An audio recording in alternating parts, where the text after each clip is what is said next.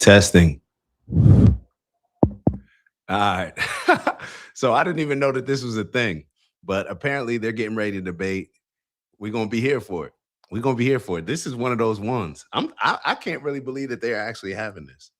I can't believe that they're actually having this. I'm gonna go to the bathroom real quick because I just rushed back. I was grabbing something to eat. I just ran back in some flip flops or some sandals.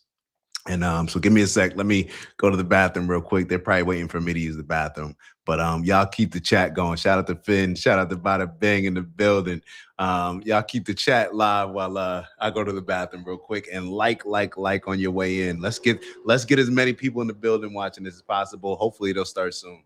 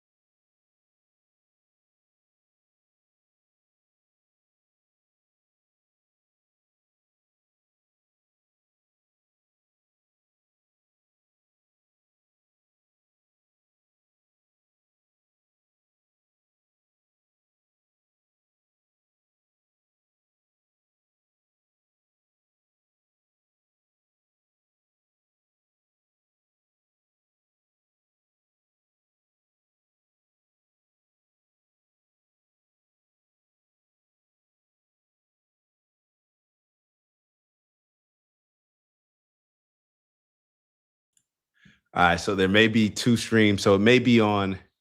If you can't see Bada Bing, go to the OG network. So everybody who may be tapping in on Black Guy in the Corner, go to the OG network. That way, everybody can see the same chat. Um, that's probably what it is. Come on, now they're gonna have this thing going. So they have Candace in one corner. What is this setup like? Hold on. It seems like they got an interesting setup over here.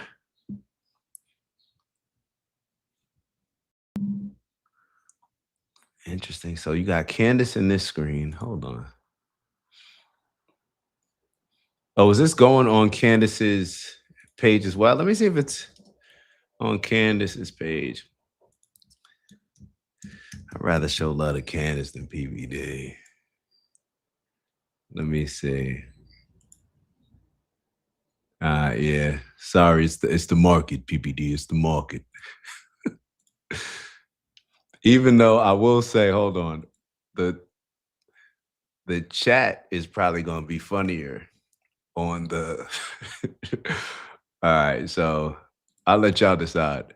The chat's probably gonna be funnier on PBD, but I don't know. PBD just give me scammy vibes. Y'all know how I feel about PBD, man. He just, I don't know. I don't know. What y'all thinking? We're gonna let the market decide. We're gonna let the market decide. Uh,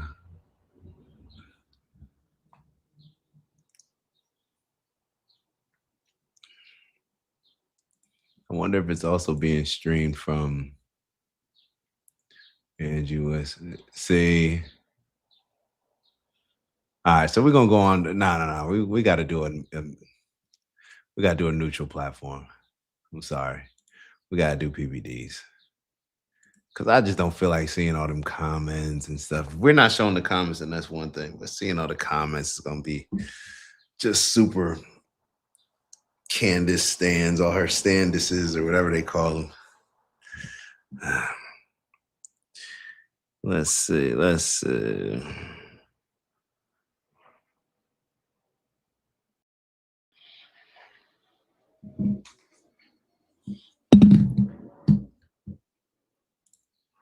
All right. Yeah, I'm not a fan of PVD either. Hold on, let me see. All right, so maybe we will do Candace's. I can't do PVD. You're right.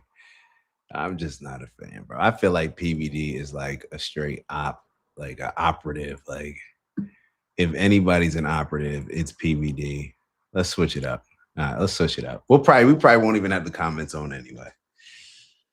As far as like on the screen, unless y'all want them on there. But we got our own comment section.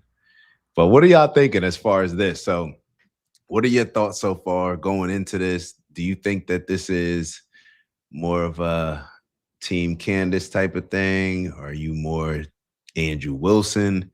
I'm kind of, where am I when it comes to this?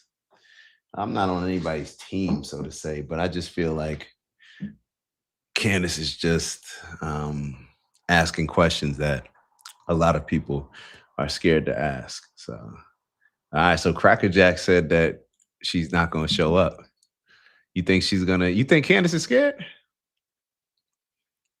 I actually, to me, I think that Candace has the easier position to be on when it comes to Andrew Wilson. Like, I think that she has the crowd in a lot of ways because Candace may not have gotten everything that she may have suspected, right? But looking at it, a lot of people are thinking like, okay, well, clearly there seems to be the story that they're feeding us doesn't seem to be true. Let me just say that. So yeah, that's it right there. I'm Team Candace if I had to pick a team, but I'm on the side of truth. That's a fact. That's the best way to put it. In case y'all didn't know, for all the newcomers, Finn is my elevated consciousness. So when I can't think of the right words to say something, chances are Finn's gonna write it. So that's how it goes. You know how what is the guy Sam Altman is trying to create Chat GPT that can observe every little thing that we're doing. I actually had a clip from that. I don't know if y'all saw it, but there was a clip where he was talking about this technology and he was making it seem like, in the future we'll be able to do this and Chat GPT will be able to control every aspect of your life. It'll be a descendant or something like they were talking about. And they're like, oh, when do you think that could possibly happen? He said, probably about 6 months. Bro, y'all already got it. If you're talking about 6 months, you already got it. Um, CJXO, I'm thinking the same thing. First off, I didn't even know that they were doing this. The last I heard, wasn't it like they were still trying to raise $200,000 or something like that? I don't know. Hold on. So, Finn, this is a thing. All right. So, Big Bro Finn said it's real. I was literally, I walked down the street to grab I was gonna get like a bagel, but then I ended up sitting down in the restaurant and just getting a little platter, little hash brown, little 2 eggs over somewhere between medium and easy, and some turkey bacon, and even had some toast. Dope spot down the street. And then I'm looking on my phone. They're like, "Yeah, Andrew Wilson or Candace Owens." Let me not. They said Candace Owens, Andrew Wilson debate, and they said today at 11. I was like, "What?" So here we are. Here we are. Finn's been on it. So Cracker Jack said she can't possibly win this debate because there is no evidence Israel did it. A libtard shot Kirk clear as day and totally plausible. All evidence points that way. Charlie Kirk was a Shabbos goy. I disagree. And I didn't. Maybe I'm a little bit uninformed, but let me say this: I didn't realize is that Candace's argument that Israel did it. Like that's the only way that she has to prove that for her to win the debate. Um, so let me guess, Cracker Jack. I'm assuming you're thinking that it was Tyler Robinson. So let me ask you this: when they say that the guy changed clothes on the roof, and then they show us a video, of nobody changing, like, is all that stuff true, or did they just throw that up there? Mm, yeah, that's what I'm thinking. Fam. I'm like, hold up. I think that they have to prove that Tyler Robinson did it, not that she has to prove that Israel had involvement. Like I'm pretty sure that and oh, shout out to CJ. I knew I recognized you. I knew I recognized you. As an aside, your Nick F videos I thoroughly enjoy. Man, well, as you know, we haven't been doing them. Just yeah, yeah, just kind of just moved in a different direction. That's all. Just moved in a different direction. But when it comes specifically to this, it just seems like, and Erica Kirk probably makes it like none of this probably would even be a thing if Erica Kirk behaved like she wasn't trying to capitalize. I'm not saying that she had any involvement in Charlie Kirk's death, but looking at it from where I'm sitting, she definitely has tried to capitalize. Doesn't look like she mourning. Maybe that's just, she's just that much of a soldier in the movement or whatever, but it doesn't seem like she mourned. It just seemed like, and I mean, I guess people can mourn however they mourn, but it just seems like she was like just trying to become a star. Now, maybe she was scared that somebody else would step in Charlie Kirk's shoes, and somehow she thought that, her being such a staunch conservative, that it was on her to step in the role as the wife, let the kids will be all right. I need to spend all my time being CEO. I need to have sparklers. Matter of fact, somebody cue Drewski. Drewski, where you at? Let's call Drewski. Let's get Drewski on the line. Let's get Drewski on the line. Bada being said, it's a dodgy case. I don't think we're getting the full story. Same with the Trump assassination. I don't think it's Israel. Too much heat on them. Hey, Gaza, Epstein, APAC, etc. Yeah, I didn't even know that was I've heard certain people say that, but I didn't know that was her main thing. But matter of fact, hmm. Now that I'm thinking about it, hold on. I didn't even realize I didn't have my headphones in on the sound. I was like, damn, they're not playing any music with this. Uh, Actually, there's no music, but hmm, hmm. Wait, damn. Now I'm just kind of refreshing my thoughts. Uh,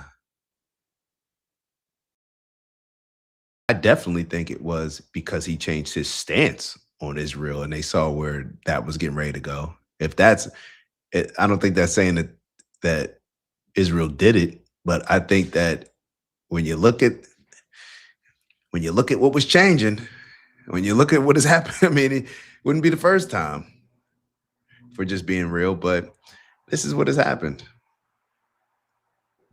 I think that I think that it's I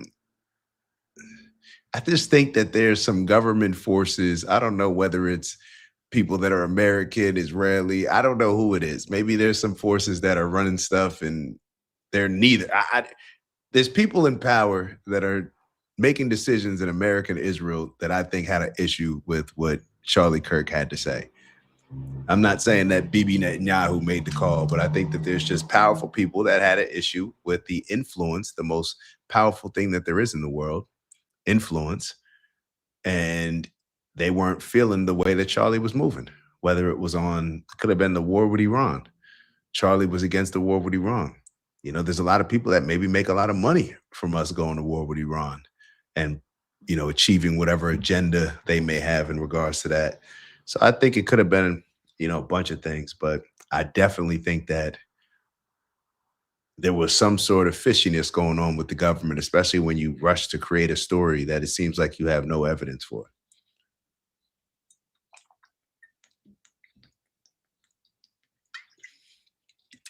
Big bro Finn said Lance Twigs. I can see that. And you've been following it a lot closer than me. So instead of me having a shot across the build to the building on the opposite side of the street, yeah. Yeah, yeah, I can see the Lance Twigs thing. What is going on, man? Come on now. Yeah, I said 11. At least give us an update today. Let me look on X to see if anybody gave an update. Yeah, I'll check. I'm gonna check out Candace's page. Maybe somebody check out PBD or Valuetainment. Hold on. Oh, Candace even posted it. Yeah.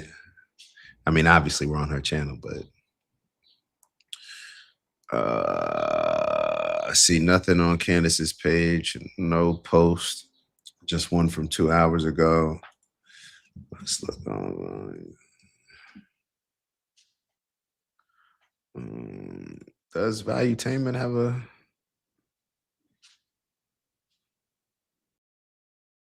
Hmm. I don't see anything.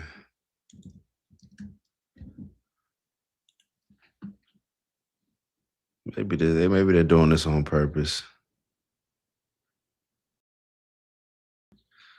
Who else? I guess Andrew Wilson. We could check his. Oh, does Andrew Wilson even have a?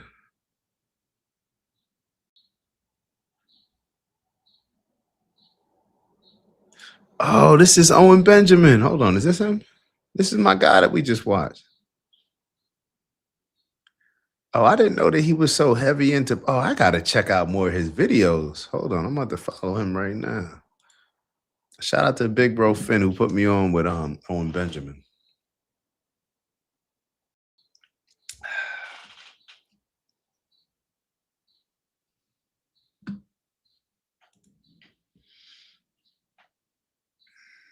Yeah. It's like they need to keep us scared, right? One way or another. And I tell you what, for all those people that may be more well informed when it comes to history and how our country has used false flags and maybe how other countries have used false flags. And if you've ever looked up maybe the video that we did yesterday on Operation Northwoods, it's almost like you're being naive to just believe the things that the government says when there's a additional agenda behind it, which there always is. It's almost like I used to. I'm not sure that I used to think. I didn't think that you're being naive if you believe them. But I also never hated on the conspiracy theorists. I can't recall. I mean, I think that they've been lying to us, but it's a difference between just thinking that, oh yeah, they're lying to us, and me, in my opinion, if you believe, like I'm damn near, if you believe what they're telling you, I'm questioning like your, I don't know if it's intelligence is the right word, but I'm questioning something. Like, are you all there? Like, why would you believe them? They've shown over and over. Would you believe somebody that continuously lies to you and shows that they'll go to whatever extent to get you to believe in what they want you to believe? Would you believe anybody else in that scenario? But you just believe the government. Interesting. I didn't know Owen Benjamin was See like, that too. Are we live? Okay, so we we're are. officially live. Candace, Andrew, good to sit down here with you, talking to you guys about the conversation that I started with you, Joe Rogan, when you said I'm offering $300,000. And for the audience watching this, you have to know when you see this final product, there's a lot of stuff that happens behind closed doors. There was still communication till midnight, even some of the stuff this morning. Like it's like you're trying to sell a company. It's the last 24 hours that the deal doesn't work out, but kudos to the both of you guys that you made it work. The topic of discussion today, how this got prompted is, Andrew, you said there's overwhelming evidence that Tyler Robinson shot and killed Charlie Kirk. And Candace, your position was he's a patsy. Tyler Robinson is a patsy. So, of course, we'll talk about a lot of different things, but that's kind of how the whole thing got started. For the audience watching, I think this is truly for three different people. Number one is anybody out there that loves Charlie, respects Charlie, his legacy, what he did. We have a lot of love and admiration for what he did. He changed the lives of many people, young men, young women. You worked with him for many years. You guys were friends. You've said a lot of good things about Charlie, respectful towards him. You guys may have disagreed on some things, but you had a lot of respect for him. The second audience is the folks out there, you, that's watching this. And so for you, you've been wanting something like this to take place. And kudos for Andrew for coming out and saying, hey, I want to have this conversation and for Candace to accept it.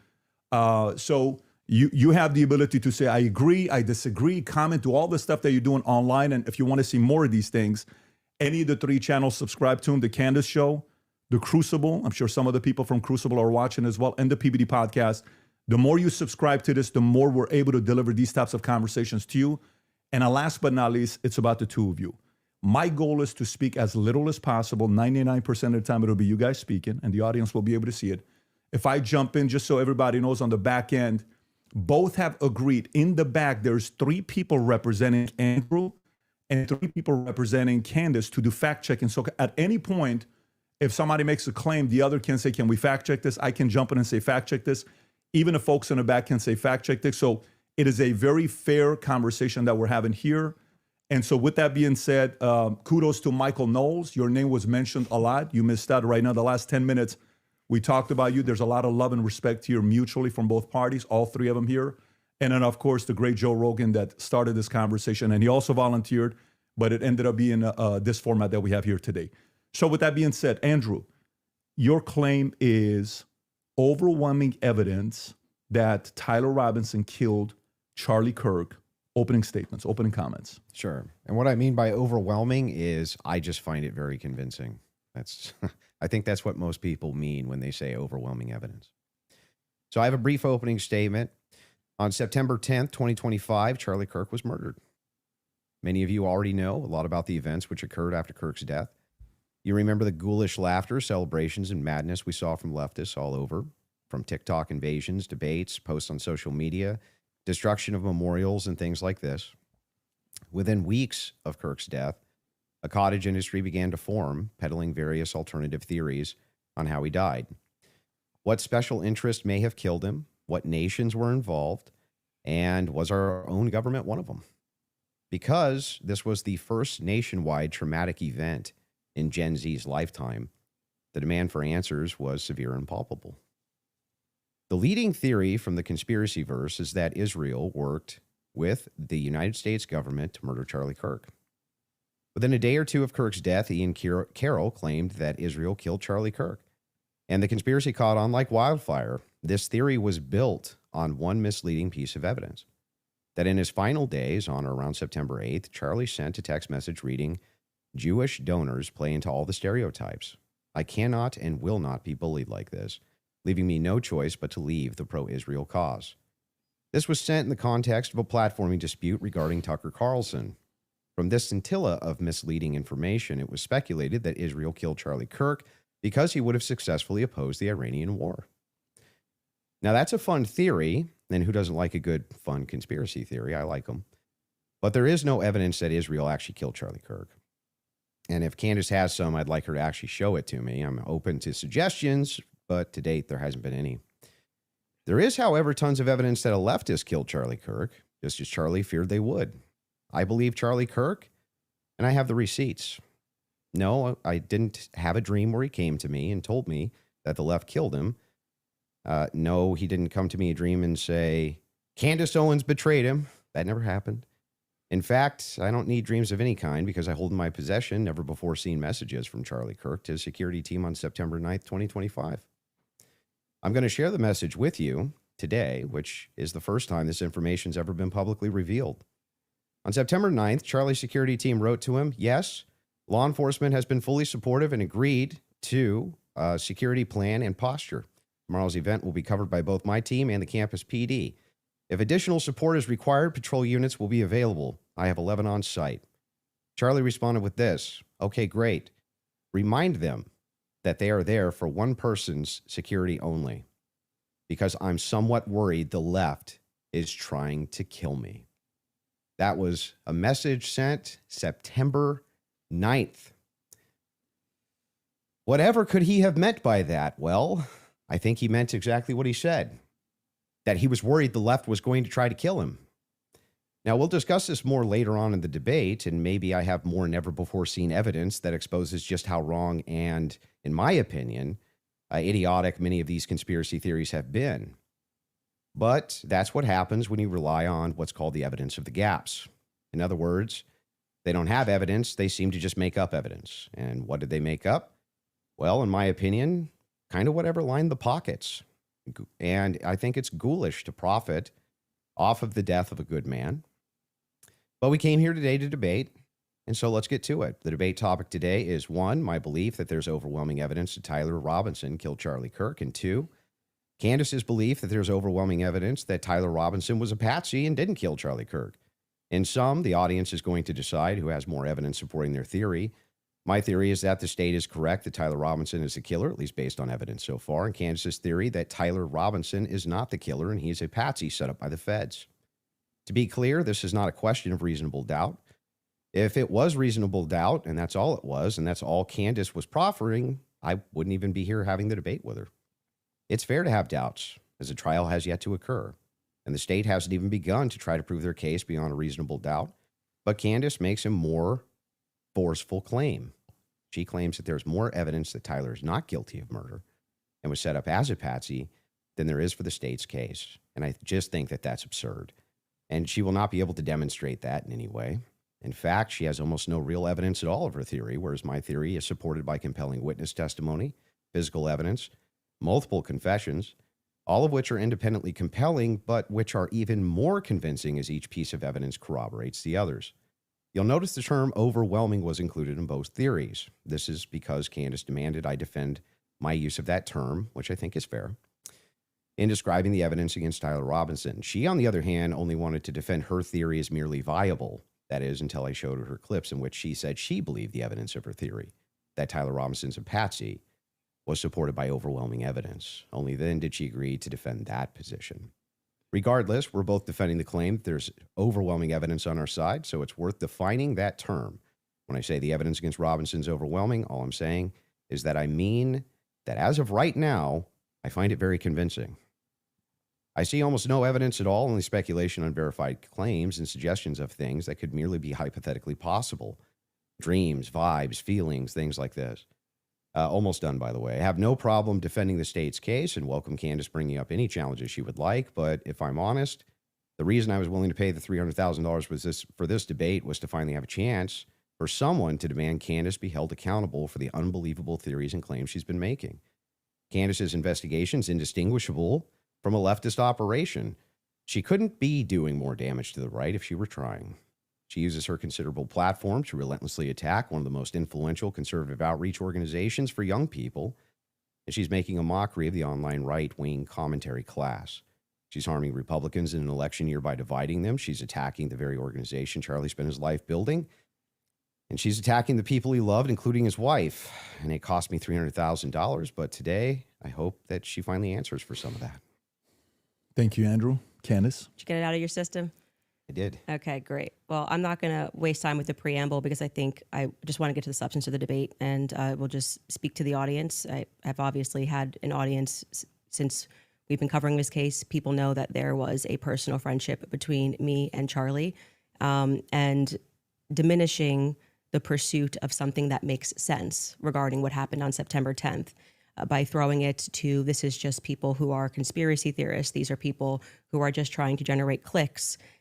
I don't think that people should be satisfied by that. I want people to remember that it's important to think. We've been lied to by the government a great many times over, just the last couple of years, if you just think of the things that we've learned about our government. And I do want to say this. What's been the most disturbing element, I think, for everyone is that not only does the narrative not make any sense, which I'm going to demonstrate, I don't need to waste time with the preamble going through the points or trying to insult you or pretending that I've been running a podcast saying it's just dreams and vibes like I'm Miss Cleo. And that's the reason why it's taking so many influencers. It looks like $1 billion industry of influencers to dispute everything Candace says. Is not because I'm on my platform saying I had a dream last night. I don't think I think that diminishes you as an argument. Obviously, we have presented a lot of evidence. You just presented a text message and said, this is evidence. Well, that's how this entire thing began. You're talking about how Israel got into the conversation. It was because immediately after Charlie died, one of the first things we saw was this push to make us all think and remember how much he loved Israel. It's because the prime minister of Israel, who's fighting like a 27 front war, felt that he needed to come do a little mini tour and to be, strangely, to state that I did not kill Charlie Kirk when nobody was having that thought that I can remember. Nobody was going, I wonder if Bibi Netanyahu killed Charlie Kirk. And then we had a round of influencers who lied and said Charlie was not changing on Israel, that he wasn't having any disagreements regarding that topic, that the day he died, he just loved Israel so much. And I demonstrated via a text message, which you just mentioned, and you're now contextualizing and pretending it was just about Tucker Carlson, which is not true. It was a part of a broader shift that Charlie was having over the last, I would say, actually on your show, it began since October 7th, which is when I began asking myself more questions about Israel as well. And so, yeah, when all of these things happen in the immediate aftermath, and then I drop a text message after everyone is denying that, Tucker Carlson then comes out and confirms the conversations that he had with Charlie. Megyn Kelly then comes out and confirms the private conversations that she had with Charlie. People then begin to ask a reasonable question, which is, why are we lying about this? If they were forthcoming with that and they had said, hey, yeah, Charlie was starting to ask questions. I think after October 7th, it's reasonable that people are starting to re-examine our relationship with Israel. We wouldn't be here today. But it has been lie after lie after lie, debunk after debunk after debunk. Yes, I did share that I had a dream that Charlie was betrayed. It's not a dream anymore. It's a reality.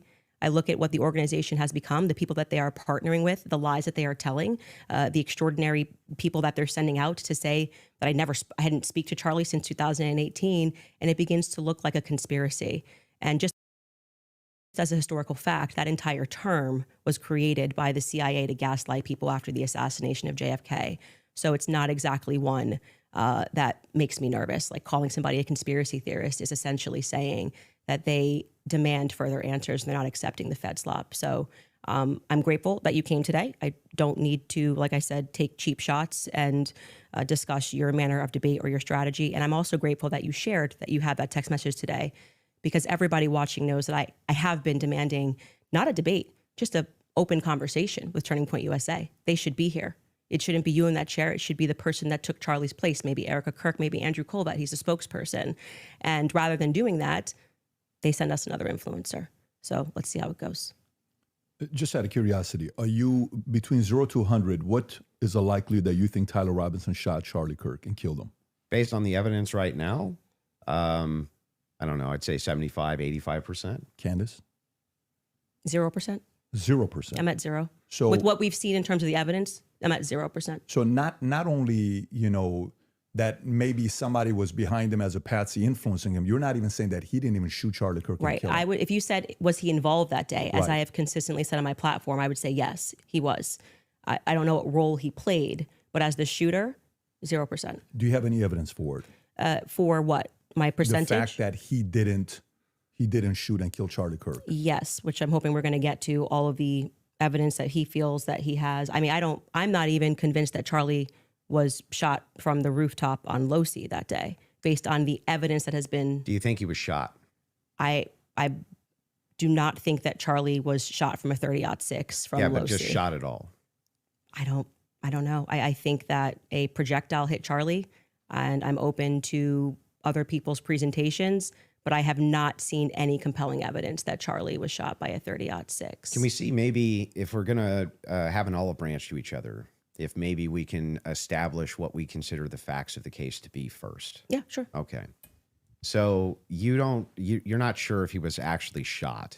You're open to alternative theories. To that. He was definitely hit with a projectile of some description. If we're talking about was he shot from a gun, a 30-06, I would say definitively no. Okay. It defies common sense to think that he had a Superman neck, and even if he did have a Superman neck, which has been demonstrated, I think actually recently a YouTuber actually set up Valhalla steel cages and shot it, and it went through. So under no circumstance will I. So at least not a 30-06. Definitively not. A Okay, 30-06 but you from are Losi, open- 150 feet. No. But you're not necessarily closing off the avenue that he could have been shot at all. With maybe a smaller. Smaller caliber. Okay. And then there's some things that I'm going to make concessions on that I do think we need more answers on, and I'm fine with that. And we can get to those things as well. The other thing is in the timeline, one of the things that we dispute, I think, on the timeline is that you think that Robinson drove hours away to a steakhouse in Yes. the timeline. Is that correct? Yes. Okay. And what's the compelling evidence that you think you have there?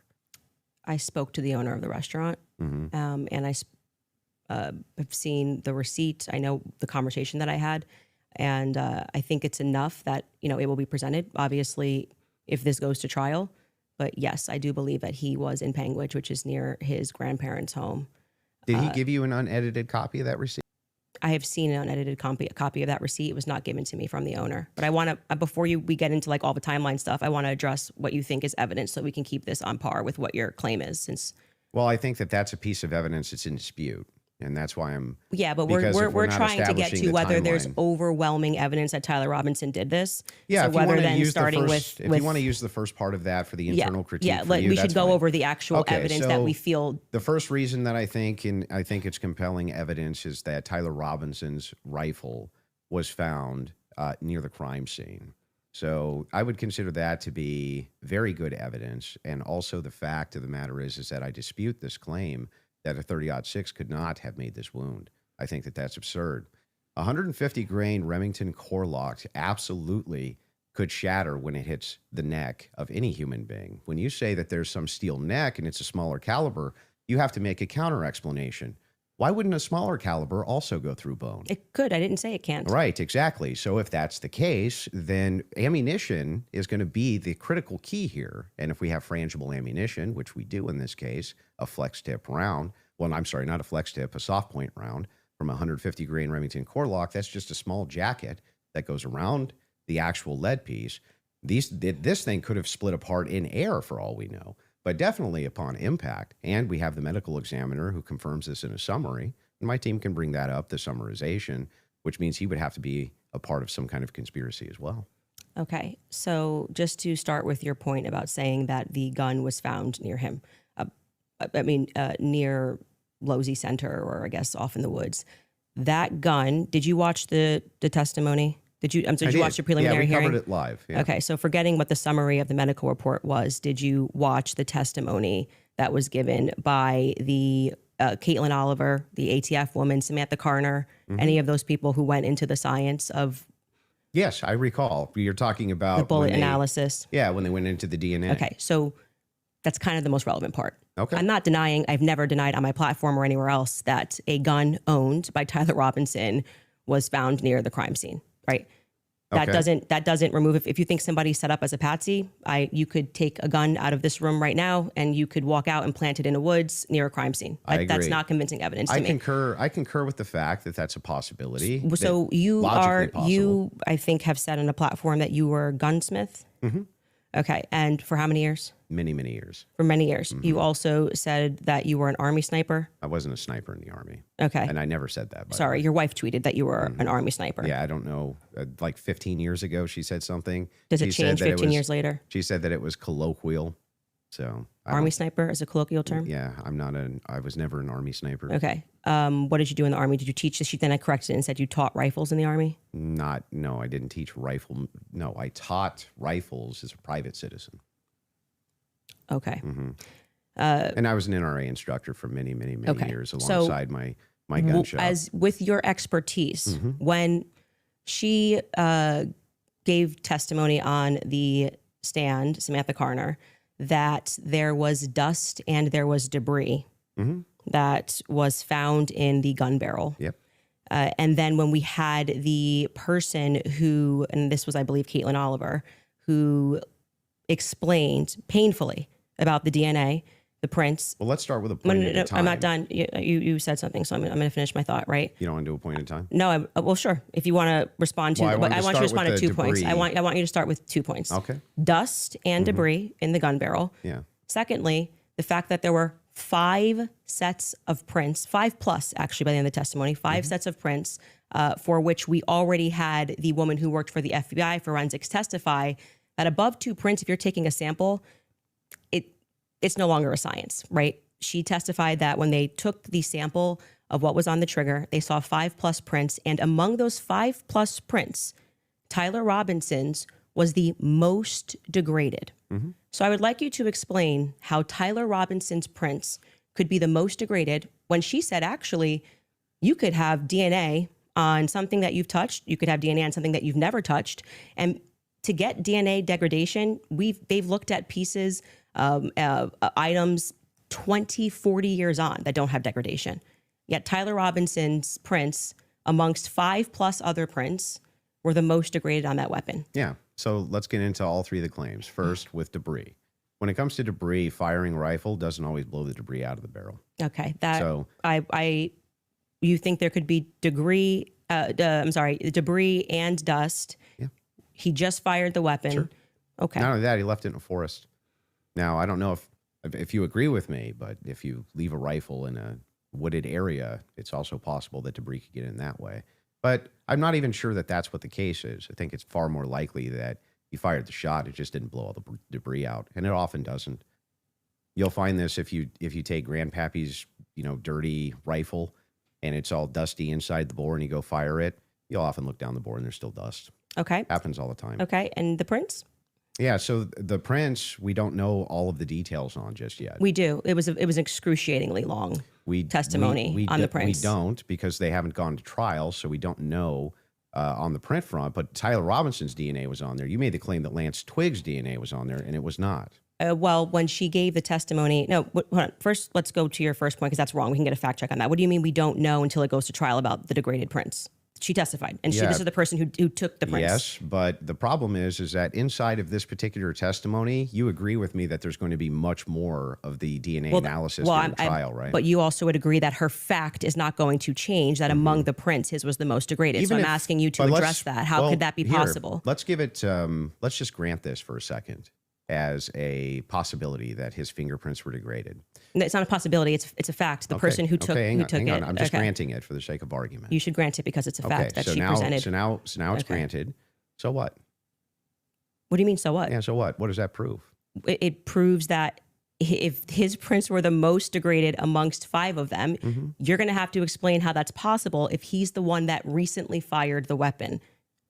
Yeah, so wait a second. You're saying that it's an impossibility that if his fingerprints are the most degraded, I'm telling you to explain it. You're the gunsmith. Well, so wait a explain second. it. How would a gunsmith give an analysis on fingerprints or DNA? Do you think that I work in a DNA laboratory So with your fingerprints? answer is I don't know. You can just say you don't know. But you I don't did. have to. But I did. No, you said so what? So Yeah, say so- I don't know. I but what actually would don't that- have an what explanation would that for that, prove, Candace. though, is my question. Well, I think that what it would prove is that it is a more viable theory that people who had stronger prints on the gun may have used it more recently. Did they say who else had fingerprints on the gun? They named Matt Robinson explicitly. Okay. And this was a part of the testimony where she was speaking about how they got samples of elimination samples from the home of Amber Robinson, Matt Robinson, and Lance Twiggs. Those are the 3 names they named. So are you saying that Twiggs' Would you like me to fingerprints- finish my statement? I just want to make sure I'm clarifying. I'm trying to finish the answer, but it can't be clarified until the answer comes out of my mouth.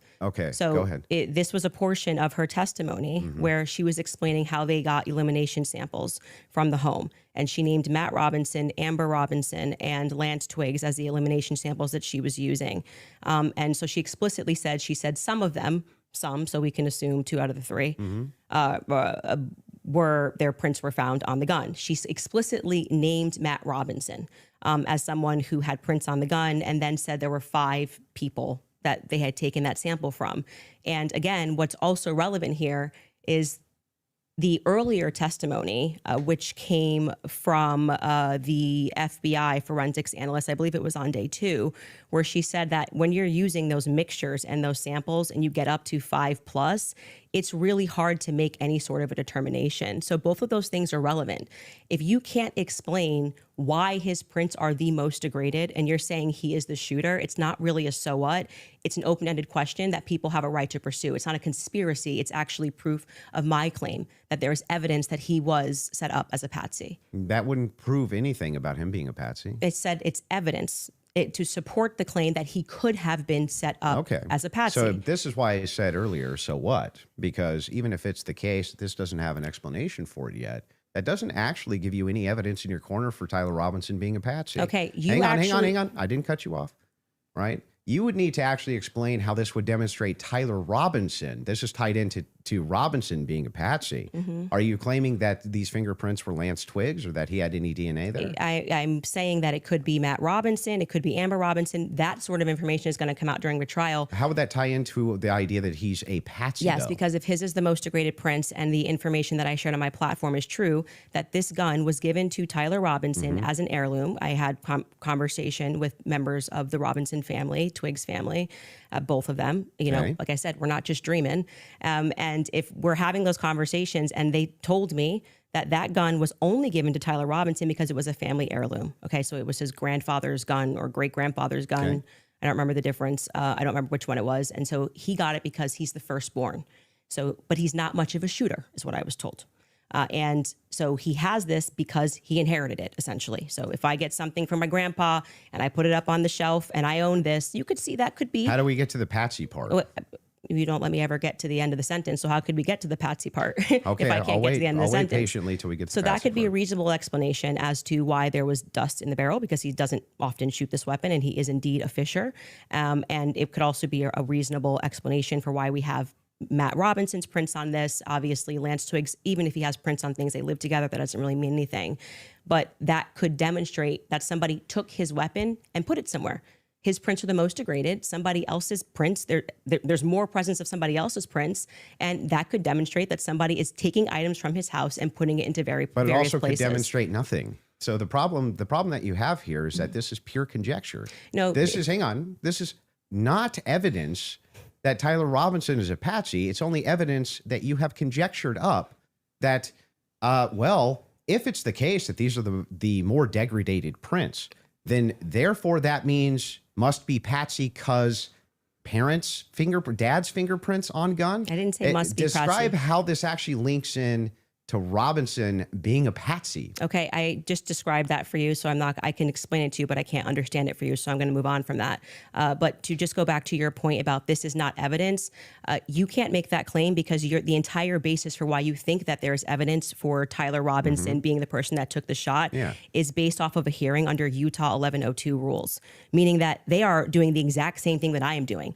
This is the state. You said you're here to represent the state. Well, did you watch the preliminary no, I hearing? didn't say I was here to represent the state. The state's position you think is strong and convincing. What okay? I'm here to do is represent my own opinion, You which said is in that your opening statement, based on the evidence presented so far by the state. the state has that I find it presented convincing. evidence under Utah's 1102 rule. But this doesn't demonstrate any patsy No, that's very behavior. important because that rule is hearsay. So you can't say at the same time, Great. Candace, you're not allowed to. And what that means under the Utah rule, which I'm sure you know, because I'm sure you watched the preliminary hearing and yourself understand what that means, is that the entire hearing was hearsay. It means none of that information that was presented is going to be allowed. The majority of it, the overwhelming majority of it is not going to be allowed at the trial. They're allowed to present when it's just a probative I hearing. don't think all the evidence that was put in was hearsay. Okay, you didn't watch this case. But not only that, no. This is a huge point. This I is, wanna- this well, is hey, crazy we that you can don't call know for a this. fact check if Yes, all the we evidence need was more than a put fact in. check. This was every single the day. team in the back is Utah actually Rule saying they want to 1102. go there. So they said there's a medical examiner's explanation of the shooting that's in the back. Rob, if you want to pull it up, and then Candace, if anybody from your team wants to pull something up, no problem as well, but they're requesting it. If you guys got it, pull it up so we can show it. And in the interim, is that it? Yeah. So I'll read this. Just what are we looking at, just so we know? Yeah, so this says the bullet, or at least part of it, sequentially perforated the interior left of Mr. Kirk's neck, strap muscles of the left side of the neck. This is a summary, by the way. Left common cartoid on the left internal external jugular veins. The bullet also obliterated the left side C27 vertebrae, transacted the cervical spinal cord. Medical examiner observed a significant portion of Kirk's cervical spinal cord was traumatically absent. Mr. Kirk suffered from other severe injuries, including bilateral, apical, and posterior intercausal hemorrhages, pulmonary, apical hemorrhages, multiple disruptions to the thyroid, et cetera, et cetera. So the summary of the examination is that he was shot. Okay. That was what they were pulling that up for. Okay, and I'm not disputing that he could have been hit with a projectile. We're not disputing that, so I don't know why this was brought up as a fact check. Could you bring up 1102 Utah rule? Because this is an unbelievable point that you're making by saying that I am not allowed to infer off of evidence. You can infer. I'm trying to follow the inference. But your entire reason, like you asserted that you believe there's overwhelming evidence on the basis of what we saw in the preliminary hearing. The entire preliminary hearing was hearsay. Yeah, I'm fine with your inferences. But no, you just literally said I couldn't do that. Yes, I can. No, I didn't. I'm just saying from your inference, how do we get to Patsy? This is how you got to Shooter. The Tyler Robinson did it No, the same way that you got to Tyler Robinson. Shooter from that. Yes, you did. You again, this is something important, so we should pull up a fact check about what the 1102 Utah, and under their constitution, for the sake of a preliminary hearing, they do not have to have hard evidence. They don't have to put people on the trial, swear them in. But no, that's why the entire hearing was basically hearsay. Officer Bagley was saying, but not all of it, like I said. The overwhelming majority. Again, no dispute. Outside of the one that you don't want to give. Please don't cut me off. Though. Outside of that is what's in dispute. It means that your entire brand of saying you don't have evidence falls apart when the entire preliminary hearing is based off of hearsay. In fact, Lance's testimony before they had about an hour debate, actually maybe it was more than an hour debate before he sat, and they said this is not going to be allowed. You wouldn't even be allowed to do this. We'd be able to cross-examine him. The questions that they're asking Lance are all leading. And what did he say? Well, I'm the magistrate under Utah Constitution. 1102. It is my job to allow all of this so we can see if the state has enough here that we can then move to a trial, which will then, they would not allow this stuff. They would say we get to cross-examine Lance. Lance just can't willy-nilly say. I'm not disputing. But the entire substance of your argument is that people can't infer off of evidence. No, that's what you're saying it's to not. me. When you say, Candace, Here, you I'll can't give talk you the about the degraded argument prince, which is a fact. Yeah, I'm not and then saying infer that. off of that Didn't say that that. Tyler could have been a patsy. You're just literally making stuff up. So here's I'm not what the making stuff position up. is. I'm I'm not making asking stuff this. up. I'm I have saying Rule 1102 that ready. thank you. Let's pull that up. Let's pull that up. I am doing exactly what the state did. I am looking at a piece of evidence, and I am saying. But you're not showing me how you get there. Can you from describe to the audience what Rule 1102 so this, means? just so everybody who's watching this at home understands what I am saying, even if he doesn't. What Andrew is arguing is that I don't have the right to extrapolate from a fact like just making it up. Just purely making it up. I'm asking based on Andrew. Based on can your I show my inference. evidence? You just showed yours. Reliable hearsay. You'll get a chance. Reliable hearsay in criminal preliminary examinations. The entire preliminary hearing that you just saw was on the basis of reliable hearsay. And what that means essentially is the people who are making the statements can just say, Patrick told me that he did this on Monday. Patrick's not here. And that is, they can allow that into the hearing. That's just because it's just meant to be probative. And so it's the state saying, here's what we have inferred. So you are allowed to take a piece of evidence and then you are allowed to infer off of that evidence. Okay. Case in point, that's a demonstration that's a demonstration of what I just did. I said the prints were the most degraded off of Tyler Robinson. And from that, what I am inferring is that it's plausible that Tyler Robinson was set up. That doesn't, that's the point in contention. That's not a point in contention. That's the point in contention. It's not a point in contention. If you're saying it's a point, it is the point in contention. It's not the point in contention. I'm telling you that was what the entire hearing allowed for. So the evidence that he is describing, we're asking you that he is using to argue his case is all based on inference, not fact. They are inferring off of the facts. So again, we're going to take this, and I'm just going to even grant it because it's irrelevant. I'm asking how you get to the inference that even if you dispute that piece of evidence, that means patsy. I'm looking for the logical chain for how you get to that inference. What I am telling you is it's the exact same way that when you tweeted, I think that this evidence is overwhelming. When they say, that looks like Tyler Robinson's car, he drives a similar car, okay? They are inferring that that's Tyler Robinson. Can you walk me through the inference so that I understand? It's not a fact. It's not a fact. When you show a blurry image, which you kept citing that we have images. I'm talking about your inference that the fingerprints, even if they're degraded, equals patsy. How do you get that inference? I didn't say it equals patsy. I think it is enough evidence that it should be explored, which is exactly what this preliminary was in the inverse. That's not in dispute. What's in dispute is when you said, I'm using this as evidence that he could have been a patsy. I'm asking, how do you get the inference to patsy from that? Because what I am saying is that it shows that somebody else had more DNA presence on that gun than Tyler Robinson did. So it is plausible, which is all they're doing. They're presenting plausibility based off of the facts. Okay. It is plausible that somebody just took his gun and put it there. That's it. Is there equally That's how it works. and is there equally 100 other plausible explanations?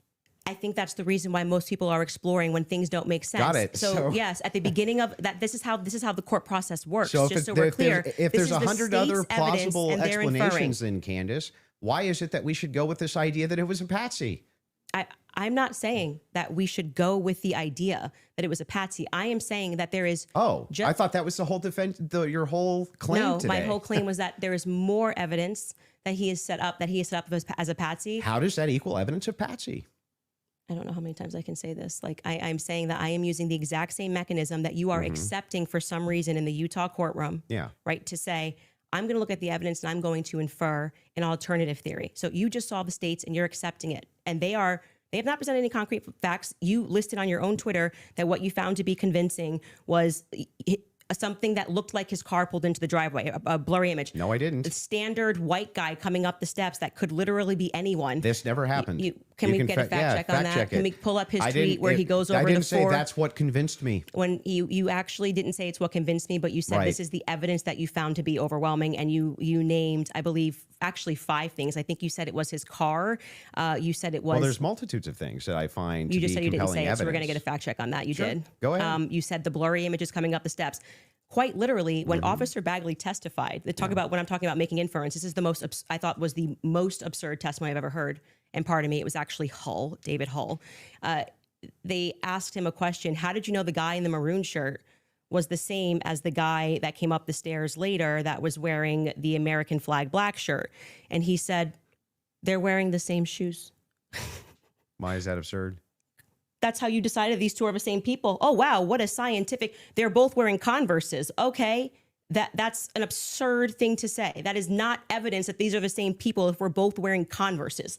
That was what he said. That's what flew on the stand. But I still don't understand how that would be absurd. If somebody, it's an absurd thing. For instance, if somebody were to change their clothes but keep the same shoes on, wouldn't you utilize the shoes to try to track that person? If The they were changing idea their that on a clothes? college campus, 2 people wearing this totally different outfits, but both wearing Converses can't happen is such an absurdity that I don't even need to argue that. I'm just going to let people deal. Why is it absurd? Just concede that point. Obviously, it's an absurd thing to say. I'm not I know sure, these are the same people because they're both wearing Converse. Yeah, I'm not sure if in context that's what happened. But It even is. if it is, You can get a fact check on it. But even if it is, again, And it was if Hull. we're utilizing inferences, whenever we're dealing with logic and we're dealing with making a logical inference, we're going to take the entire collaboration of evidence and then we're going to make inferences from that. You would do that with any type of logical proposition. Otherwise, you could never have a true or false claim. But you just told me I couldn't. So do when that. that never happened. You're just making stuff up. So anyway, when we're talking about logical inferences, what I'm looking for is the logical inferences that you have that Tyler Robinson's a patsy based on the totality of evidence that you have. We can keep going through your other evidence, but we should find his Yes. tweet where he lists the reasons that he was convinced. So let's start with the 30-06. I think that's fine. Your team's looking for. Do you remember how long ago that was? The tweet of the 5. Did you delete it or no? No, Did I you don't delete delete any tweets. Okay, cool. I just look for. He said Unless I it was his misspell. car. It was his. It was the car, and it was definitely the staircase photos, and it was when the trial was Okay, going on. she has it. Perfect. She has it. If you got Skylar has it. If you want to pull it up so we can see Fantastic. it. Somebody said, so give me the clear evidence right here. I want you to provide it right here. All I heard from the investigator was, we believe this to be Tyler Robinson. Is belief something you go as a fact? You wrote the car pulling in. That's a totally blurry image. Robinson getting out of it. You have no idea if that's Tyler Robinson. The fact that he is seen 4 other times on camera, the fact being just a standard white boy with brown hair was seen walking up staircase. The DNA on the roof, we should discuss that. And on the screwdriver that he left behind, it's overwhelming, man. Yeah, but that's not an exhaustive list. Well, just so we're clear, you did tweet it. But it's not an exhaustive. Yeah, but well, just you 5 said seconds ago, you should concede. You said I only said this one thing and said that was overwhelming, actually. That's not what I said. It is. You could even pull Patrick, your did own I clip. say that? Can you fact check if that was said or not? I did not hear her say So the this. thing is funny here is like we still aren't getting to any of these inferences. So Why are you pivoting? so but that- just say well, you were I'm wrong. not. I'm It's cool gonna- to just say I was wrong. I did say it. I'm not wrong. So back to the tweet aspect here. It was really funny. That's not an exhaustive list of why I find it. I didn't say overwhelming. it was exhaustive. I just said you said it. And on top of well, no, you didn't. You said that I only said this one thing and then said based on that it's over. Well, I didn't. You didn't mention that I mentioned the screwdriver, DNA, all of these other things. You never mentioned any of that. So no, you're actually incorrect there. But on top of that, moving over to the actual evidence itself. Are you? Yes, I'm okay. Anyway, back I to wasn't the gonna ask evidence if you're itself. okay. Yes, Actually, I'm I'm fine. glad you're asserting that you're But okay. I wasn't worried about your health. I'm just but saying back to that I this. just said you tweeted this. You said no, I didn't. We got a fact check, and now you're like just gonna gaslight me and pretend that I There's said no gaslighting. it wasn't exhaustive. I never said that. I just said you did say this. Zero gaslighting. I didn't say you couldn't have said more, Yeah. but I would like to address what I mean, you this said is in your that tweet. time. If this is how you want to spend it interrogating my position, you can do it that way. I'm just addressing what you asserted Mm-hmm. on your Twitter was like the hard evidence that convinced you was overwhelming. That's literally That's your debate not what claim. you said. That's not actually, in fact, what happened in that exchange. I was here for it. So what's your position here? Yeah, so my position is that based on all of the evidence, which has been demonstrated, at least all the evidence to my knowledge, that I am actually not seeing anything that's compelling as an alternative theory. I'm not seeing anything which is convincing me of something otherwise than what the state is presenting as evidence. That's my position, if Okay. that's what you're asking me. So just going back to what you did actually tweet, is it fair for me to ask questions about that? That's Is that the evidence. only tweet you're going to ask me about? Well, we're addressing your claim that the evidence is overwhelming, and this is a tweet where you listed what you felt was overwhelming. I think that's fair, but not right? I feel like sure, that's fair. but not exhaustive, just so you know. And I never said it was Okay. exhaustive, Go even though ahead. you said I did. Sure, whatever you want. But yeah, so going back to that, all of that, as you say to me, well, Candace, why are you addressing and making inferences off of the testimony? No, I never asked you why. You're making inferences. I asked you how, with the inference you made, you got to the conclusion. Okay, so I would like to know how you got to the conclusion. And I'm just going to throw it right back at you because Yeah, for some that's reason fair. you permit yourself to do it. And that's what I'm demonstrating is that you permit yourself to do it. Mm-hmm. And then you say, when I do it, it's a conspiracy, right? No. How are you able to infer off of blurry staircase images that is Tyler Robinson? Yeah, so in that particular case, what you do is you take that evidence, you combine it with other evidence. So it's not just that Tyler Robinson is seen in the staircase. Why are you calling him Tyler Robinson in the staircase? That's what I want to get to. Yeah, because, I mean, we'll just use this. If you don't agree that that's Tyler Robinson, then you would just have to humor me. I think it is, so I'm using the name. But why do you think it is? Because you I'm make trying- everybody, you that's call them literally conspiracy what I'm trying theorists. to explain to you. Okay. So if you're asking for my inference why I think it's Tyler Robinson, is because Tyler Robinson said in his text messages, you'll be able to see me on security footage at the campus. Said it in his own messages. On top of that, twigs, yes, you can pull them up if you want to fact check that. He did say. On Yeah, top I would. of I'm that, sorry. I actually think I really did miss that. I'm not saying you're wrong. I just Yeah. I don't remember him saying you're going to see me in. Yeah, I'm in footage. paraphrasing. Can but we it was pull that close to up? it. Yeah, If I you don't- may I feel- have I it, think if And you by that's the have not it, way, pull it up. Twigs himself said that he You're going had to see me in the staircase. Maybe a tiny bit of doubt, but it sure looked like Tyler Robinson inside of this various surveillance footage that he saw. So Lance, sorry. Hang Go on, ahead. You're hang right. on. So there's multiple reasons why it is that I believe that that's Tyler Robinson, Mm-hmm. not just because of blurry footage. Did you have a dream? Just kidding. No, it's because I combined multitudes sorry. of evidences. Okay, so let's address those multitude of evidences. The first one we're working on a fact check on because I do not ever remember him tweeting. That's me in the stair. I mean, or well, he didn't tweet texting. it. Texting Yeah. that's me in the staircase. I think that I I didn't say that. I said I literally didn't. What I said is that he texted over, "You'll be able to see me in footage at UVU," and I'm paraphrasing, but that's what he said. Yeah, could we get a fact check on that? You The can find second it. thing you said was Lance's testimony, and actually what Lance says is, I'm not 100%. I agree. But in terms of what he wears, again, pointing out the absurdity, Mm-hmm. he wears Converses, he wears sneakers. Mm-hmm. If his boyfriend is not 100%, I'd like to understand why Andrew Wilson is overwhelmed by it. That's what I'm trying to get to. And lastly, I would like to remind you that Lance's statement would not be permitted. This was a huge part of the preliminary hearing, that they were leading. All the questions that were asked of him were leading, so they would be struck down at the actual trial.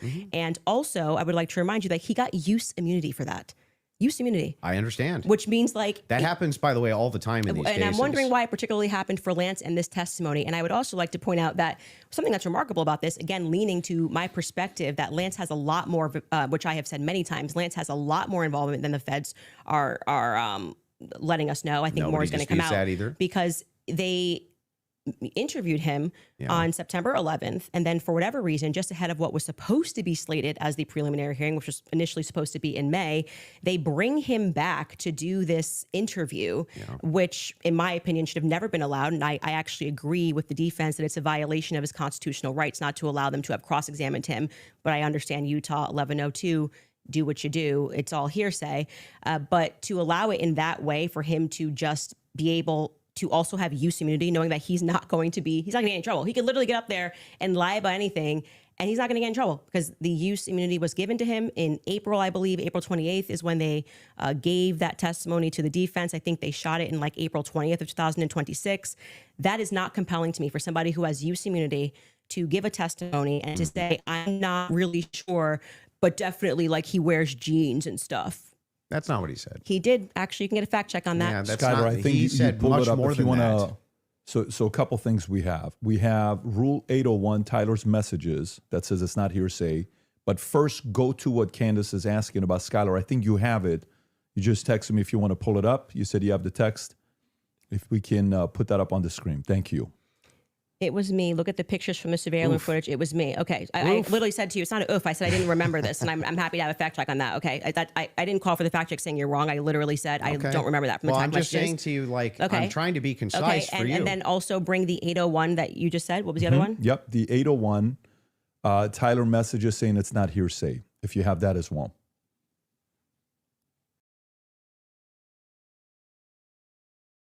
There you go. Wait, what are we saying is not hearsay? I thought Statements you said that are the not messages. hearsay. A statement that meets the following conditions is not hearsay. It was hearsay. They said it in the trial. Hang on. Okay. Okay. Is consistent with the declarant's testimony and the declarant denies having made the statement or has forgotten, or is consistent with the declarant's testimony and is offered to rebut the express implied charge that the declarant recently fabricated or acted in recent improper influence or motive in testifying. So then wouldn't that mean that a bunch of this wasn't hearsay? So the issue with his I just want to make sure. Yeah. Would that mean that a bunch of this wasn't hearsay? So the opposing party, which down the line, like I said, they talked about this for about an hour and a half, and they discussed how if Lance was in court and he was giving his first party, giving his testimony as the opposing party, whatever, all of this would be fine. They had an issue with how the questions were being asked and that they were not allowed to cross-examine him. So that is why his video testimony would not be accepted in the main trial. And what I said to you is this entire preliminary hearing is under Utah's 1102. So they are allowed to just use hearsay. And No, so the you didn't judge, say when that. he You said most of it was hearsay, actually. Yeah, The it was. overwhelming majority. Well, I mean, I'm leaning now into my opinion that some scientific aspects, which they kept asserting, like the federal rule 403 or 402, some of those parts were quite Sounds scientific. like you're backtracking quite a bit. No, I'm not backtracking at all. What do you feel like let me help you. Where do you feel like I'm backtracking? It literally was done under Utah's 1102. Yeah, nobody disputed that. Okay. What the dispute was is whether or not most of it was overwhelmingly hearsay. Yes, is that the case? it was. Yes, Okay. that's a fact. I'm not backtracking on And that what at are all. the things How that- many times did you? I mean, if you watch the preliminary hearing, it's like they constantly. I'm 1102, 1102, 1102, 1102, That's true. 1102, and the reason for that is because it's allowed. I'm not saying it's illegal. It's allowed at this stage, but I'm just reminding you that when you're going to sit across from someone and your claim is going to be, "Where is your hard evidence? This is what I heard, and I agree with what I'm watching." You are watching the state put on a hearsay preliminary There's gonna be hearing, hearsay. True. and all of those things are not going to be allowed, right? Even when they got into witness statements and things of that nature. There's a reason why they swear you in and they say, "You swear to tell the truth, the whole truth. Did you make things this are not in statement?" dispute.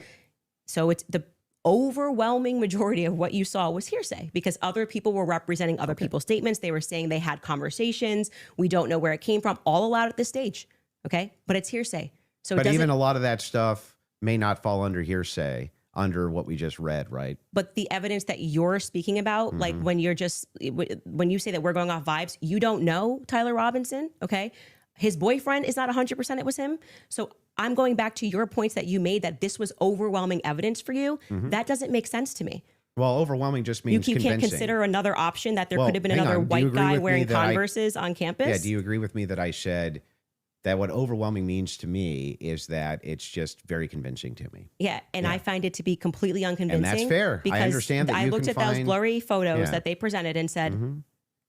your statement on right now is that Yeah. he's wearing Converses and he also like, that's just But crazy these aren't to me. the evidences that I find the most convincing. Well, you said that in your Twitter.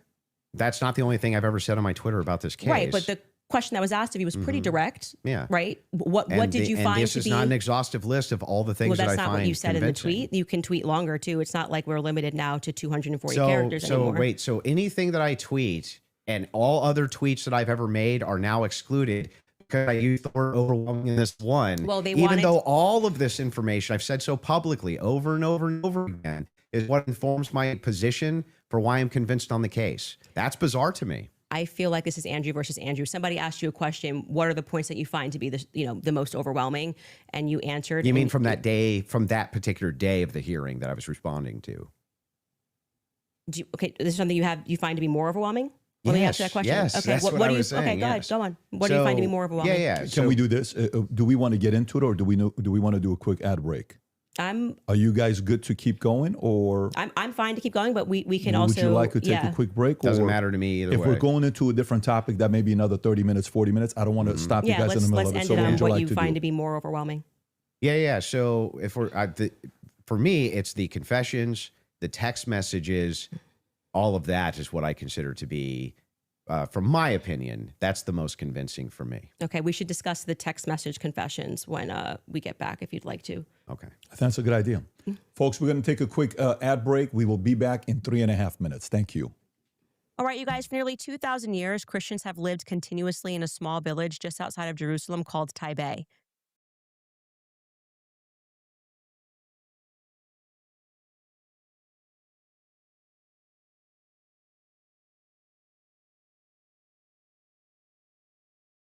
I'm on mute. See, that means I need to get back in the corner. Man, this is what I said earlier. I just don't know, like, what he's gonna stand on.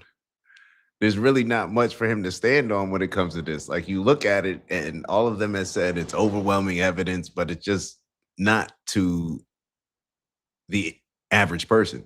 So Andrew Wilson can jump on and say it's overwhelming and say, well, overwhelming, the definition. Now I peeped why. Remember in his his opening preamble that he said, well, overwhelming. Didn't he like give the definition of what overwhelming is to him? Because he probably knew that would come up. But overwhelming to him just means, yeah, I think I'm convinced or pretty convinced or something like that.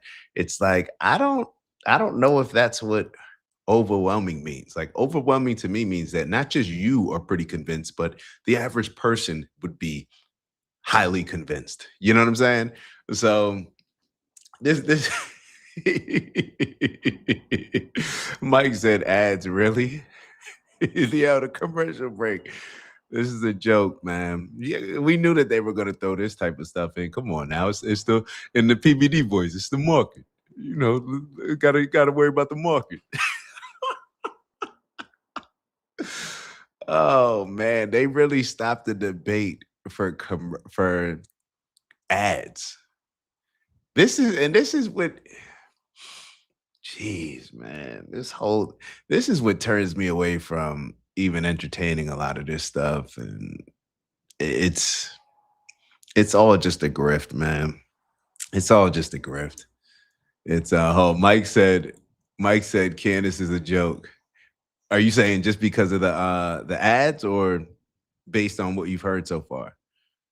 The ads, I could definitely see what you're saying there. But as far as the debate, and as far as the work that she puts in, I don't think that you would say that that's a joke. I think that, oh yeah, money grab. Yeah. All of this stuff is a money grab. Yeah, definitely. I get what you're saying there. It's a money grab, but Andrew Wilson was the one begging to have a debate with her. She wasn't screaming to have a debate with him. So, yeah. PPD, PPD. Yo, PPD had so much potential too, man. He had so much potential. I feel like if PBD would have just been a little bit or a lot more just honest and genuine, and maybe that's just not his brand. It just seems like very snake oil, used car salesmanish. If it wasn't, PBD, I think would have been a lot bigger and a lot more influential. And perhaps he would have been one of the biggest platforms promoting what could save America in a lot of ways. I believe this third party. I think he could have been the platform known as just having sensible conversations that prioritize America. I really do believe that he could have done that, but it seems like he just couldn't avoid bending the knee a little bit here, compromising here, and it just compromised the entire brand of the show, in my opinion. Well, we got another couple minutes. I almost want to zoom in on. We should go and look at. I wanted to look at what PVDs. Hold on, let me see what PVDs. Let's look at the. I just want to look at the comments on PBD's page. Let's see if we could take a look at these. Hold on. Can we zoom in on this?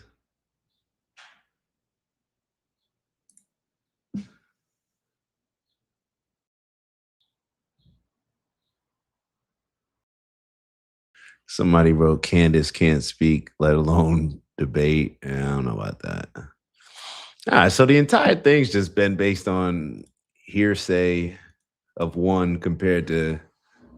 I mean, it's just yeah. This is why I wasn't even really like. I'm kind of only. I wouldn't say I'm excited to watch it. Maybe this is why I wasn't paying attention. I just, sometimes you just want to see a player perform. Like I'm just here to see how this is an interesting dynamic, Candace Owens versus Andrew Wilson. As far as the topic, and I wasn't really thinking that I was going to learn anything new from this. To me, it's just like Andrew Wilson is, and maybe this is the difference for y'all. Andrew Wilson is trying to be a great debater, but I think the world is calling for just truth and honesty. So he's trying to like make points. Oh, I got you in the corner. Wait, what's this? Oh, like technicalities and stuff like that. And the problem is Candace is not only going based on like, how can I put this? Us, giving transparency and diving in, but she's also has great debating skills. So it's like we align with what she's saying as far as questioning certain things and just pointing out the obvious that, hey, whatever it is that they're presenting to us, it just doesn't seem to add up. Eric is acting weird. Some of the Charlie Kirk staff, they're acting weird. There's a lot of inconsistencies. Like we knew that we would feel her when it comes to that. But just because you feel somebody and you align with where they are on something does not mean that they're going to particularly win the debate. But what we're seeing is she's doing both. And it started off with him reading an opening statement, bro. Like you bored us and you decrease your value so much. Like a lot of people looked at Andrew Wilson. I looked at him like, yo, he's a solid debater. Besides that one thing when the young lady brought up his wife having like 3 baby daddies or something like that, and he just lashed out. I always thought that he was a very strategic, logical, technical debater. But in this type of situation, it's this is not a good look. This is not a good look. This is definitely not a good look. A couple more weeks at preschool, and I think your little superstar could win it. Talking about Andy. Yeah, Andy. A couple more weeks at prep school, baby girl will be going against Andrew Wilson. And maybe this is a good point that we're at because this is why debating is so pointless to me, because it just comes down to typically like who's the better, more skilled debater. I like conversations. Conversations you have a feeling walking away from like, yo, who do I think made the most logical arguments and believable arguments, substantiated arguments? I think that's important. Nah. Just on a quick little break. Shout out to Teacher Time in the building. Ah, man. Interesting. These are frozen, but out in 10 minutes.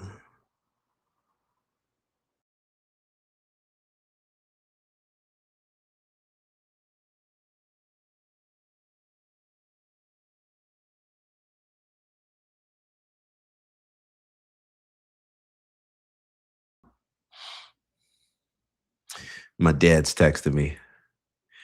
I asked him, well, I wanted to pick up some lamb burgers. I'm throwing some stuff on the grill for the fam later. So I just got to make sure we good. I got to make sure I'm spending time with the family. I'm in the studio a lot in the office, and I always feel like I got to spend time with the fam. That's part of the work.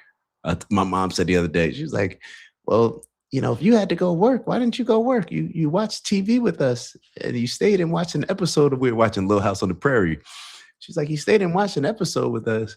Why didn't you go work? I told her this is part of the work. This is part of the work. Got to make sure you have that balance, man. I can't be pouring into the work and not pouring into, the family. All right, let's get to it. By the way, just an FYI for those of you that are watching. Okay, we're back. Fantastic. I think we're back. By the way, just an FYI for those of you that are watching The Crucible, there's 30,000 concurrent there watching. Support Andrew Wilson. That's your fans of his. Click that subscribe button and helps him grow his business. If you're watching Candace, I think there's 225 to 250,000 concurrent right now. We'd like to see that 300, 400,000 number on there. Click that button as well to subscribe and share it with your friends and family. And if you're watching it on PBD Podcast, do the same there as well. This allows us to have more conversations like this. The mainstream media hates the fact that we're having these conversations right now. Just so you know, they want to control it. This is free for all. This is what's best for the audience. That's why we like freedom of speech. Having said that, let's go back into the text conversation you were having, right? Okay. Let's stay there, and then we'll go into the cross-examination stuff in about 30 minutes. Okay, that sounds fair. Okay, so yeah, I used basically three pillars for the totality of the evidence. Okay, so if you want to know exactly what those three pillars are, this is going to be the testimony with the text messages and the confessions. This is going to be the physical evidence, and this is going to be the totality of the summary of the case. Okay, so right now we're focusing on one of these pillars in my defense, which is fine. I understand that I have to defend my claims as well. So when we're talking about the messages themselves, they seem totally valid. I have no idea why they wouldn't be valid. And I have not heard any good explanation for why it is that these messages should even be questioned. The defense hasn't questioned them, as far as I'm aware. Nobody has actually questioned that these messages came from Robinson to date, except perhaps you and other people who are kind of in that camp. But why should I question these exactly? I'm not sure. Okay, so first let's just go over legally what the point is of a probative hearing. The defense is not they're not there to say or to argue or to defend themselves at all. They have to address what is being presented by the state, okay? So they're not here to then say, let me give you an explanation for these text messages. Agreed. The relevant portion of what the defense did do was actually before we got to the preliminary hearing. I had mentioned that it was initially supposed to be scheduled for some time in May. They asked for an extension. That reading through those filings of why they were requesting an extension and why I actually believe their extension should have been granted because they did not receive discovery on their text messages. That was one of the reasons. There were many reasons why they wanted to have an extension, but this was crucial, right? So forget just the general sense that these messages feel off. And yes, you are allowed to have an intuition. You are allowed to have a sense and just go, this is very weird. We're being told this kid had like above a 4.0, Tyler Robinson. He wanted to get away. I mean, the text messages almost run head to head with themselves. Like he wanted to get away with it. So he thought the best thing to do would be to text a full confession of what he did down to what I didn't even remember saying, yeah, and that's also me in the surveillance footage. It felt a little too on the nose.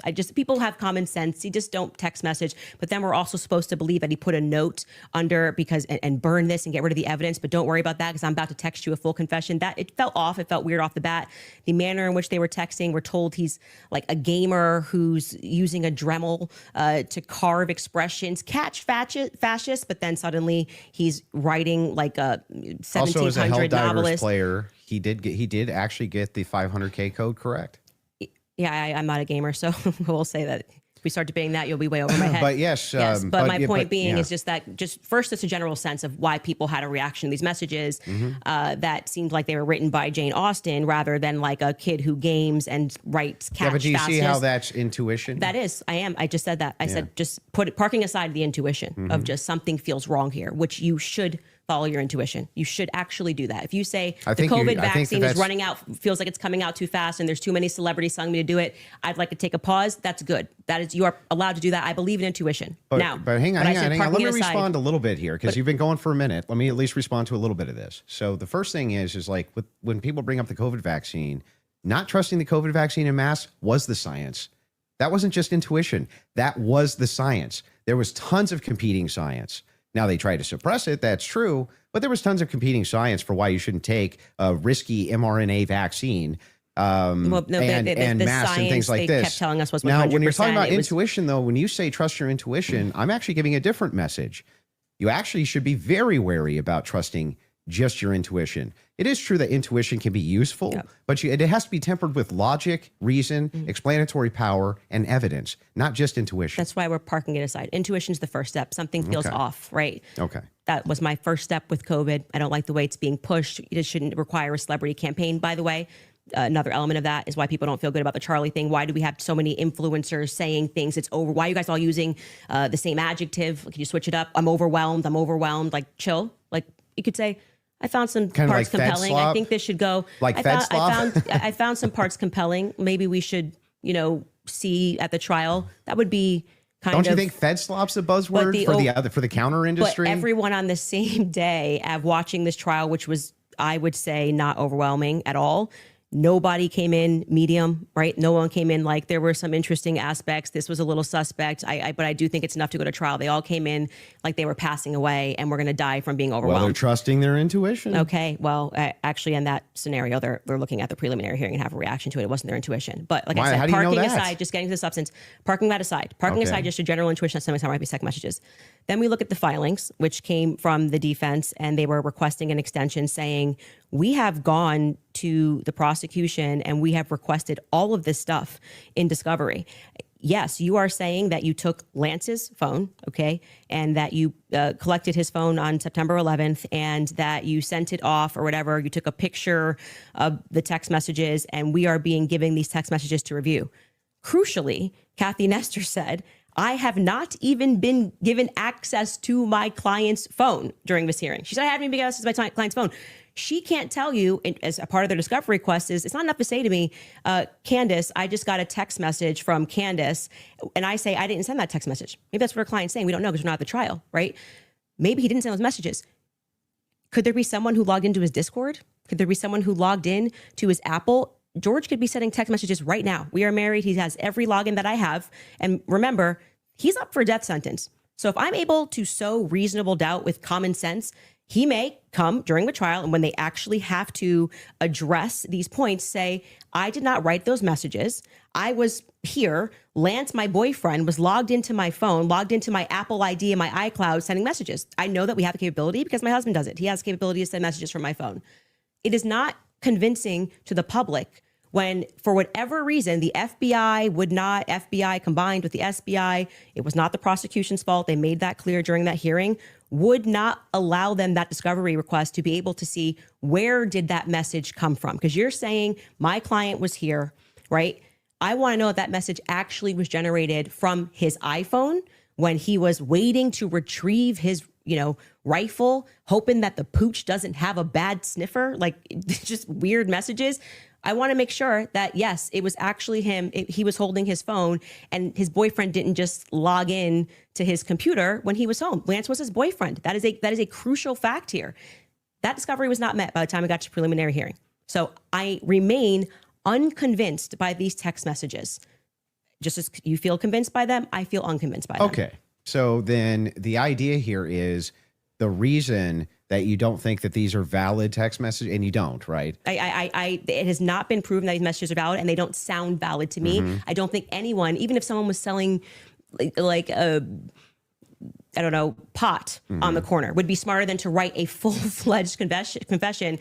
He even writes, I thought I would get away with it, and I was hoping never to tell you until old age. And then we're being told that he wanted to commit suicide. And okay, but he just said he wanted to get away with it, but he's not smart enough to, I don't know, maybe not text it's such a confession like we've never seen. I think this would be like the first time ever somebody has start to finish written an entire, I'm in this surveillance footage and I'm here and I'm wearing my Converse. You know, I'm being a little facetious here, but it was a little ridiculous. It didn't pass a sniff test for me. You have kids.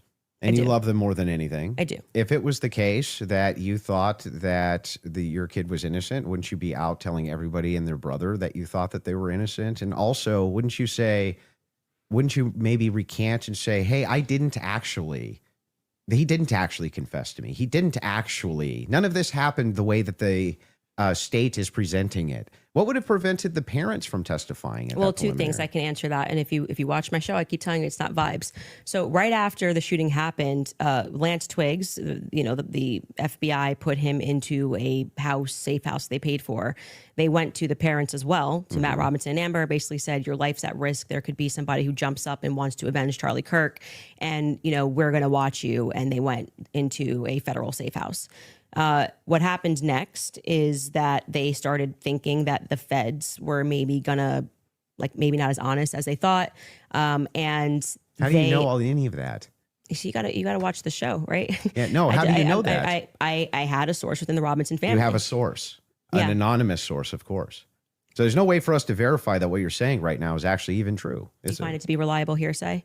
No, I don't find it to be reliable at all. It's just a source. I'm just doing what the prosecution did. What you're doing is did. a cool story. It's not cool. Well, you must have hated watching the preliminary hearing. You're giving us a cool story. Wait, you're saying that according to your sources, that the reason that the parents haven't recanted any of this. Recanted what? They have no statement from the parents. Wait, I just want to make sure that if it was the case, it was being reported in mainstream media that your father came to you and said, hey, is this you? What's going on here? And then he and one of his buddies took you in where you turned yourself in. You wouldn't go out and be like, no, that's not what happened. That isn't what happened, though. You're just wrong on this. Okay. Maybe I'm paraphrasing. What am I wrong on? So what is sorry, just so I'm clear, where is your evidence that the parents turned him in? Well, no. I didn't say that. You said there's the mainstream media? I said with a sheriff friend. Yes. But the father did confront him. The father confronted what? Tyler Robinson. And where did you learn this? That the Tyler confronted him? That's part of the official documents. Our fact checkers can pull that up. But yes. But I'm saying, when you say official documents, do you mean you saw this on CNN or you saw this play out in the hearing? No, this was one of the things that I went through and fact check pre-debate. Are you talking about the charging documents?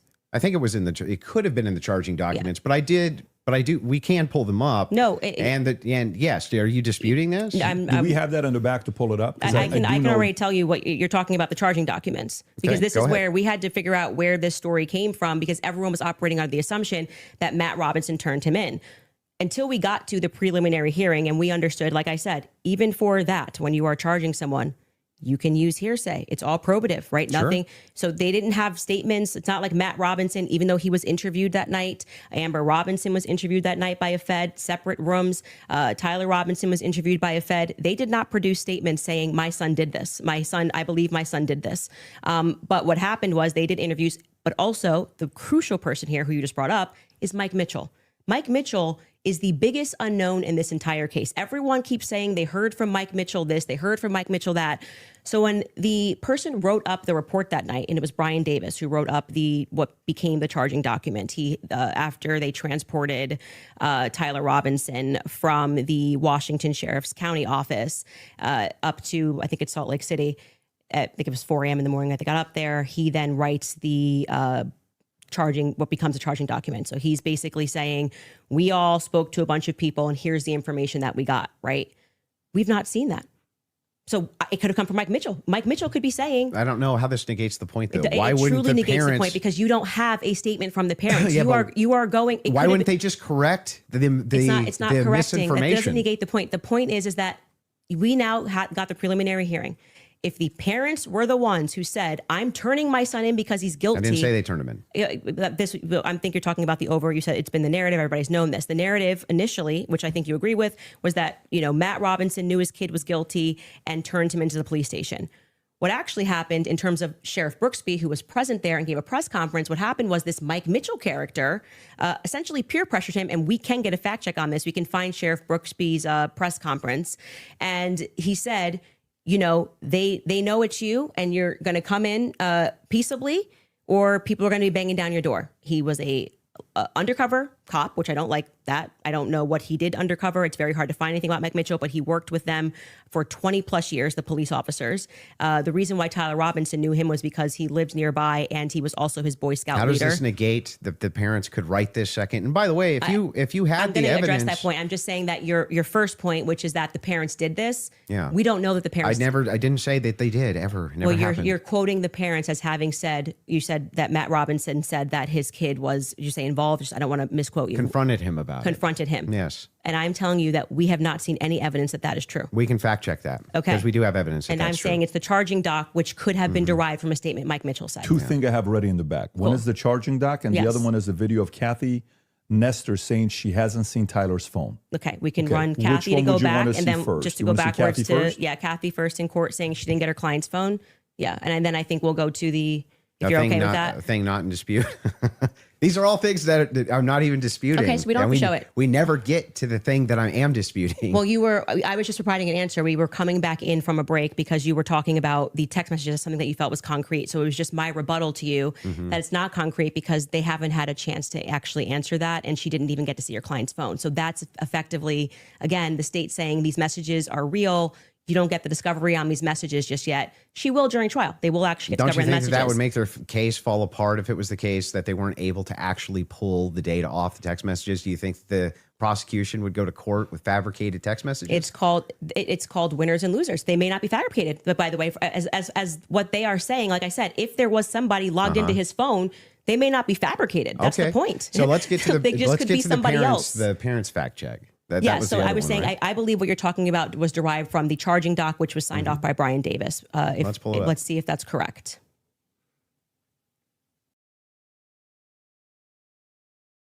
What are we looking at Robinson's mother explained that over the last year or so, I'm sorry. Can you zoom in a here? Is little this bit? the charging I doc? can't see it. Robinson's yes. father reported that when his wife showed him the surveillance image of the suspected shooter in the news, he agreed that it looked like their son. He also believed that the rifle that police suspected the shooter used matched the rifle that was given to his son as a gift. As a result, Robinson's father contacted his son and asked him to send a photo of the rifle, which makes sense with the text messages. Robinson did not respond. However, Robinson's father spoke on the phone with Robinson. Robinson implied he planned to take his own life. Robinson's parents were able to convince him to meet at their home. Yes. So this is proving my point. This is from the charging document, correct? Yeah. So what I'm saying to you is that 3 people got interviewed on that night. Mike Mitchell got interviewed, Amber Robinson got interviewed, and Matt Robinson got interviewed. Of the 3 of them, only one of them actually wrote a statement, which was referred to in this preliminary trial. He came in, I believe, in March, Mike Mitchell, and he wrote a statement, which I find to be very shady that they Got decided it. to bring. But why aren't the parents disputing that? No. Well, first off, That's the question First I've off, been the asking. parents are not going to ever play in court, play to the cameras in court when they have a legal team that is going to be advising them not to speak to the court because your son could go to prison But forever. they're playing to somebody else who's your source? I'm not going to address that. They're 'Cause playing to I don't- someone I else don't who's your think- I don't source, think but it's- won't go publicly tell the media yes. this is not true? Well, what I did not say to you that I just said I have a source, so I want to be very clear and take it from somebody who is involved and permanently sued. When I have to take my lawyer's advice, I mean, there's so many things that I want to respond to when people are speaking about. Yeah, but it's bizarre that they would utilize a source which would get the information to you, but wouldn't just go to the media and be like, actually, that's all wrong. I am telling you that you would nary find a lawyer who would advise you to go to the media. And, speak. This mother, especially when your son if is up I thought that my kid was up for death. If I thought that my kid was in any way, shape, or form going to be up, you couldn't shut me up. Or my wife, she would be like, that's not true. That's ridiculous. There's no possible, that never happened. These people are lying through their teeth. They'd be public whether you like it or not. Yeah, that's for you and your wife. But when a judge issues a gag order in a case and your son is up for death and your lawyers could be advising you that if you say anything, you could blow the case, you would have a more responsible consideration. I see. And we're speaking opinion here. You're like, well, I wouldn't care. I'd violate it and I'd violate the judge's orders and see what would happen. If you have a I'm source, not- it seems I'm like they're not- violating it with them. I I'm not speaking to a source, but what I am saying to you is speaking just relevant to what this is. We have not seen any proof that that statement that is included in this charging document, I think it is highly likely on the basis of the preliminary hearing that all came from Mike Mitchell. And Mike Mitchell would be a part, he's Based saying, on the statements of it's parents. him saying, the parents told me this. The parents could dispute that. That's going to come down the line, right? They're going to be able to seat the parents. I will say this, putting together context clues, if the state had it on, 100% certainty that Matt Robinson and Amber Robinson said it, a 5-day preliminary hearing would be a good time to say we have enough evidence. And I can tell you why Matt Robinson made this statement, and here is his statement that he signed. That would have been a good time to present that evidence. That would also be a good time for the defense to say that's just totally fabricated. No, it's not. It's the wrong time. Why couldn't they? That is completely the wrong time. Why couldn't they? Because what they're doing is they already said they didn't receive discovery. They literally can't. They literally can't because they can't. They did not You're receive saying that discovery. they didn't receive that information? No. They just received the text messages. But in order to... That's not the text messages. The probative information. Yeah, we're talking about the information that we just reviewed. That's not the text messages. They never presented it. The state never put it on. Yeah, they didn't. The defense could easily still have presented this. Yeah, no, they could have said they're no, they're not allowed to. Are no, you sure? In a preliminary hearing, yeah. the defense is engaging with whatever evidence the state decides to put on. They did not put this on as evidence. Brian Davis was up there. So they're not allowed to present anything? They're responding to the state's evidence. I'm asking, are they allowed to present anything? They are allowed to say... Like if there was a conspiracy that they could prove right then and there, would they present that in one of these hearings? No, it wouldn't be the right time for that. I disagree. I think that they not only could do it, but they would do it. In fact, when I talked in depth with my attorney, they said that's exactly, if you had actual evidence that there was fabrications by the feds, that's exactly when you would introduce that. So when in the document that they filed yesterday or a couple of days ago, the appropriate, like what you're doing at this stage of the hearing is the state is saying we have enough evidence that we think this needs to go forth to trial. Hence the reason that there's this extraordinary, we allow hearsay because it doesn't really need to be perfect. It can be enough that we feel like we can move forward, right? And okay, I disagree with that in general when somebody's rotting in prison, but whatever. The next phase is for them to meet in court and for the defense to essentially present an argument to the state that says, we find this filing to be defective in and of itself. We don't even have to defend ourselves because you, the state, have enough, you know what the laws are on the books, and this filing is defective and you should get rid of these charges because they don't make sense based on what you can decide based on a law on the books. So then that's why they then file the dismissal. Right. So in the dismissal, what they're doing is they are engaging, and this is what was widely misinterpreted. Well, yeah, they're engaging as though as it's a hypothetical. If this is hypothetically true, then so X. they're saying all of but these charges. I'm not disputing any of that. So that's what you're asking. Why you're saying could they just put what I'm out? asking specifically is like who could shut parents up who are like, no way, there's no possible. This never happened. This is ridiculous. They would be shouting it on CNN. They would be shouting it from the rooftops. They would be losing their minds. And you're like, nope, the gag order would be enough to keep them quiet. Not enough for them to talk to your source, but enough to keep them quiet. I think that that's quite ridiculous. But I'll even concede this whole point to you. Let's just say maybe this was misconstrued, right? There's a little bit of reason to doubt it because we're still waiting for the evidence for trial. If that's the case, then why not take the same standard for the evidence that you present? You're just waiting for trial. Well, you didn't do that. Wait a second. We're here. Wait a second. I just want to make sure that I got this right. That's your argument to me, right? My argument to you is what? Your argument to me is that, hey, wait a second, Andrew. There's not enough here that convinces me, right? Well, that's actually my rebuttal to you, is that you are saying, why are people engaging in what you term to be conspiracy theories? No. I term it to be thinking. They're just thinking because recognizing there are a lot of holes in these stories and that this is not strong evidence, right? This is the reason they're doing it. I'm explaining to you, this is the reason that they're doing it. I'm addressing what you view to be overwhelming evidence. And by the way, I want to be clear. That which convinces me. Yeah, well, but thus far, every point that you've brought up, every point that you've brought up, did you feel like this is beyond a reasonable doubt? I mean, you realize remember what I said in my opening. Going to be. It's not beyond a reasonable doubt. It's just what I find convincing is what I find overwhelming. So why are you so upset when people say they don't find it convincing? If that was the limitation of the claims that you made, if it was just, wait a second, there's a little bit of problems. There's some problems in this case that I have questions for that I want answers to. Nobody would have a problem, actually. least of all me. I would be the least likely person to have an issue with it, you, any of your fans, anybody saying. In fact, I've had tons of Discord calls about this. My position's always been clear. Of course, conspiracies exist. Some of them have way better evidence than others, but I've seen them myself. I know conspiracy. In fact, the federal government has hundreds of thousands of laws about conspiracies. They see them everywhere. We both know this, right?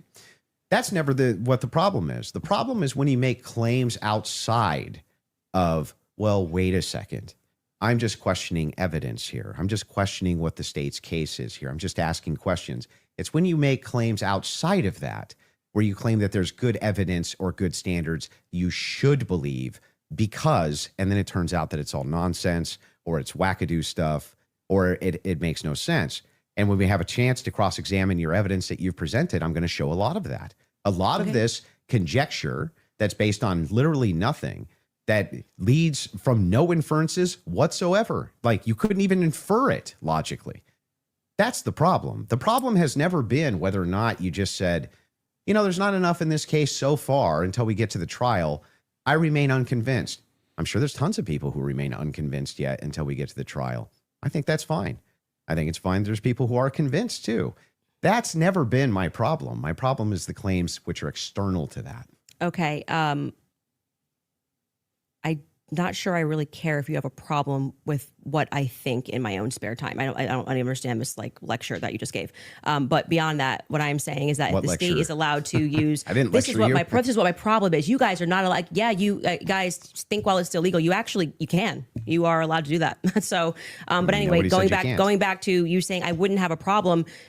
I think I just demonstrated pretty thoroughly that what you claim that you have a problem with is exactly what the state is engaged in at this stage. So it just doesn't make sense. That's not the case. In fact, So the if people thing look is, and they say, the thing I'm is looking at the funny. gun and I see and I'm inferring this, and someone else says, I'm looking at the gun evidence and I'm inferring that, they're both doing the exact same thing. They're not. You're just saying, I want to do it for the state. That's propositionally false. And That I'll is not explain, I'll propositionally explain false. exactly how. It is the case that every proposition is going to have a true or false conclusion, period. That's just logic, right? It's the law of excluded middle. All propositions are going to be true or they're going to be false. When we get into when we're making inferences based on propositions. We can actually come to true conclusions with false premises inside of a proposition, in fact. What we're talking about here is not whether or not you feel that you're convinced by this evidence. But you felt like you were Right? convinced. Sure. But here's the thing. When you ask me my reason, Andrew, why are you convinced by this? I can give you my reasons why I'm convinced by it, why it seems reasonable and rational to me to be convinced. You could even say, but Andrew, I'm just not convinced by it. If that was the limitation of your claims, we wouldn't even be having this conversation. That's why I wanted to have the conversation, in fact, was so that we could move into your actual claims that you've made, which transcend the idea of I'm just asking questions. Before we get into that, your team has one thing they want to show before you go into that. Okay. So if you want to pull that up, this is the prosecution filing showing defense had full discovery by April 1st. Oof. They did not. That's not true. Wait a second. Yeah. To date, the state's prosecutors have disclosed all evidence that is presently and reasonably available to them as required under Rule 16, Utah R Criminal, to be more precise, as of April 1st. Yeah, that was not 100%. That's why they're caging that by saying what's reasonable. There was an entire, and we can pull this up. Like, we should now play the Kathy Nestor clip because that's from there. So, and they were basically saying you don't need it at this stage, meaning it's not reasonable that you're asking for this when we're going into a hearing that's just going to be based on hearsay and stuff, things of that nature. But of course, by the time a trial comes, you're going to get all the Where discovery it's just show documents. cause. Yes. Yeah. So that's what they're saying. Yeah, there. I understand. Okay, so that's and I'm even fine with yeah, it. that we all know. And then, by the way, just now that the hearing is over, and you can also fact check this, they now at the end of the preliminary hearing dropped like an insane amount of the discovery stuff they gave to them like the week after. You guys can give me the exact amount. I don't want to say because I don't know my I don't remember how much it was. It was an absurd amount of stuff that they gave to them right after the preliminary hearing that they had been asking for. Because that was one of the things that I kept saying on my show is as we were watching that preliminary of the preliminary, why not just give them the stuff now so they can engage in these arguments? Because I feel like you, it's like, I want to hear what they have to say about the text messages. Why can't you just give them what they're asking for so that they can actually engage you? And it didn't happen. So, but the judge ruled that it wasn't necessary at this stage. And that was the whole point of that Because it's a show preliminary to the cause. preliminary. Yeah. Yeah. Would you like to play the Kathy video? Well, he's saying he's not disagreeing, so I don't think we need There's to. no point here. There's no Okay. disagreement All right, that great. that she said that. Yeah. So so I guess Yeah. the I'd like to disagreements now also- would move I- into the evidences that you have stated Yeah. on the record, which transcend elements of reason. Why are we in regards having to this a case. transcendental conversation now? Because I mean, Because first, they're all because related to this your case. entire thing was about looking at the evidence, which never made sense to me. Again, because all of the evidence that you felt to be overwhelming was hearsay. That was bizarre to me. You told me that I could take as much time as I No, wanted you to can. question you on No, these but things. I'm just asking you just to lay the groundwork of what you're saying is Because you've problematic, made that many, you many decide that it trips claims. into I'll something explain. else. And I do still want to hold you for going through, because we've discussed the gun, we've discussed your... and you can hold me to those things, but I yeah. would like to get into the and things we that should you've discuss said. the screwdriver as So, well. and I'll explain exactly what the groundwork is. When you make claims which pass the idea of I'm just asking questions because the state's evidence is not convincing, I think you have to answer for those claims because they are in regards to this case. You're saying, I have a claim. It is in regards to the assassination of Charlie Kirk, which is what we're talking about, not just the case of Charlie Kirk, his assassination. You should have to answer for the claims that you've made in regards to the assassination itself. You should, yeah, agreed. So if that's the case, then I would like to finally dive into some of that evidence and dive into it. Well, just to be clear, and I'm happy to have you talk about, like I said, publicly, you want to engage in some conspiracies, but I said I want to make sure that we get to the substance of our debate. The substance of our This is debate this is the major is me substance. demonstrating that all of the quote unquote evidence that you feel that you have, which demonstrates that that Tyler Robinson shot Charlie Kirk. You don't find convincing. I get it. It's been invalidated by the testimony that we saw, and in your answer for when I Well, you haven't explained to you that he had invalidated the it. most degraded prints was I don't know. Okay, well there lies my ability to process that. It's just fine for you Okay. to not be convinced up to this point. All of your viewers, everybody watching, nobody's you're conceding Nobody's giving on a that. dispute that if all your claims ever were just up to now, the evidence that the state's given, I'm just kind of not convinced. That is not what's been happening. What's actually been happening is that you've made tons of claims in regards to this case and in regards to the Kirk assassination, which are far above and beyond, I just doubt, the state's theory. Okay, yeah, I mean, sure. those are I the do things doubt. I that do doubt the state's theory. I also am I get welcome it. to say what I think. If you want to move into opinions, if you want to talk about Erica Kirk, if you want to talk about Turning Point USA, I'd like to talk about all and of get it. into it, I'm Yeah. totally happy to do that. But I just want to say that, I do not feel, because I've said what's important to me is that we exhaust this topic first of our actual debate claims. I do not feel that you sufficiently have argued that the evidence is overwhelming. Sorry. Candace, question for you. That What- Tyler But I am Robinson. sorry you feel that way. Candace, one question. What evidence do you need to see for you to say Tyler Robinson killed Charlie Kirk? That's a great question. So I actually expected in this preliminary hearing, actually, the inverse of what he was saying is true, right? So this is now the time the state is putting on their evidence. That's the purpose of this hearing, right? The state is using hearsay, but they're also putting on their evidence. So I was just expecting some sort of a slam dunk. Like, we got him on camera taking the shot. At least we have him clear on camera. You're telling me this guy drove 13 hours all around. Like, we can definitely show you a picture that it's going to be beyond a reasonable doubt before we even get to the trial. People are going to see and go, oh crap, like it was really Tyler Robinson. I was expecting to at least see evidence that, because I had reported early on that the source was saying that Tyler did not step foot on campus that day. It is my perspective that he had something to do with something. I do believe he was disposing clothes at this stage, at this phase. I do believe he was disposing clothes. He was involved somehow. I find Lance to be more suspicious, if I'm being honest with you. And also, like I said, the use immunity that was given to Lance by the feds, the fact that the feds didn't ask him any questions, the fact that I spoke with Lance Twiggs' family, and they were like, it's very weird that the feds are not asking him more questions. He's exactly the person that I would imagine to be involved in some stuff. Allegedly, I'll say allegedly. But when we got to the preliminary hearing, there was not a single piece of evidence that I felt was slam dunk. I was waiting for that, a photo. I mean, anything would have made me go, all right, I think this could be the guy. If they had handed over the discovery on the text messages, since that was their big ta-da, we've got the text messages, that would be the first thing that I would hand over. But actually, who was holding them up? Like I said, it wasn't the prosecution. They're right to say we we were handing things over, and we heard the defense argue on behalf of the prosecution saying it's not them and it's not the SBI, it's the FBI that's holding on to things. Is the FBI took everything. The FBI took the gun. The FBI took initially the screwdriver. And then when I heard testimony about the things that they found that were suspicious, example being the backpack, that's something that really bothers me, that they say they traced the shooter, they traced the route that he went on, and then there was an abandoned, we know it looks like he's wearing some sort of a backpack. We know that there was an abandoned backpack found at the bus stop in front of a library, and they felt that this should be taken into evidence. They took it. The FBI, this was the testimony of Amanda Baker, I believe her last name is, but you might want to fact check that because I think I'm blending last names. She was the forensics for the FBI.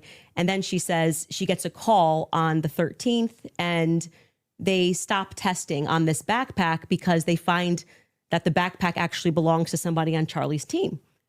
But if you know the map of the layout of the campus, you're going, well, what the hell are they doing all the way up? This is nowhere near anywhere. And by the way, that's not an acceptable answer for why you just gave it back.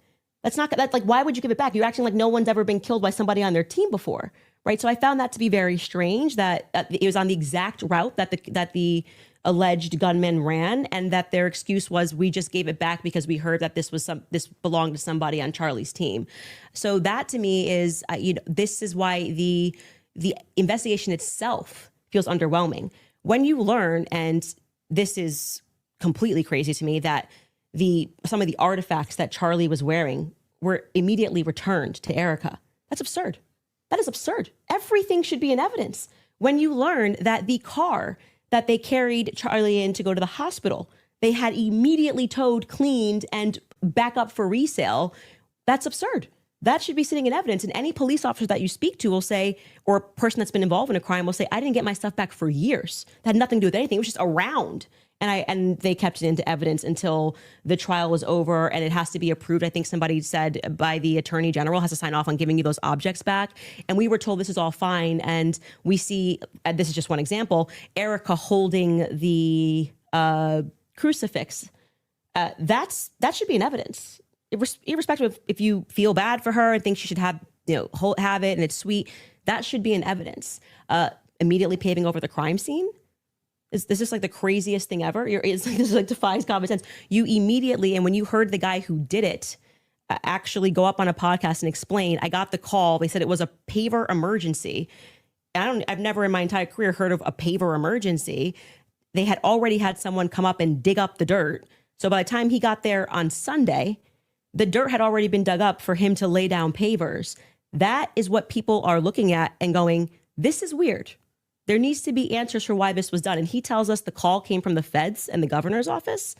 UVU's washed their hands of it. And what he's saying sounds true because we heard during the testimony, one person described the regions of who was in control of everything. Mm-hmm. The feds were in control of the courtyard. So in order for anybody to have paved anything, that was federal territory, so to speak. I'm maybe not using that in the best cop term, but the feds were in control of the courtyard. So these are things that I think should be answered for. Why are we doing things differently than you would in any other criminal scenario of keeping the evidence until we know more, until we're confident, the various decoys, I did it. It just doesn't look right. Okay, so go back to the question. So what would you need to see for you to say? Something, if they had, I was expecting, here we have him, he took the shot, here it is. And then I'd be like, great, a clear image of him on the staircase where I'm like, that's definitively Tyler Robinson and he was on campus. We got nothing. We got literally nothing but hearsay of people saying. But you basically get no case. What? You basically no case on planet Earth. You get the, sure. Oh, we got a picture. Okay, here's him with the murder weapon. Right. Here's him taking the shot. Most of this doesn't take place on a college campus that has surveillance everywhere. Yeah. One clear image of his. But I don't understand when you're his asked, car plates. If you're asked the question, what would it take to convince? It'd be the same question be asked to me. Andrew, what would take to convince you that the oppositional is true? Right? That he's a patsy or something like that.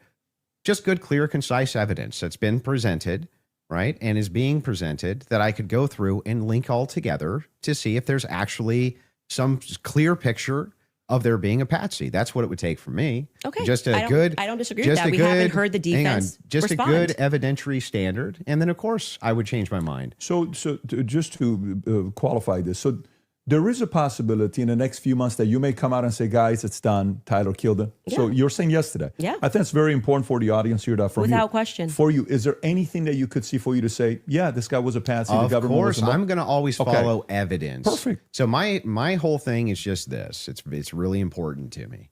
I don't mind people being truth seekers and justice searchers, and the internet has helped solve tons of crimes. There's no ifs, ands, or buts about that, right? However, there's also people who, they not only don't solve crimes, but they just come up with conjecture, and they what's called flooding the zone. You flood the zone with tons and tons of conspiracy-based ideas, and they go nowhere, right? And in fact, they actually take away from legitimate investigation. Now, I'm not even saying anybody here is purposely flooding the zone. That's not even the claim. All I'm saying is that the claims made absent, this is just me not being convinced by the state's evidence. Those become claims, and claims have to be defended.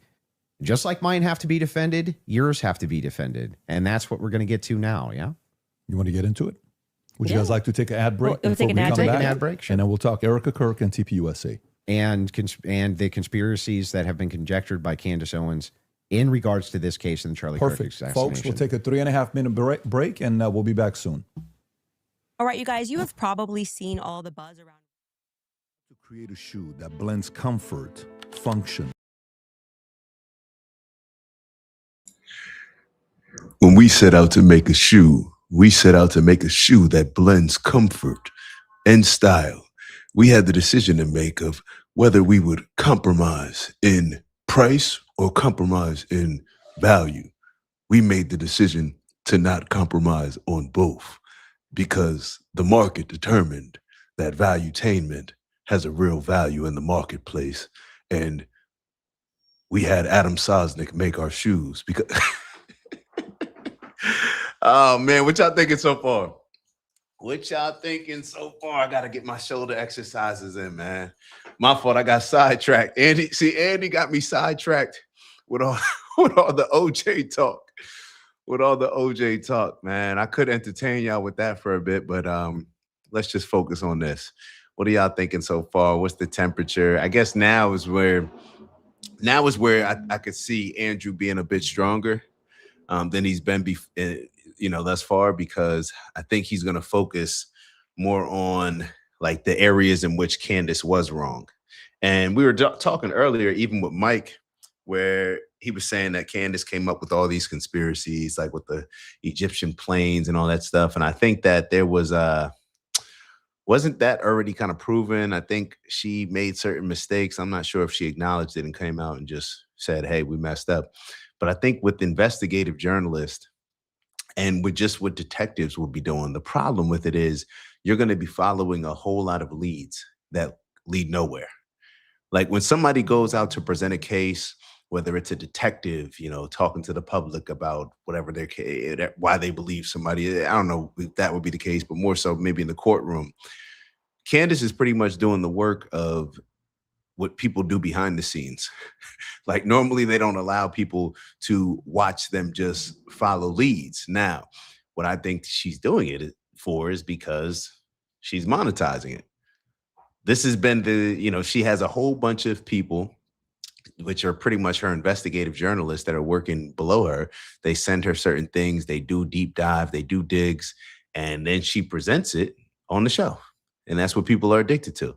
So it's almost like a Netflix series at this point, where it doesn't matter what happens in the middle. Ultimately, it's just getting people to follow the story. And then however it finishes because she's just going to say she was just following whatever was presented, which she is. But people are deciding to buy into it. Like PBD always says, it's the market. She got a market.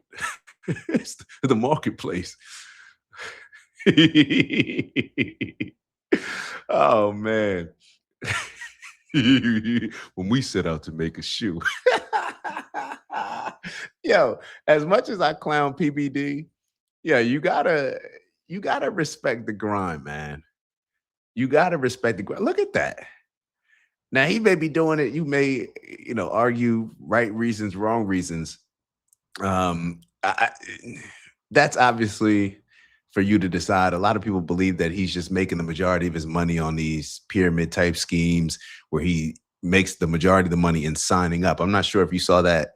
I don't know whether it was in a journalist or not, but that guy tracked him down because PBD had one of his biggest sponsors and partners of a program that he did come out to be a fraud, that he was running the Ponzi scheme. So PBD definitely looked bad in that interaction, and he wouldn't say that, okay, we're going to give the people back that got frauded based on PBD showing love to the guy and supporting the guy as a sponsor and saying, hey, this is, you would vouch for him. So PBD never just said, hey, we're going to make sure that we're going to give the money back. Maybe it's because of legal issues. I don't know. Yeah, it's not a bad looking shoe at all. But when it comes to PBD, what's so funny about it is I used to really rock with PBD. And I think that's why a lot of people are so turned off by him. Because a lot of people, I think, used to rock with him and used to rock with the platform and think that it was a bit more genuine. There was a point where I even pulled up on PBD. I'm like, yo, they're missing a perspective here. I drove from Miami to Fort Lauderdale, and I'm like, yeah, I just knocked on the door and said, yeah, I need to set up a meeting. I ended up, like, the door was locked. I ended up getting in. And probably the only reason why I got in is because y'all know Tom, who's on the show. His daughter was there. I didn't know that was his daughter, but we started talking and she was like, oh yeah, my dad's on the show, Tom. And I was like, oh yeah, I'm just trying to, she was asking me what I was there for. I was like, yeah, I'm trying to get on the show. I just feel like, my perspective may be needed here or maybe valued here at Valuetainment. And I think I got into the front. I talked to one of the ladies. They put me in touch with a guy that, matter of fact, I don't think he's working for them anymore. I don't know what happened. The last time that I texted him, he was saying that, oh yeah, I'm no longer with them, but you could reach out to such and such. I was talking to Eric, and then I think he gave me Joey over there. I got Eric Valuetainment and Joey Valuetainment. So yeah, y'all was about to see the boy on PBD, man. He said, I haven't worked at Valuetainment in a while. Let me see what the other guy said. What did Joey say? We got to reach out to Joey.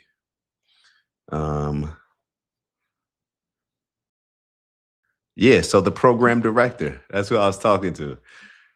I sent him my info. I don't know if y'all can see it on the card. I sent him my info, and then he sent me his card. And Joey Ramondi. Yeah, bro. Y'all should have reached out. Y'all missed out. Because we got 28 people in the building right now. How many people they got in the building? They could have had 28 more people watching PBD and Valuetainment if they would have just brought on the kid, but they didn't want to. But it is what it is. And see, like Big Bro Finn said, I literally was the same thing. I used to just have it on in the background, like the entire, I mean, when did they do their live show? Whenever it was sometime in the AM, and then I would just watch it repeatedly throughout the, not repeatedly, but watch the new episodes and clips throughout the day. But he I don't know, man. He just seemed to shift his stance a bit. And this is the problem with a lot of this stuff, with these topics that seem to split people. Like, there's certain topics where it's like, all right, bro, you got to take a stand. I'm not taking no stand, bro. This isn't no gang. Like, you're not drawing any line in the sand for me, bro. And telling me like either you're this or that, bro. Nah. I may be over here one day, maybe over there one day, maybe up there one day. I'm going to follow truth, bro. And what I believe is truth and what I believe aligns with morals and principles. That's it. Other than that, we not picking sides, bro. I'm not no goofy politician. Like, what y'all mean? I'm a free man. I'm a free man. You feel me? Free to make whatever decision that I want based on the information that's presented to me. Something, maybe more than what a lot of others can say, but come on, PBD, 3 minutes is enough. I don't know how long we're going to be on here. It's already been 2 hours. I mean, we're going to stream it. We here, man. We here. Hopefully, I mean, how much longer could they have? Maybe another hour or so. It don't even matter. It's Friday. We're chilling. Man. It's Friday. We're chilling. I just rolled up, so hopefully y'all don't mind me getting ready. So I'm joking.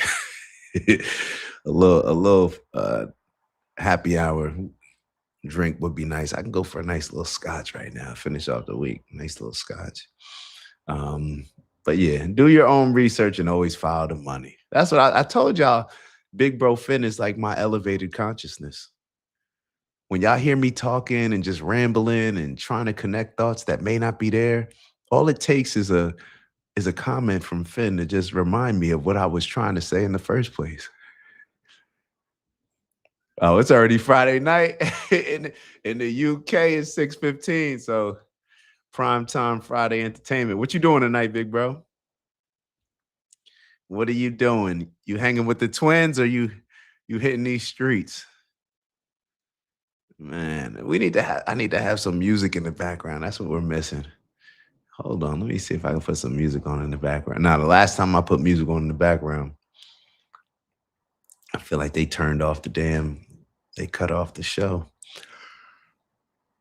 Excuse me. It's Friday, man. I don't know about you on Fridays. Yeah. Oh, let me get back to. All right. So, getting back to Andrew Wilson and Candace Owens, let's actually take a look at what some of these folks are saying in the chat. Candace made 300. Let me see. Can you control this? All right. So this is Candace's chat. Let's keep in mind, Candace is winning. And then we got people, anybody thinking Candace is winning right now shouldn't be allowed to vote, hold public office, or serve on a trial jury. Let's keep it going. I'm going back to the office tomorrow. Can you please? So she has pivoted, deflected, and provided zero evidence for her claims, not just that she has walked back a few of her claims. Isn't that so funny, though, how Candace is the one that's pressured to have evidence for her claims, if that's what it's, if that's what you call what she's doing.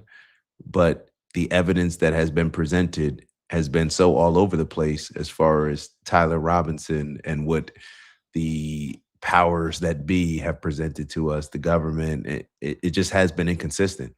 You couple that with the fact of the things that Erica Kirk has been doing, and it's just very weird. Even having Andrew Wilson to have this debate is pretty wild. I'm gonna vote Candace. Oh, that was the poll. Hold on. It says Andrew's winning.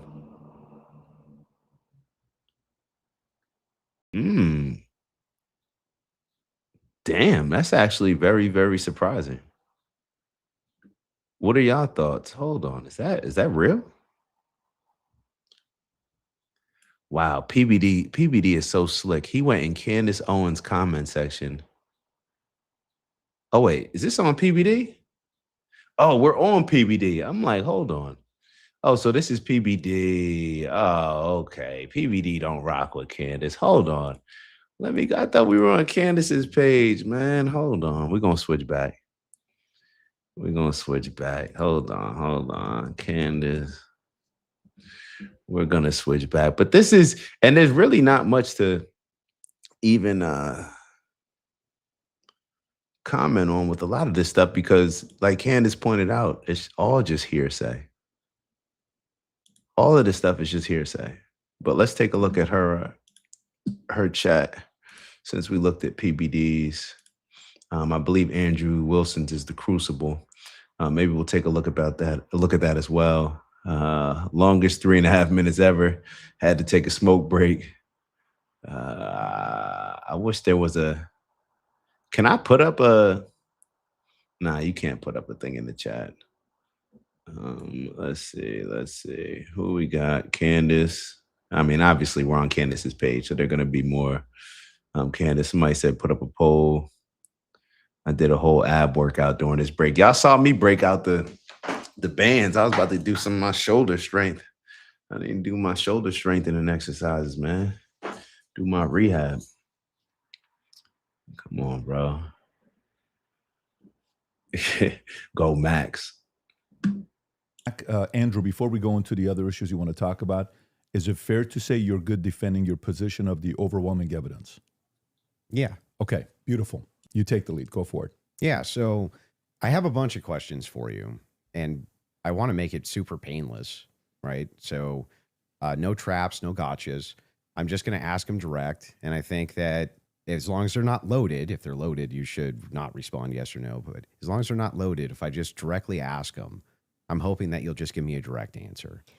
So here's the questions that I have. Wait, before we get into that, I would like to just reply to that. So just to be clear, we agreed to debate our claims, and then I agreed publicly that I have no issues having a conversation with you about other things that I've discussed that were outside of the court hearing and things like other evidence that's come across our lap and things that we've been speaking about. But I just do want to make it clear to viewers that for whatever reason, you think that you have a right to sort of depose me. I'm not deposing you. I just want to ask you some questions. You literally said that I want to be able to question you. This is a meta conversation. Right, We're having but a meta okay, so debate. now we're transcending. Like, let's use a I mean, word there's no- to there's use a no- word nothing that you're transcendent. saying. But this is what you're doing, right? So Okay. this part to me feels like a So bit am of I a. allowed to ask the questions? I've already said you can ask questions, Then but I let me made it ask very them. clear to you Yeah. via email and with you in conversation Mm-hmm. that we should be speaking. This Yeah, I isn't know, like but you I get to wanna- sit. I wanna I ask said you if you some want to questions. depose me, you should join I'm not Brigitte deposing Macron's you. defense team. This But is you're part- like, I'm this just is going a to ask questions. legitimate Can you part- answer it? Blah, blah, blah. Yeah. It's like, I don't know what you're going to ask. And I I'm know. going to And answer if as you I have see issues fit with it, because I'm not. I get it. Yeah. I get okay, it. Just If- so we're clear. Usually in the debate, if something's not loaded, I'm just direct with the Because you kept question, saying with I'm the Joe answer. Rogan. They have no evidence. They have no evidence. And now you're like, let's move away from the evidence. You Just talk about actually, transcendentals. yeah, okay. Anyway, so direct question, super easy. Was Lance Twiggs DNA on the rifle, as far as you know? We can't say that for certainty. As far as you know. I already answered that in the first part. We can't say that for certainty. I told you the context of which they spoke about those things. So was- no, as far as you know. We can't say that for certainty until we know what other the 5 sets of prints were So on that there. would be no, as far as you know. We can't say that for certainty. You can say no, as far as I know, for certain. We can't say that for certainty. I actually, You can I'm say just so that you for know, certainty. if your energy here is going to be like you're my dad and you can tell me how to speak or what I'm supposed to say, you're just going to come up against the wall. I'm Okay, familiar with but- this debate strategy. but I am just yes or no, telling yes or no, you. yes or no. We're not debating anymore. We're having a conversation. So I already addressed that in the first half of this about why. No, we're still there's- definitely debating. This is still. no, it's not a debate. This is Now inclined this to is your, you saying I want to probe Yeah. things that sit outside of the evidence. I actually already That you've addressed this. stated. You asked me. Uh-huh. You're not going to go like where you're Okay. sitting and I'm on trial. I'm not on trial. Okay, great. So let's you talk can about have a the, conversation let's as talk we've about the agreed French. to. Let's talk about the Foreign Legion. Sure. Was the Foreign Legion, do you believe, trying to kill you? Yes, that's why I reported it to the correct officials in government. That's what I was told, and I handed over that information to Tulsi Gabbard's office. What's your best piece of evidence for that? Well, it was Positive evidence. It was told to me by somebody who is high up in the French government. I passed off that information to Tulsi Gabbard's office. I also passed it off to Trump's office, Donald Trump's office. And that's all I can tell you. I wouldn't be able to probe any evidence because I don't have the power to do that. I'm not the federal government. And I would also like to say that this becomes this other piece of what you do, which is when people say, I was told this, and this is the evidence that I have, and I'm willing to have that conversation and write the email to the correct government body that deals with this. Like, I can't hack into Emmanuel Macron's bank account and say whether or not the information. I agree. But then you go, well, where's your evidence? It's like, well, my evidence is that I reported it. I did the right thing that you're going to do. So if somebody calls and says, hey, Andrew, there's a viable death threat against you, and that person definitively has the rank to be able to tell you this, and you say, well, what I'm going to do now is I'm going to report that to the feds. Then I go, what's your evidence? It's like, well, I got the information, and I gave the information that I got from who I got it to the right body of people. And that's Okay. what I did. Got it. I just want Cool. to make sure. And so I'm not it- trying to trap you. Well, I just want to make sure I got it clear. and that's why I say I want to know what you're doing now, because this has always been the thing. It's like, we actually can't win on the overwhelming claim. So we're just going to go and bring up everything that I think can try to embarrass her. I reported I'm exactly not as I trying to received embarrass it. you. I just want to make sure that I get your Yes, positions clear. I have not said, yeah, go ahead. Now, you have stated multiple times that you believe that Israel's involved in the death of Charlie Kirk. Can you give Yes, me... we can pull up the clip. Can I'm sorry. I'm just saying. I finish the sentence? Go ahead. Can you give me the context for what are you talking about? Like when I say, generally speaking, why people think that Israel's involved? Okay. Where's your question? Yeah. Do you have any positive evidence whatsoever that Israel killed Charlie Kirk? Well, I couldn't say Israel was on the ground and shot and killed Charlie Kirk. I would say that there are various things that we're trying to establish, one being a motive. And since I don't believe that Tyler Robinson and his transferee is a convincing motive because he was fired up about politics, which Lance testified that he never spoke about with him, nor do I believe that he was, so into LGBTQ issues. Since Lance testified, they never spoke about LGBTQ issues.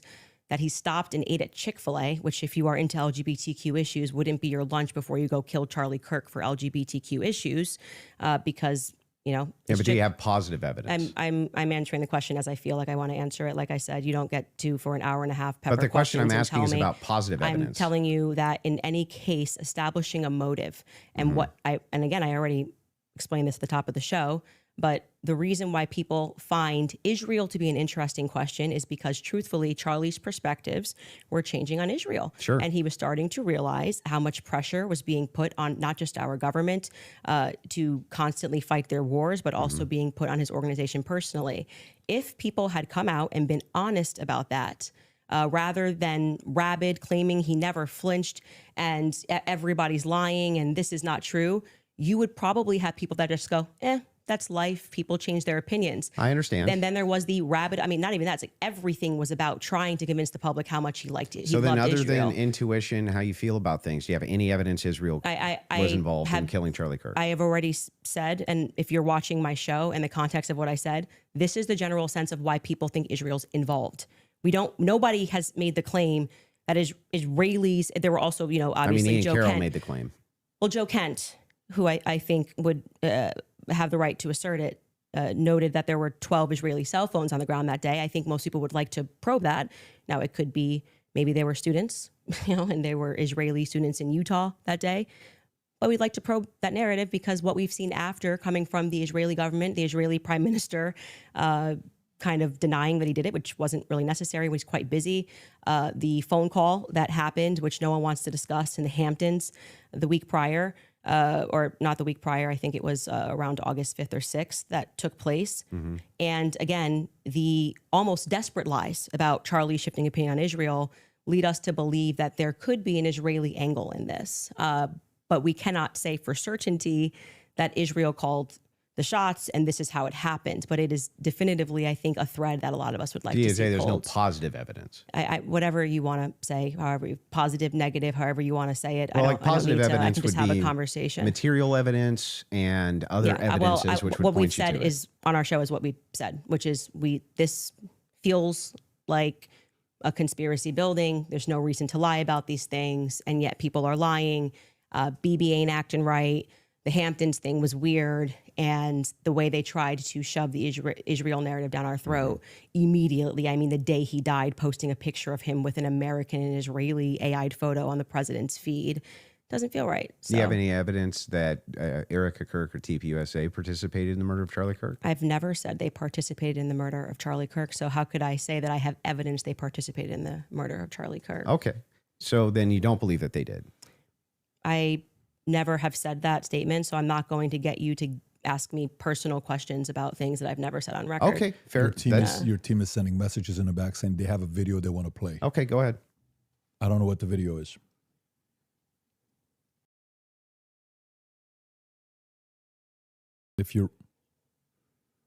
Yes, you said that there's a video you want to play that Candace said she has full confidence Israel was involved. Yep. Yeah.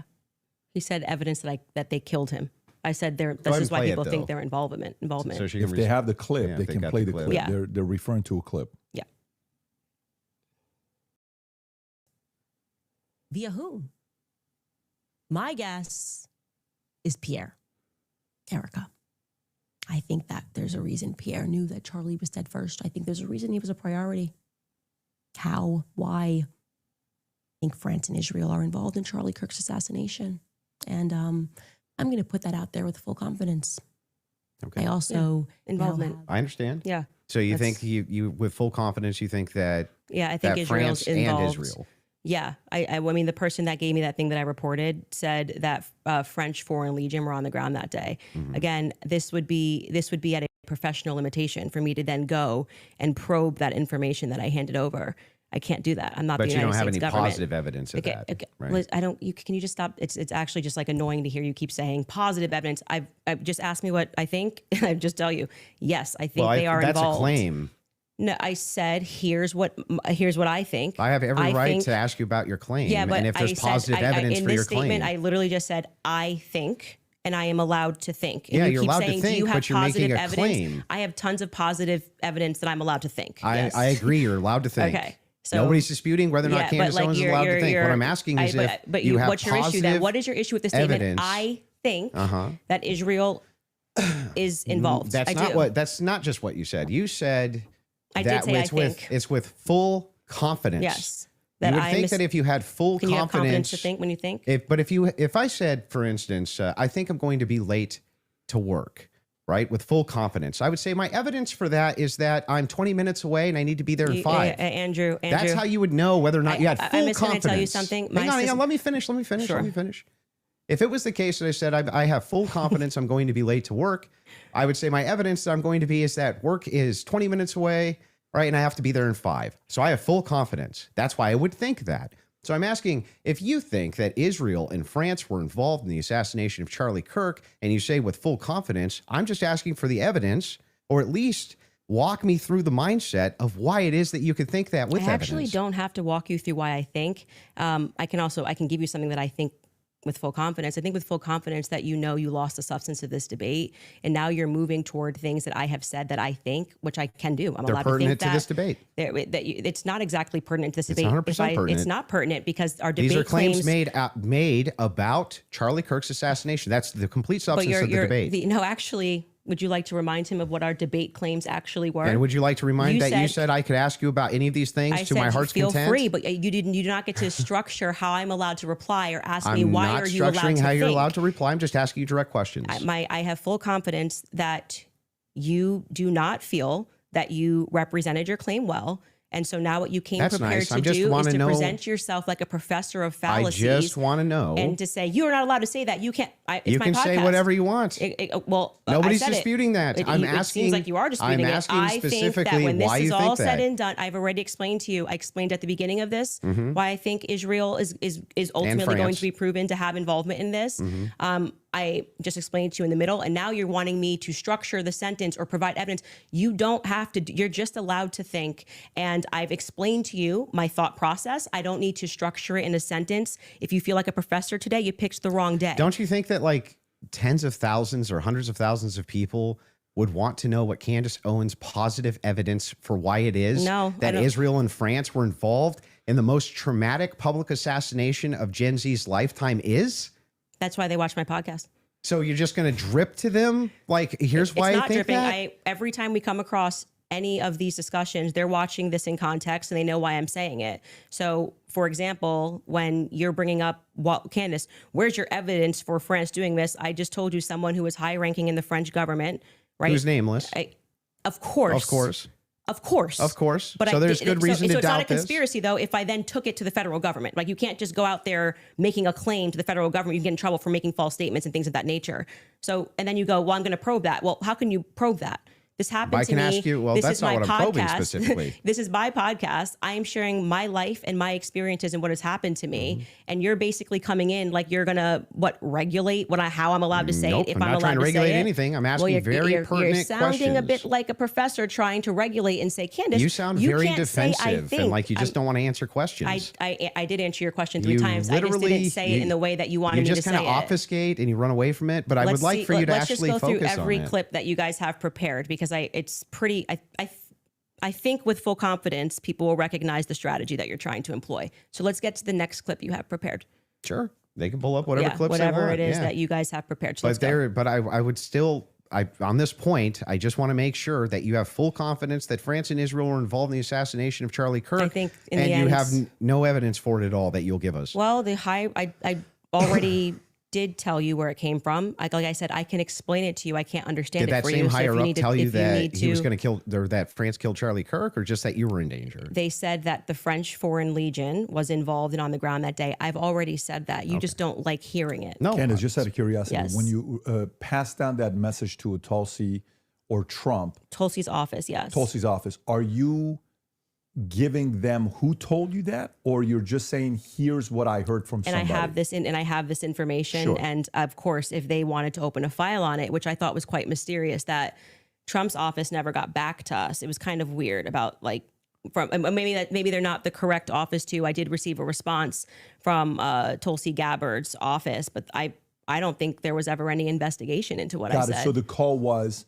hey, I've been Emailed. told It's- the email. Yes. Email was, I've been told I have somebody is- information, that the French Foreign Legion was on the ground during Charlie's assassination, and that, I mean, it was a lot of information, but Well, like you didn't give specifics who it was from. not in the first email because I figured they would like. Perfect. Yeah, So if they do contact you, 100. are you yes, comfortable giving 100% who it is?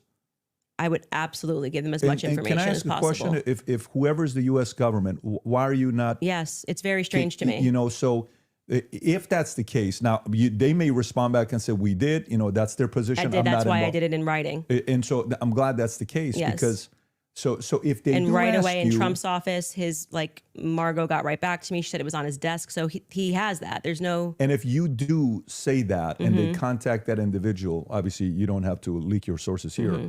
Is there enough credibility where that person would be willing to talk to them and explain to them exactly what their sources Yes, are? Okay. I mean, that's, it seems reasonable. And so why he's asking me to defend that is like, I'm not.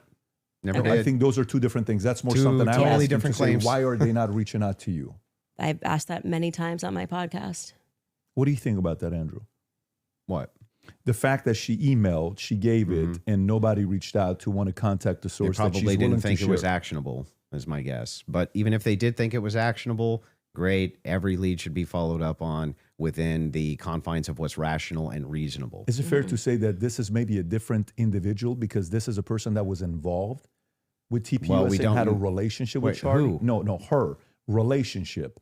Like Yeah. this isn't just anybody. So if an average person sends it, yes. Yeah, but I mean, we don't know who the source is. We don't know any Well, of then this. if you were in that department, wouldn't you want to, even you assign it to one of your There's guys no to guarantee say, they didn't look into it. How do we know? We don't How know. could they No, if how they didn't could they come if get she didn't give it the to them? information, more of the information? Because it And was a by the way, long file. Yeah.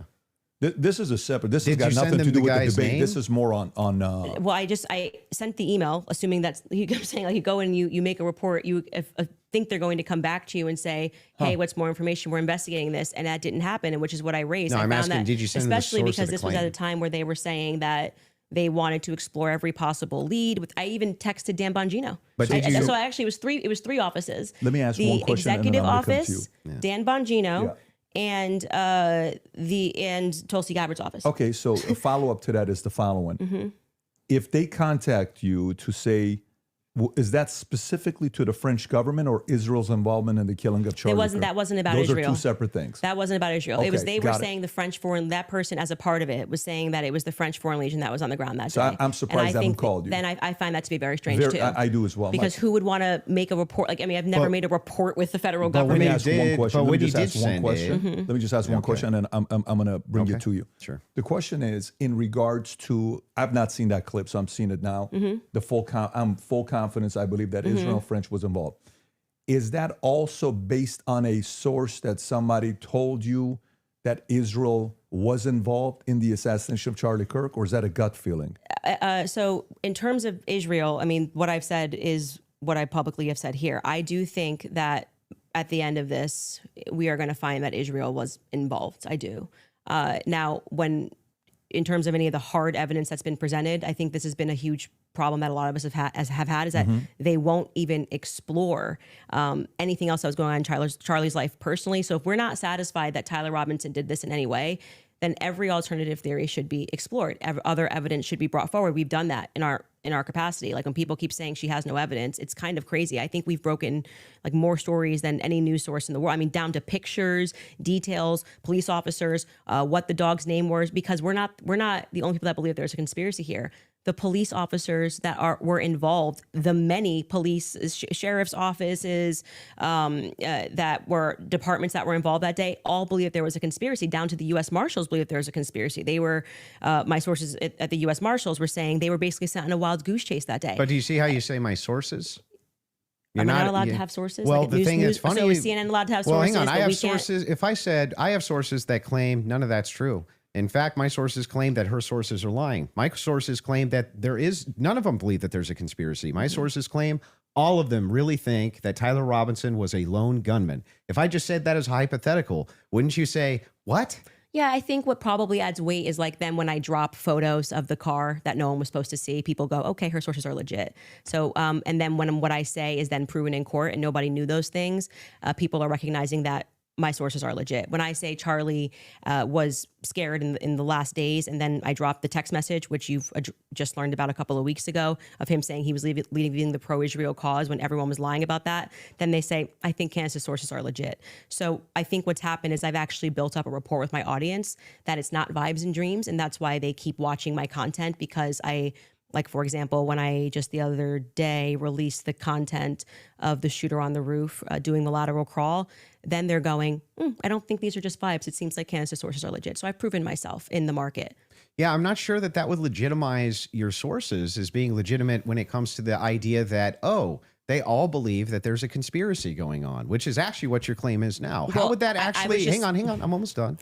I was talking to PVD. How would about that legitimize? Well, it's not his debate. How would it legitimize these sources that even if it's the case that you get some court footage or some things like this, why would it legitimize that your sources are telling you all the marshals believe it's a conspiracy, all the police believe it's a conspiracy, everybody believes it? How would that legitimize Well, any what of that? I am saying to you, and you are not forced to believe it. So let me just explain what I was answering here, and I think that you understood what I was saying. Is I have, because people trust me, compiled a lot of information and presented it to the public, and this information has been proven true. We've presented photos, we have presented videos, never before seen stuff. The public has never seen it.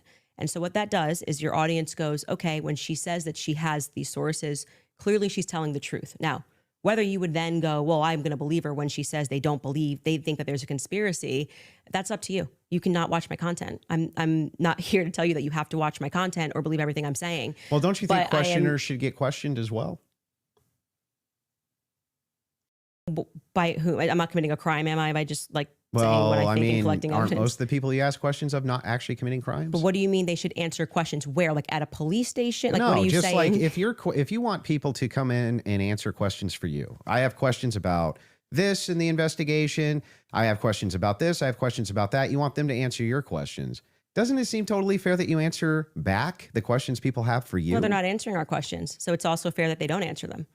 So you're That's okay. why I said so I just Andrew want Colvett should be in this chair. He's not. But That's isn't his that a double? prerogative. But isn't that a double standard? No, it's not, because he's not doing it. Yeah, but what that would still be a double standard. If you're requesting that he does do it, then that seems to infer that you think he owes you answers. Oh, so inferences are allowed again? And they never weren't. So that seems to infer that you think that he owes you answers. If that's the case, then don't you owe answers? Yeah, well, I feel like I'm answering your questions and his questions about, I mean, I'm talking about Andrew Colvett. His position is he's a spokesperson for Turning Point USA.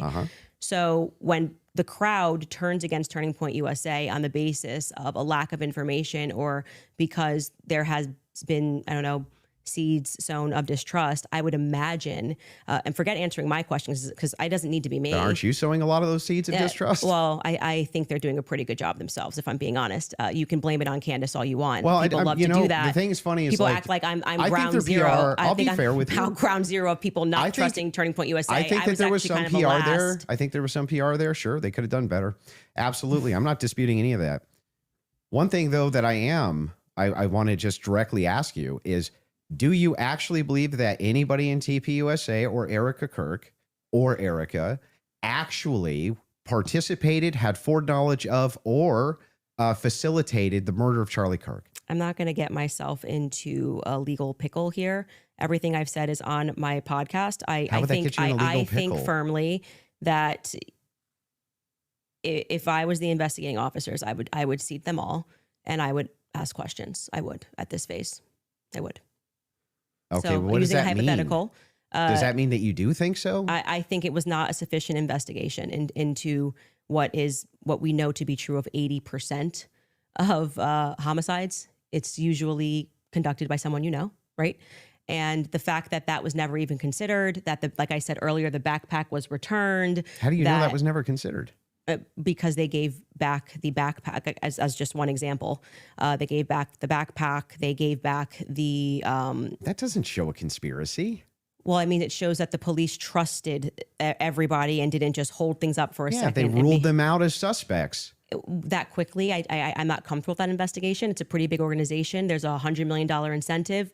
This is What $100 million incentive? what I'm saying is his organization, like it had grown to, I think it was 100 million. Plus per year. Yeah, per year. If that's something you want to factor Yeah, in, but that's what was fine. Your what- team wants to play video, if you don't mind. Yeah, There's a video they want to play of Candace said it's impossible to not believe Erica's complicit. If you guys want to play that video. Could also just ask. And so right now, their guys are going out and they're going to look for evidence. And then by May, which is fortunately around the corner, then she'll see what they found. So what the F is that performance? How could you sit up there and say, yes, I 100% believe Tyler Robinson did it. That right there is why it is impossible for me to think that Erica Kirk is not complicit somehow. Because what? Those two thoughts actually don't even follow. How would it be the case that even if Erica Kirk did believe that Tyler Robinson was 100% responsible for the death of Charlie Kirk, let's just say she believed it with every fiber of her being, believed all the evidence, because she did. She just actually did. Would it then follow that somehow she's complicit in his death? I didn't say complicit in death. You added those two words. Okay, so what's she complicit in? Yes. So sowing this narrative that Tyler Robinson is guilty. So you're chopping up clips. Like I said, you didn't have the confidence to come Okay, in well, and tell debate. me, So what now does you're that mean? chopping What it does up. complicit mean? We are showing a clip of her on Barry Weiss, which I can't remember the date that she did that interview. And Erica, when she is asked, "Are you one? Do you feel with 100% certainty that Tyler Robinson did this?" And she says, "I do." Then again, context matters. I sit down with Erica for 4 hours under the assumption that she had some evidence, right? Like I'm like, this is why I did not engage in any like Erica, everyone's questioning what she's wearing and all this stuff. I was like, I'm going to wait here because I don't know, just it feels weird to think that, did I think that some of her mannerisms were weird and stuff like that? Yeah, but that's not, you can't convict somebody on weird mannerisms. And then when I sat down with her and I was expecting for her to say, well, I'm obviously the victim on the case and we got to see the shot, taken or this or that, whatever it is. Great. That's why she has that much confidence 2 months ago. And when I sat down with her, it was nothing. It was nothing. Okay. So this is a conversation. How would that make her complicit? Complicit. And again, you said complicit in the death of Charlie Kirk. Complicit in what? Yeah. Well, if you let me finish my sentence, I could tell you that. But my point being is that then you take a look at this and you go, okay, well, this is weird. Why would you have this confidence? And then when you sit across from somebody and you say, okay, great, I want to go out there and defend you now. I want people to know that you can't say this stuff publicly, but you know more things. And she just blanks. And then she says, well, I'm going to call the lawyer. And she called the lawyer. Again, all of this is on my show. So out of context clips is not going to work because I know what I say on my show. Okay. So we call her lawyer and her lawyer says to us, she calls him on the phone, pardon me. And it's me, her, and Justin Strife. And I'm like, okay, great. What do you guys have? He goes, well, we don't have anything yet. We're not at that phase yet. And I'm like, well, what do you mean you don't have anything? And he says, well, don't you know how it works? It's a probable cause hearing. So basically the state says that they're going to bring this forward. And now our people go out and they look for the evidence to assert that Tyler Robinson is guilty. And so I asked her directly, her lawyer directly, the phone's in between us. I'm like, wait, so just so I'm clear, you haven't seen anything that the public hasn't seen?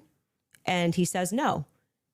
So I'm going back in my head and I'm going, okay, so why is Erica saying with such a degree of certainty, like she was sent out to convince the public and people bit, by the way. I remember even Megyn Kelly was like, let's wait. She's going to have access to things. I did think she had access to things that we didn't have. Why express that confidence to the public as opposed to just being like, we don't know yet. I feel confident he's involved. They made an arrest. I don't understand. How would any of this make her complicit and in what? Well, I've already told you. She's complicit in trying to fool the public into thinking this is some open and shut How case. is she trying to fool the public into this? If she believes Like, don't look anywhere if she believes else. that Tyler Robinson killed Kirk, if she believes that, how would that be complicit in anything? I do. Are believe, you saying that you think she doesn't believe it? I don't believe that at that stage she sat down with Barry Weiss that's what she believes. No, but that's my opinion. Right. But so when you just say complicit, you just mean she believes that Tyler Robinson killed Kirk?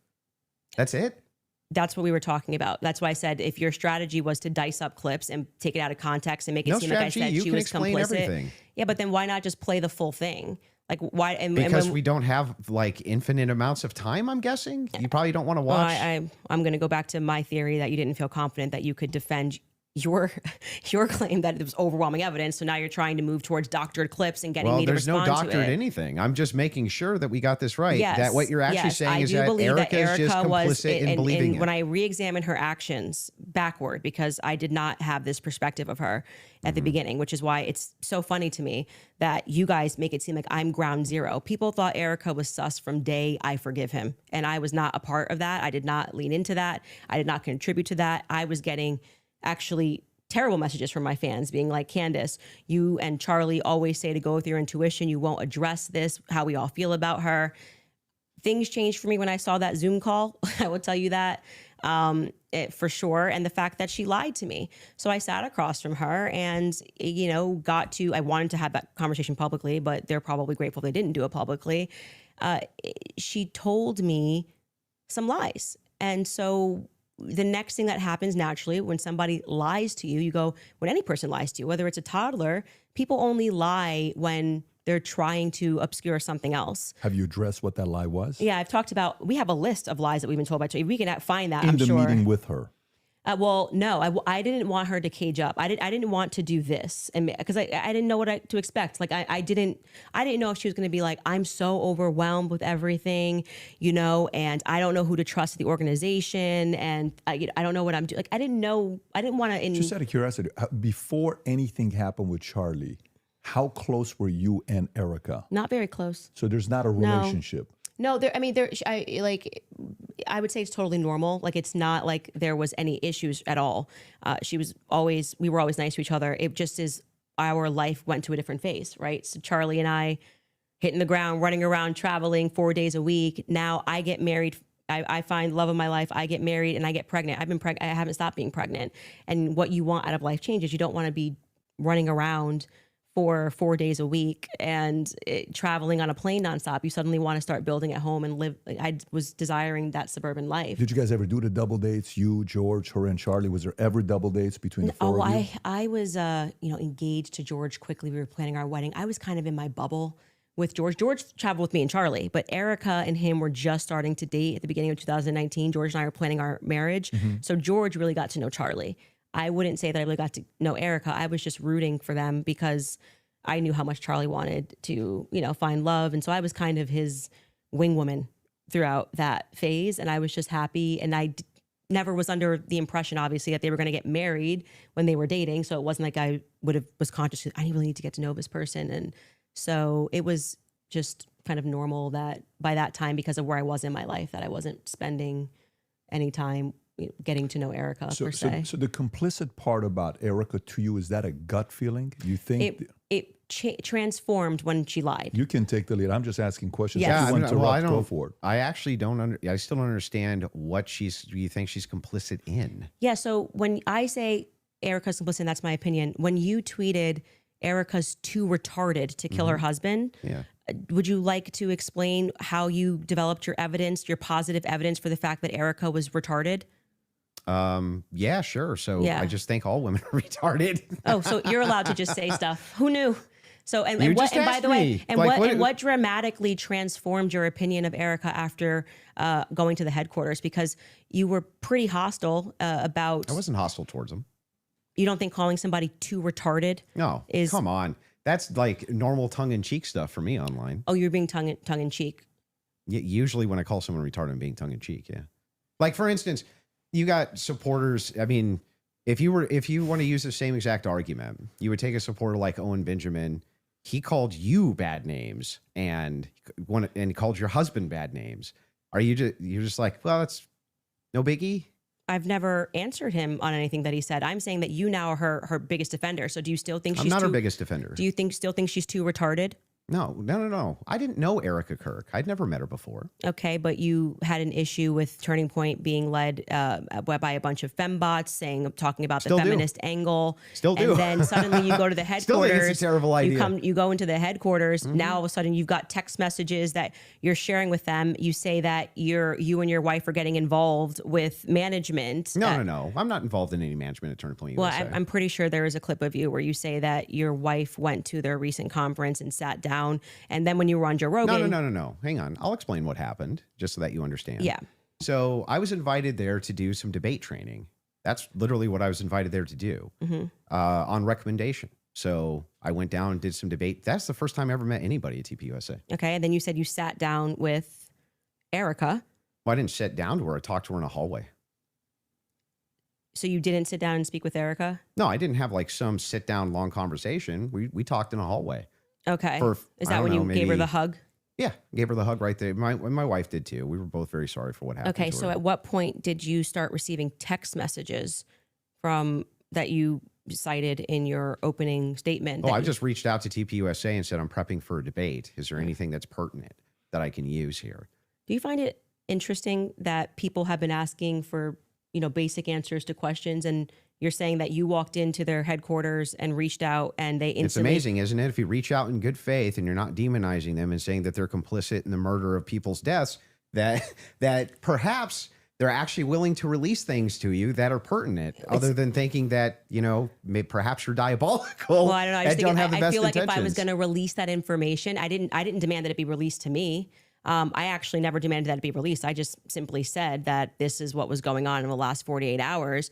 Maybe to the media, they could release it. They could release it to PBD. They decided to release it to a guy that called Erica too retarded in June. So what? Yeah, I just think it kind of shows that Turning Point is sending you as their horse. Well, I don't They know just where don't you, have I the don't know where courage to you- have the conversation. Like, I don't if they see were this- just releasing something in Let good me ask you faith a to answer question. questions. Do you have any I've never evidence of that demanded. claim? It's not evidence that No. you're sharing your opinion No. that she's too retarded. I can't share my opinion that I think it's going Well, to I never register met the as chick. really obvious to the public. That rather than presenting that throughout the course of everybody wanting to know what Charlie was going through the last days, decided to give it to you to come to my house as some sort of a surprise. Well, do you think the when- public's not smart enough to do see you through think, that? Do you think that if you Talking know about terrible PR. if you know that there's a huge debate that's coming up that's going to be probably one of the most viewed that year, and one of the debaters calls you and says, I'm taking this position. This is the position that I feel like there's the most evidence for. And Candace also agreed to answer many of my questions in regards to this. So if you got pertinent evidence here that I can use, I'd definitely like take a But look. what is the- It was actually amazing to me. It really was actually amazing to me how if you approach people in good faith and just say, hey, I'd actually like to know what the facts and details are around this, they actually do talk to you. It's amazing. Yeah, I just do not believe that they are doing this in good faith. I don't believe that anything you have done has demonstrated that's in good faith. It demonstrates that you walked into Turning Point USA headquarters and came out a different man because you were critical of the organization. You Still am. were critical of Erica, and now you're sitting here going, Well, Candace, first I of want to all, interrogate you for Have an you hour ever and a half been- about everything you've ever Have said you ever about been Erica. critical of somebody that you hadn't met and then you meet them and you're less critical of them? And the inverse has happened too. I was You're right, less critical exactly. about Erica, and now I'm more But I'm critical asking about her. you, isn't it the case that there's people you've been critical of and then you've met them and you're less critical after you meet them? Too retarded. I feel like if you think that she's dumb and let's just talk about your record. I mean, you're a person that has spent time in what most people would term to be the manosphere, talking about Kind of. Well, yeah, I debate against Against feminists. and red pillars. Okay. And a lot of the actual. So I'm a Christian ethicist. I and then always you take go the on to ethics Joe position. Rogan and you're like soft explaining away why Erica had to take over Charlie's company when they don't have a parent at home. So now you're a feminist icon. Like you just go into the headquarters and you just shift all of your perspectives. That's a bizarre criticism. Like nobody's in the bigger girl boss position than you. Yeah, I'm actually no. You're in the this biggest is- of the girl boss positions. Like you don't have to do this. Look, You just do this. You could definitely not do it at all and be fine, right? But I you don't- still do. I would say that you are making a comparison that cannot be compared because Erica's husband was just assassinated in front of the world. Which The makes sense why parents- she would take the organization No, over. that it makes sense why you would go home to your kids. Just so you know. Wait a second. That's bizarre. Yeah, You because wanna they don't have a protect- parent. They don't have a you wanna parent, and they've protect- just suffered a trauma. You don't go into the office. You 6 want to days later. protect your husband's legacy, Yeah, right? no. And you're trying to find some The new legacy normal. is his children, not the organization. It's both. No, Yes, it is both. It's totally rational and reasonable to Nope. believe that it would be both Turning Point USA, that is part of Charlie Kirk's legacy. He worked his whole life I think for this it. is why people think she's sus. and his children. Now, for you though to say that anybody's a girl boss, right? That's like the pot calling the kettle black. That came out of your mouth. No, that was you. You brought up girl boss. Girl boss came out of your mouth. Yeah, I'm just saying, I'm telling you that you brought up this idea that I'm defending some feminist nonsense. I'm not. I'm pointing out that they're by the way, She's not qualified always to take over objective- his company. there's always objective outliers to each situation. In fact, it's the exception that proves the rule. And the interesting thing here is like, I'm still just as critical of feminism inside of TPUSA as I've always been. And I'm just as critical of any pro-Zionist position as I've ever been. None of that's ever changed. By the way, I would think it's the most rational, reasonable thing on planet Earth to do if you wanted to actually see an organization change, to try to work with leadership or reach out to leadership to try to do so. Doesn't that make the most amount of sense? I would like to state for the record that I think Erica is underqualified from to Perhaps. run the organization. Sure. And on the more emotional aspects, I agree with what seems to be a majority opinion, because I'm not going to say it's scientific, that any woman that would leave her kids and go right into the office after their husband was publicly assassinated does not have their priorities straight. Okay, well, I understand that you can have those criticisms, Yeah. but I'm not understanding still how that would make her complicit. I don't have to keep answering the same question. Okay, so but let's do you let's feel your like you team got is an answer asking to how your- it's complicit? Your team is asking to play a clip. So if we Okay. want to play this clip to just finish this segment on the Erica Kirk topic, we can spend some time on that as well. So Okay. if you guys are ready in the back, we're ready. And causing that 30-06 diameter, as would happen with a patent explosives, as we've demonstrated to you in the past, it accidentally, because of how Charlie was crouched, went up and hit his neck. And that ruined everything. That ruined everything. It was problematic. It's the reason why Terrell then had to scramble to get the cameras down, because they were never supposed to see it. They could have said reasonably that a 30-06 got eaten by Charlie, much more reasonably, obviously, than saying that the chicken bones in his neck stopped it because he ate vegetables. They panicked.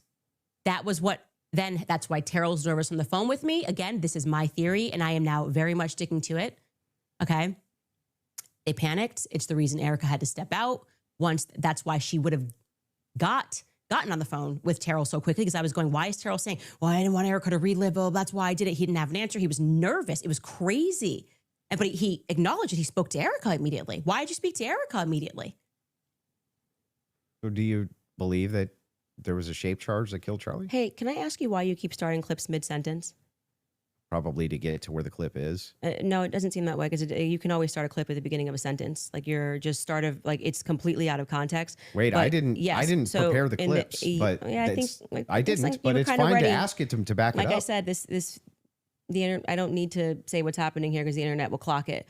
But in this episode, we are now going, and that's why I said we're now going to look at some alternative theories. I made it very clear that this was a theory that I didn't want to look at. This is, I believe, because I don't have every episode on my head, but I'm pretty sure this is an episode where we presented the evidence that was in the car, the photos of what was in the car, right? And so we are now inferring off of what we see in the car that this very much does look like that we see a bunch of shattered road microphone, which was an early theory that I was actually interested in, but couldn't really wrap my head around what was the shape charge explosive. As I say at the beginning of the episode, it was just not my expertise.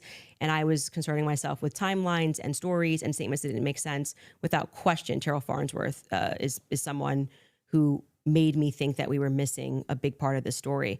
So I'm walking them through John Bray's theory. If we started to insert what we are actually observing with the evidence that we're taking a look at and what took place that day. So we're completely in the hypothetical right here.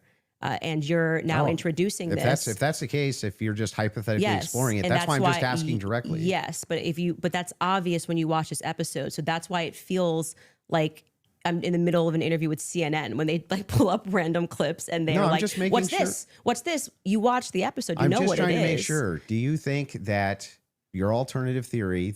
I think John Bray's theory should be explored. Yes. Okay. Do you think that Charlie Kirk was killed with an explosive? I think that is a possibility. Yes. Okay. And it good. should be explored. He's done a lot of work on it. John Bray has done good work, and I think that that's why that theory is now starting to gain steam since we release the second set of the photos of what was in the car, I think it's viable. So this was the big thing I wanted to get into with you on the explosives too. Mm-hmm. What is it about that theory that's actually compelling to you? So I looked into the explosive mic theory multiple times, and the biggest thing that stood out to me is there's no explosion. there's literally no explosion. In fact, there's videos when the shot rings out that kills Charlie.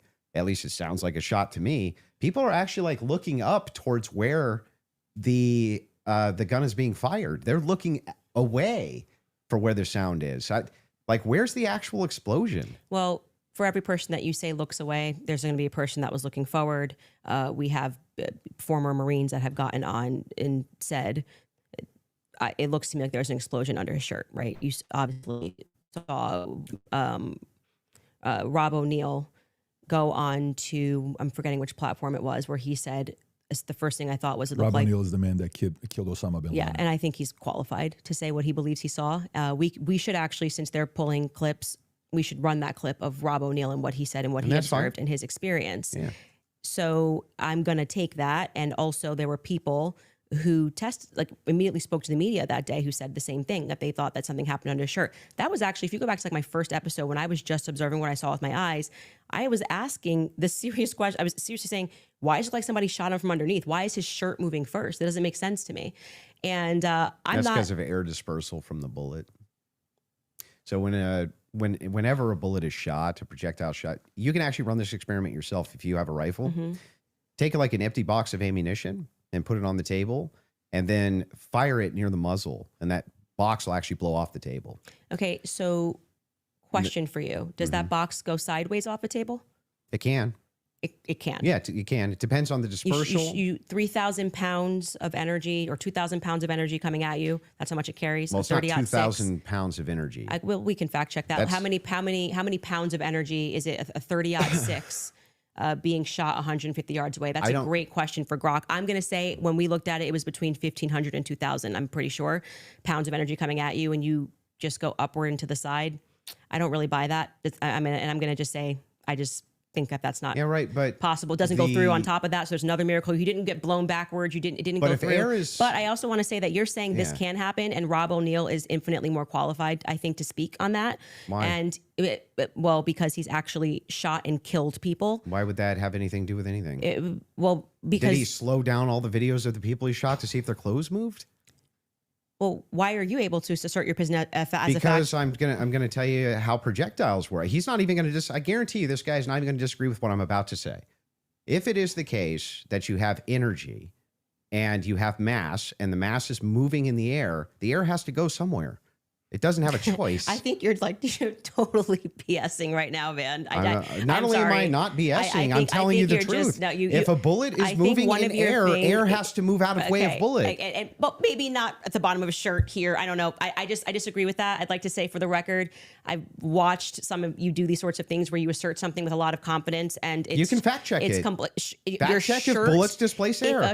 Not about whether it displaced air. It's where it dispersed the air. Underneath his shirt here. It's not underneath the shirt. The bullet's this big, and you're telling me it's going to hit his neck. Candace, and then it's not underneath the shirt. The shirt starts puffs up here, and the collar's moving, and then you see the wave here as he's moving backwards. No. Yeah. That's not true. It's not. And we obviously can't show that clip. I disagree with you. Okay, I understand you can't show it for TOS purposes. Exactly. That's fine. I disagree with you. People can go watch and make up their own minds. We don't need to debate it. Whether or not that was the first thing I said was, why is his shirt moving first? That didn't make sense to me. It almost looks just like this. It goes across. His necklace breaks first before Charlie even reacts. If you watch it in slow, his necklace breaks first, which I thought was very odd. And then you see a puff here, and then the next thing you know, there's the entry wound on his neck. I would not confidently assert that I see smoke. I've never said it on my platform. Do you think that an explosion generally has smoke? I don't think that there's any quality version of video that would get us to be able to answer that question, other than Terrell's 4K footage that he has from the front. So there's a lot of, if you look at the Israeli pagers, it's assumed that it's a similar, if not the same type of explosive that was used inside the pagers that would have been used inside of this road mic. I think that you should, since you love debating, you should debate someone like John Bray, who's worked on that theory for 11 months, and ask those sorts of questions of how a shaped charge would work. I presented the evidence of what was in the car. And I also, at that episode that you're clipping, said John Bray has done an unbelievable amount of work on this. Mhm. And I think he has debated a ton of people actually regarding this topic. So that's the route that I would send you on.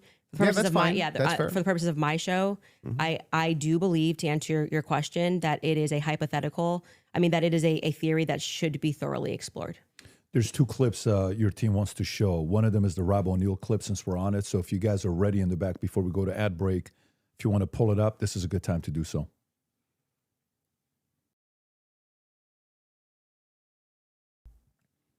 And good to see you, General Holt. You too. A lot of things bothers me about this. Nothing in particular. And it's not like I'm out there saying big lie or conspiracy or someone did it. I'm just saying I've been in a lot of shootings. I've killed more than a handful of people, and this thing looked shady off the bat. I mean, I've killed people closer than I saw the camera, and I've never seen a shirt move like that. That looks like an explosion to me. Just the fact that no one started doing first aid to Charlie Kirk, they were more concerned about getting SIM cards out of cameras, removing cameras, and then getting him off the X somehow. There didn't seem a lot of concern for his life. It seemed like just clean it up. And then, I mean, I've been told they paved it over a couple days later. And then you get Erica Kirk behind all the razzle dazzle, and she's really quick to forgive the alleged shooter, which technically says that was him because I forgive him, but that you can't forgive Candace Owens for having an opinion or asking questions. And they mock people by saying, oh, I'm just asking questions. Yeah, I'm a SEAL Team 6 sniper. I'm asking a lot of questions. No one wants to answer them. And you're able to ask. He's actually said very little about the explosive there. So I'm he just saying he observed, he said he's shot people up close Yeah. and he's never seen a shirt No move like dispute. that. And it looked to him like an explosive. That's what he just dispute, said. But when I play that video at full speed, I can't see a shirt moving. I can only see a shirt moving when we slow it way down. So if I'm in real time, I'm just assuming this, right? If I was in real time and I was in like a close quarters combat, you kill somebody situation, and I shot them, would you even see the shirt move? Well, I just feel like 5 minutes ago you were arguing that it was because the bullet carried air. Now you're saying you don't see the shirt move at all. Yeah, but that's if you slow it down, the disbursement of air, that's where you're going to see it, right? It's going to be very quick, very, very, very, very fast. Yeah, and then that's over. not what I saw. And clearly it's not what he saw. And he thinks that there could be an explosive. So I'm just saying to you, When you, people disagree with you. Your opinion's not a fact. That's all. I I understand. think that's a good place for us to, if we have another break, and then we can keep answering your questions. Yeah, I mean, I think, yeah, sounds good. Perfect. We'll do a quick 3.5 minute ad break. We'll be back for the last segment. All right, thank you. All right, you guys, I want to tell you about Ethos because life has a way of changing your priorities. All right, so let's bring up a couple different things. First off, we'll start off wise words from Big Bro. Of course, everything we hear is an opinion, not a fact. Everything we see is a perspective, not the truth. The Honorable Marcus Aurelius. All right, so Mary, anyone who has followed this whole saga knows what she implies. It is the implying and insinuating that bothers me, and how everyone believes it as a fact. Is it that it bothers you because you don't believe it's a fact, or is it bothering you that she's saying it? And based on insinuations, like, yeah, I don't like people insinuating certain things, but based on what she just said it pretty directly and clearly that she believes Erica Kirk was complicit in covering up and trying to fool the public. What other insinuations do you think she's making? I never was in love with her show, so you've probably watched a lot more of it than me. But my question would be, like, isn't Candace pretty direct? Like, she always comes across as somebody pretty direct. And to even be going through this where they're playing little clips, I don't know. She hasn't stumbled as much as I guess somebody who would just be making insinuations and not direct and would be. I don't know. But once again, this is all just based on feelings. You're asking somebody who has a feeling about something based on, when it comes to Erica, the things that you mentioned. Yeah, I think a lot of people have those feelings. I think that's part of the reason why a lot of people not only watch her show, but are tuned into a lot of other people that look at the evidence that was presented, look at the very strange behavior that Erica did, and say, hey, this is weird. This is weird. The fact that Candace said she's only complicit in covering it up, I feel like that's probably less than what other people believe that she's complicit in. Um, but Mary said, I have my own outlandish theory about Candace and why she went crazy on this sad story, but my theory is psychological analysis and not fact-based. Well, Mary, it seems like you're doing the very same thing that she's doing. Yo, like I'm almost laughing. Like, are you playing or are you serious? Nah, you're joking. Wait, you just got me. You were joking. I'm assuming that you're joking. You said, let me read this again. I have my own outlandish theory about Candace and why she went crazy on this sad story, but my theory is psychological analysis and not fact-based. Wait, tell us if you're serious or not, because then I'm going to respond. I'm assuming that you're joking, because then you would be doing the very same thing that you're like, or that she's getting accused of. That it's not based on fact, anything that can be proven, but it's just your thoughts based on psychological analysis. Just like I think a lot of people who, they don't even have to get into the psychological analysis from a standpoint of where they would use the term psychological analysis when it comes to Erica Kirk's behavior. You would just say, yeah, she's moving strange and weird. So therefore, it seems like whatever she's saying, it ain't that. But I don't know. What are y'all thoughts? What are y'all thoughts? What are y'all thoughts, man? Are we really about to sit here? Hold on. We've been on here for 3 hours. This is after doing a 2-hour show, too. I guess this is what streaming is, man. This is what streaming is. If you built for it, you built for it. All right. Over under on the break being more than 5 minutes. Or is it over under on it being 5 minutes, or not more than 5 minutes? You would just say over under. Right. I don't know. But yeah, let me know. Let me know, and I could let y'all sit here in silence too. I don't have to be talking y'all through this break. What everybody got going on for the weekend? Matter of fact, let's actually go check out.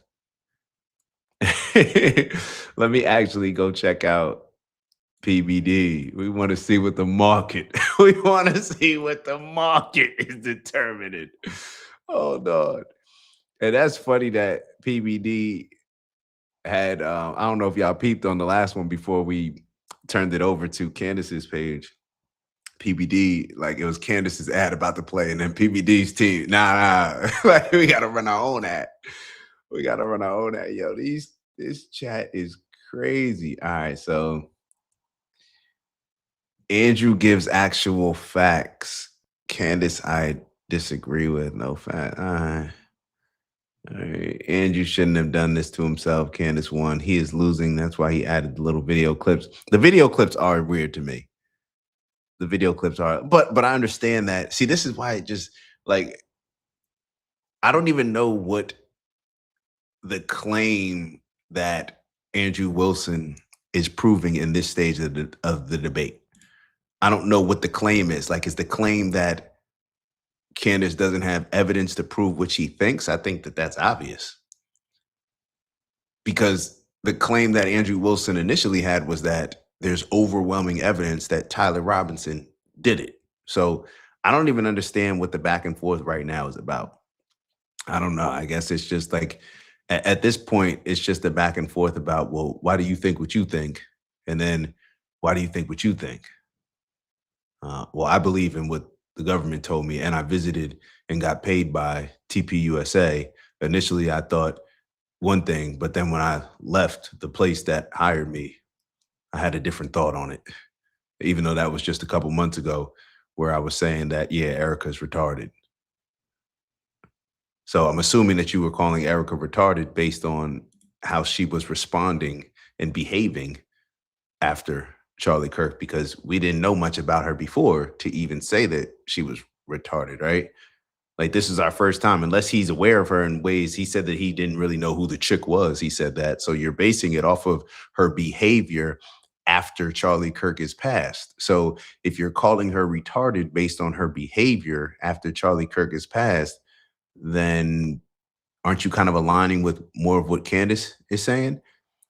And if you're going to use the argument that, oh, I just say all women are retarded, well, you know that it doesn't have to necessarily be Erica going up there and pulling the trigger to be involved in something like that. It also doesn't have to be Erica doing anything other than the acting job that she seems to be doing when it comes to, her reacting to Charlie Kirk.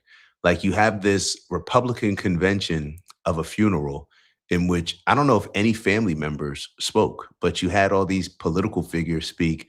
You're selling merch. You're using firework. Like, what are we doing here? What are we doing here? So yeah, like Matthew said, his claim is he believes the state. Like, okay, the majority of us don't. Even the people that seem to be disagreeing with Candace, they don't seem to believe the state either. And then his claims is her claims don't hold water. So Mary said his claim is her claims don't hold water.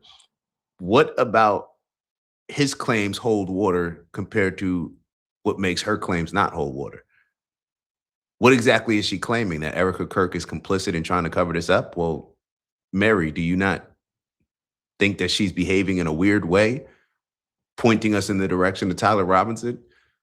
Maybe not diving into the fact that they paved over the crime scene. Like these are just things that have come up. Like it's very strange how people were reacting.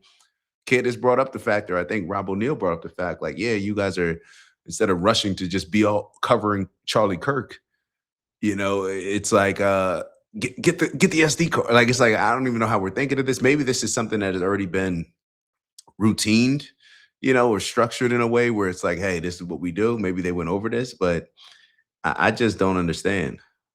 I just don't understand. Maybe I'm missing it. Hold on. Did we? All right, so we got that going still. Is it which one am I on? Oh, this is the one that I'm on. All right, so we'll get that back going. Big Bro Finn said, Fed slop versus women's intuition. Oh my days, God. Oh my days, God help us all. I tell you what, man, you ever done something or be doing something that you just shouldn't have done, you shouldn't be doing? And it's like you call your girl and it's like she just feels something. Like I'm like, yo, maybe it's the way I'm acting. I'm just saying, this is when I was young. This is when, real young, like 36, 37. Like I'm 39 now. I'm talking when I was really not. Oh my God. What did Stoic say? Andrew, you don't have positive proof. Candace, none of this passes the sniff test. Me, this debate is some good demoralization, psyop slop. I think we're all right. Yeah. Yeah. That's the thing. I think like there's nothing for anybody to prove here. But the thing is that Andrew wanted to debate Candace to disprove the things that she was saying. Like, I don't think, like, unless I'm mistaken, I wasn't following this, but did Candace say, hey, no, I want to debate and disprove what you're saying? Or it's like, none of this is provable. And this goes back to what we talked about the other day. People argue the most and become the most extreme based on the things that they believe for whatever reason, but cannot prove. People get so extreme on the things that they cannot prove. It's like, yo, you're an idiot if you don't believe this. You're this if you don't believe this. Oh, you're just. It's like, yo, you like, if it could be proven, then I guess we would just believe what the proof is. But yeah. What was it, Shaggy said? It wasn't me. It wasn't me. Man, listen, I done. Oh, man. Oh, man. Yeah. Yeah, I'm thinking about the good old days, man. The good old days. The good old days before. Yo, I done had. I'll tell y'all a funny story. I remember my boy was on Instagram. One of my homies. This I didn't know what Instagram was. He came out to Indianapolis, and I was hanging out. We were all hanging out at this little spot we used to go to. They used to take care of us, and somebody was in a picture. And I remember Maya asking me, oh, hold on.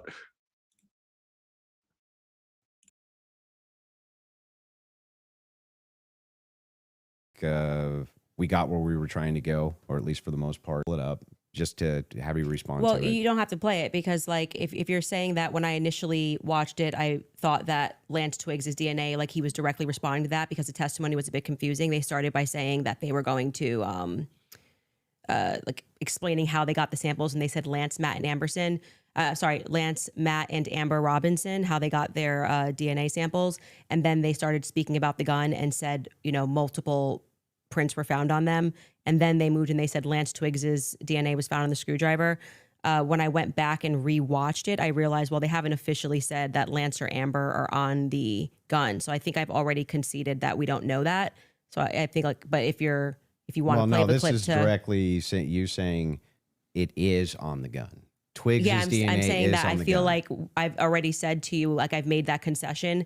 But just to be clear, whenever I make a mistake, I just correct it. So that's why when you were asking me 3 times, I've already said we don't know yet, and I've corrected that mistake. So if the purpose of you showing this is to demonstrate that Candace makes mistakes sometimes when she's taking in a lot of information and she's reading through legal documents and she's trying to remember No, it's not 9-hour actually. testimony. It's just demonstrate something else. It is, in fact, the case. We're all going to make mistakes. Yeah. I'm going to make mistakes. And I've on already the case. I've already You're going to make conceded. mistakes on the case. Yeah. But in this case, you were very adamant that his DNA was on the gun itself.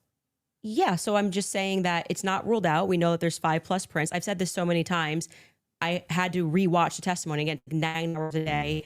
It got very scientific when they were speaking about this, and I think I wrongly extrapolated that they meant all 3 of them were on the prints when the only person they officially named was Matt Robinson. So we don't know yet if Lance Twiggs has his DNA on the prints, DNA on the gun officially just yet. Okay. I've already conceded that. Sure. So that's fine. And then the last one is one with Erica Kirk. sure. This is like the Erica Kirk. like, all right, Well, this Erica. just You goes could back- just sit down with me, Erica, This but we just could do it goes- this way. This goes back to a previous claim that you made. Yeah, That's why sure. I'm bringing it up. Straight to jail for questioning, at least, Erica. I don't care who's mad. I really do not care who wants to be upset after this episode. Really, you will be wasting your breath. You can spend $1 billion on influencers because this is all becoming increasingly inexplicable. You are asking me to be an idiot, actually, and I cannot do that for you. Someone once commented beneath this show that if the situations were reversed and there were this many verifiable lies, So straight to jail. Yeah, so that's the show intro, and straight to jail is a monopoly term. Okay. Like, So do not pass go. Yeah. Do not collect $200. Yes, it's You're going straight to obviously jail. tongue in cheek. And then I explain that actually I think that she should be brought in for questioning because of inconsistencies. So this is the exact episode when I started to think that she should be sat down and questioned. And I still believe that. I still hold the perspective that Erica should be sat down and she should be properly questioned. Do you know that she hasn't been? No, actually, that would be a great thing for the spokesperson of Turning Point USA to say that she's already but sat why- through. why do they- I mean, my guess would be she hasn't because they returned everything to her. Yeah. But Why do they owe you that though? Why they don't owe me yeah. anything. That's my show you're watching. Just, the clips that you're pulling are Yeah. from my show. So if I want to say something on my show, I can say that. I You didn't say can. they owe me something. I don't think that's ever, You unless you can, have but another if you clip. say like you need to be sat down for questioning Yeah. and you don't even know if they haven't been, that's strange, right? Do you know if they have been? No, I have no idea. So you're just saying, what if they haven't been? Yeah, if your You're just kind entire of filling the air. if your with entire just thing is junk. if you're no, it's not junk. If the query is why is it that Erica Kirk's not being sat down for questioning, but you have absolutely no knowledge whether or not she's been sat down for questioning or not, what that does is it creates an innuendo. It creates an inference. It creates out to the ethos that this should be happening because something's wrong here when you actually don't have the knowledge that anything's wrong at all. I just think that my opinion is that she should be sat down and questioned. But you're not sure if she hasn't been. Yeah, and you're not sure if she has been either. So, like I said, I feel like now you're just kind of filling the Well, air to with my nonsense knowledge, because this Turning is Point's to- like, we want To my make knowledge, sure that you go in there and you nobody- defend Erica. And I have to say, I don't think you've done an extraordinary job Great, at that. but I'm not here to defend Erica. The thing Well, is, I though, would is say like that since 4 out of 5 of the clips that you Yeah. had on the ready when we asked you guys ahead of time, I mean, I want to just assert how professionally we have dealt with this debate. As you can see, we have not planned any gotcha clips for Andrew. I expressed to him that what we were going to do was just to use people for fact checks, and because I might not remember something, or I do remember something, and you're saying no, and that is what I think will register to people as very Well, wait, fair. I expressly we did not take out of wait, what? context clips of Andrew But to I try to expressly said please that don't I cut was me gonna off. bring We did claims, not. right? No, when you said you were going to bring claims that Your you would want me to claims. speak to, you didn't say I intend on sitting you down with out of contexted clips to which we said to you before in an email. Any clips that you want to share with us, send it Mm-hmm. over. Let's assert a debate claim so that we can both be ready to respond to it. This just that's not really what happened. well. What didn't yeah, happen? this the way that you're framing the exchange, that's do you not mean? that's not actually what happened. We were negotiating. It is true we negotiated out the claim itself, right? Which one's going to take which position? I wanted to make sure that I had at least an hour and a half on mine, and you got the time for yours to question me. We did. We got through your hour and a half on mine, roughly an hour and a half now on mine. That's basically how this went. But in the beginning, I did not take an hour and a half to just pull out of context clips with Andrew. I actually debated the substance of what's going on in this trial and this hearing. And I do think that There's- I think you fell short of that. There's And nothing you- out of hang on. And There's I did nothing not here say, except I'm holding just you to gonna account get for you your to say claims. yes or no. Well, hold on. We Yeah. were supposed to be debating the case This and is whether part of or the not case. there was overwhelming evidence. These are your claims about the case. No, you then admitted that now you're getting into another sphere and you want to talk about the transcendentals and things that I've And we said. got through- And like 4 yeah. out of 5 of your clips are about Erica Kirk. So the general I perception don't think 4 out of 5 even is were. your turning points horse. Oh, I so you think just- quite just- a few you of just- them were. you Was just- there 3 just made it Ericas up? or 4? So you're just making stuff Can up? we get a count of how many were about Erica? I feel I like think it was 3. 3. 3. Okay, Yeah, 3. I 3. said 4. But those are extraordinary sorry. claims. That's which is why you're asked Okay, about them. well, right? okay, but the point being is now you're veering into trying to get me to defend my opinions, and then you completely shirk responsibility Your when I claims. point out yours. No, they're not claims. When No, you they're tweet claims. Erica is too retarded, you go, that's just whatever, and then you move on. That's a claim that and I'm responsible for the claim. Well, earlier when I brought it up, you said that it was tongue in cheek. Yes, sure. That's me responding to your criticism Okay. of the claim. That's all I'm doing here. I was interested, and And I'm happy to get into also the Patsy stuff now, if you would like to. well, Your that team was has one more supposed to clip they be want the to play whole The one from more, 7 days okay, ago. sorry. They got one They more had clip. two. and We then were can getting go to into the Patsy. Patsy stuff, and you stopped it, and I was explaining to you. Oh, they have one more clip. Okay, let's go. They want to hit the minimum of 4 clips you were saying with Erica. So 100%. This is absurd. okay. And this is the one you're saying from 7 days ago.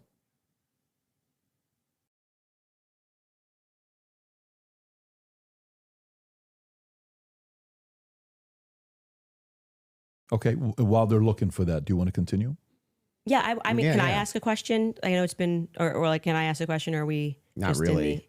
I'm just gonna. Okay. We're going to hold to the actual contract itself. the contract does not say that you are allowed to just question me without me being able to respond to you I've never said you or can't have respond. a conversation.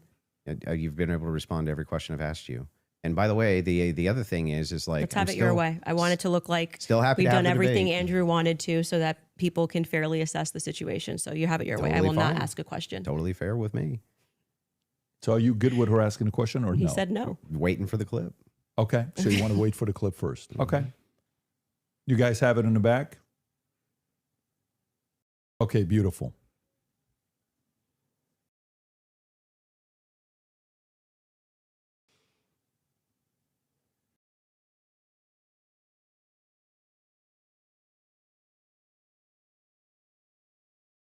You Your need team, the Jeopardy Your team thing. told me they had it. So That's what I heard. Okay, there we come go. on, guys. Did this crime. Okay? Because Lance I can't hear Twigs this. My has thing his went out. Just DNA tell me what on it the said towel. longer. It's fine.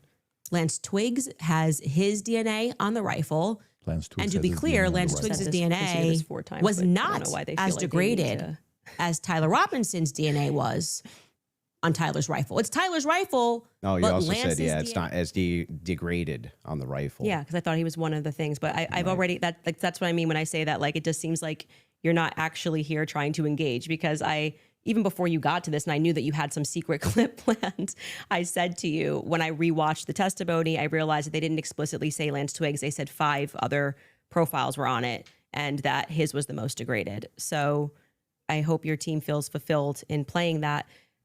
Is there any more? I'm happy to play every clip that he has on the ready. Anybody?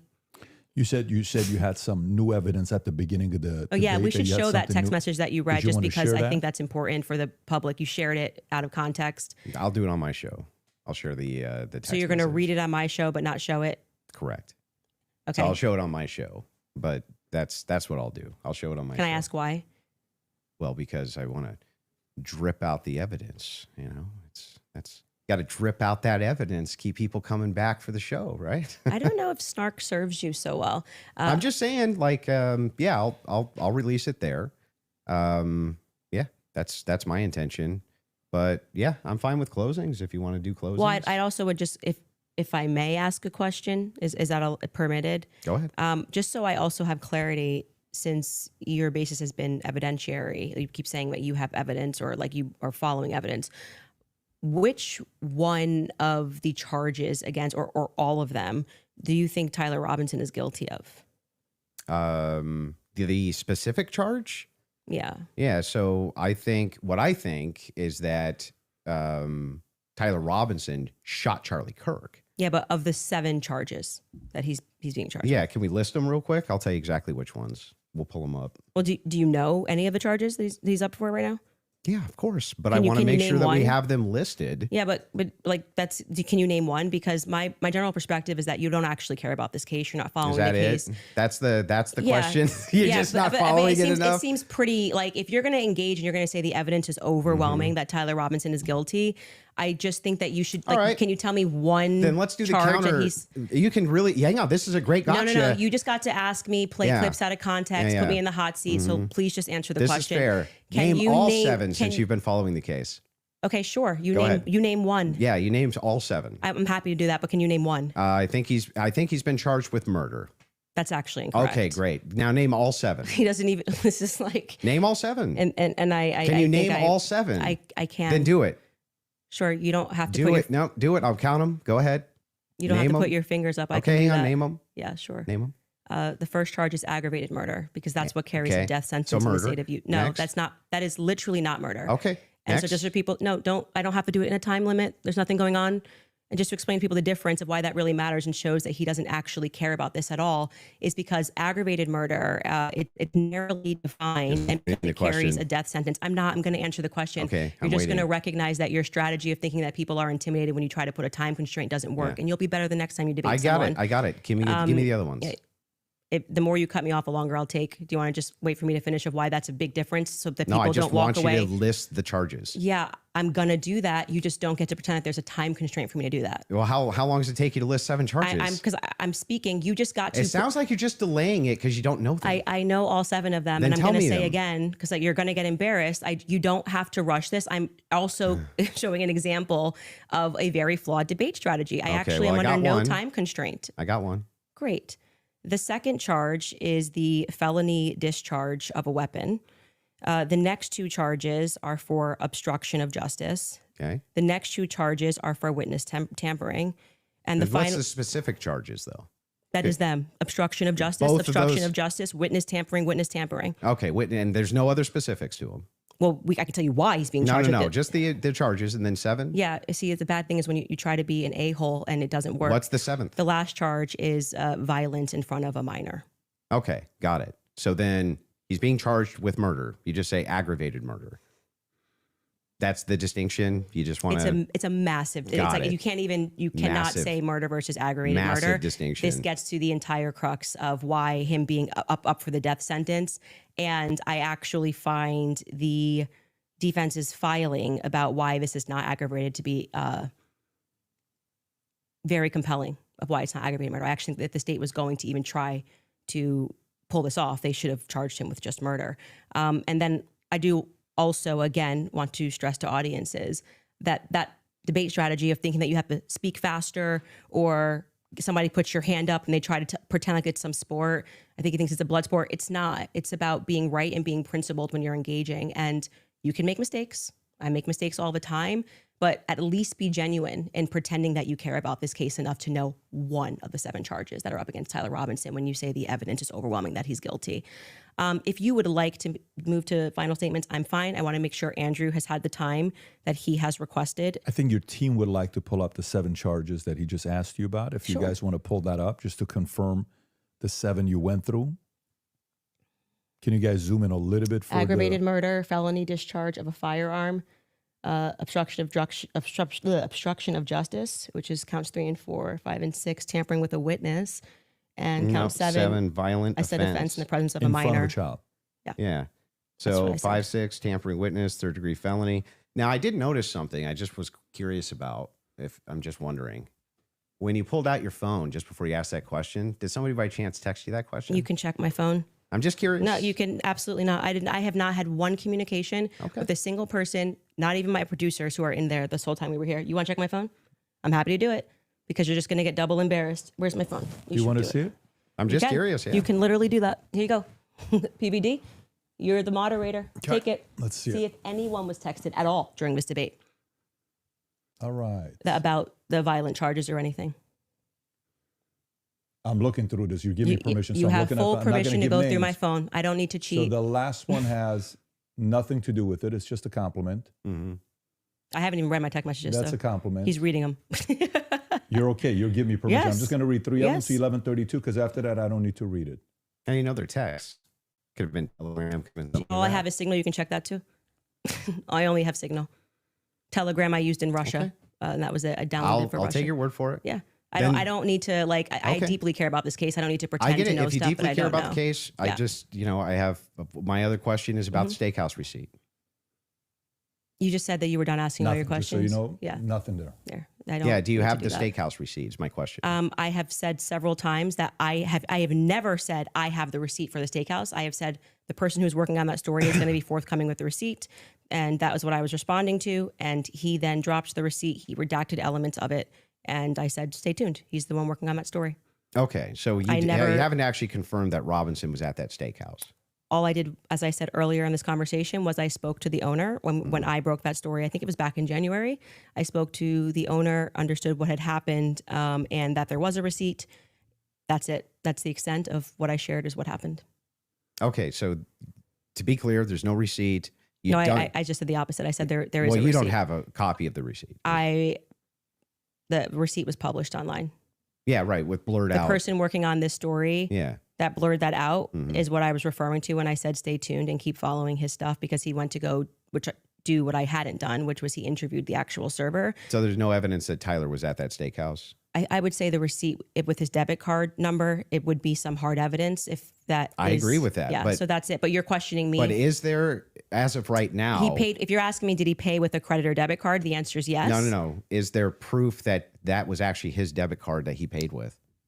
I think you should follow the person that is behind that story. Well, It's the more reason I'm something asking you is because you always include it in your timeline that he traveled to the steakhouse. Yeah, we've been building a timeline with things that we Mhm. feel are But is there any actual Utah 1102 evidence? approved. I think speaking Yeah. to the owner, knowing that there's a receipt, seeing the receipt is good enough to put on our timeline. But the receipt itself, the question I always had about it is, couldn't you just call the merchant? Like, if I've ever had a merchant account, I just call the merchant Mm-hmm. Well- account processor and say, "What's the name on this?" Yeah, I would stay tuned. I feel that having spoken to the owner, that the evidence is compelling enough to put onto my personal timeline of what took place on that day. That's where it's gonna stay. And if it gets debunked, I'm happy to take it off. If that's what you mean, that's how an investigation works. Like I said, I did more than enough. It would definitely pass the test by the Utah 1102 rule. For sure, for certain. To be submitted as hearsay. Well, yeah, beyond that, because they Yeah, didn't even but- have receipts. They were like, Bob told But me the this. question is, the receipt itself, it has not been verified to have been Tyler Yeah, I just want to Robinson's, say you're right? holding me to a higher standard than you are. I'm not even holding it. in I'm the just prosecution. asking specifically. Yeah, I've been very forthcoming. I've told exactly what happened. I spoke to the owner. I got the tip, and So I should that be chased it added in down. an official timeline that It's you in give? my timeline. It's my show, and we can add and subtract what we want, and we do. If You we can get do something what you wrong, want, sure. But cool, I I'm just wanted to asking, make sure. should you include a thing that you know hasn't actually been verified to be Tyler Robinson? Yes, you should. If we're trying to build a timeline, you should. Yeah. You don't think that falls And then under... you should remove it if someone somehow debunks it. But I think that there is very strong evidence that is where he was, and that What's is the strong evidence? Just the two people who said that they saw him? I'm actually all good with being. I feel like Okay. I've sufficiently answered your question about how it got All right, fair the information, what happens next. Would the next stage of this investigation being somebody accessing knowing what his debit card was and confirming it? Yes, and I do believe that will happen. If it does not happen and it gets debunked, I'll remove it from my personal timeline that I share on my show. That officer, the first officer that was up on the roof, Mm-hmm. do you remember his name? Officer Bagley. Yeah, what was his first name? Christopher. Christopher. When Christopher got up on the roof, you talk a lot about how his camera died. Well, he talked a lot about that during the About preliminary his camera hearing. died. Yeah. Do you think that he planted that screwdriver up there? No. No. Who do you think planted it? If we're just going on am I allowed to have an opinion? Of course. At this stage, I would say that I don't buy his assertion on the stand that he didn't check to see if anybody went onto the rooftop before he got up there. I do think that it's possible, it's at least plausible that the screwdriver was planted. I don't believe him. What I can say strongly is that his cam died at just the right time. His body cam died at just the right time. I think that, as you were just grilling me about whether or not I had got the merchant receipt for a debit card, that kind of makes it difficult that we just have to sort of trust that a screwdriver was found and we don't have any should be evidence of a police body cam.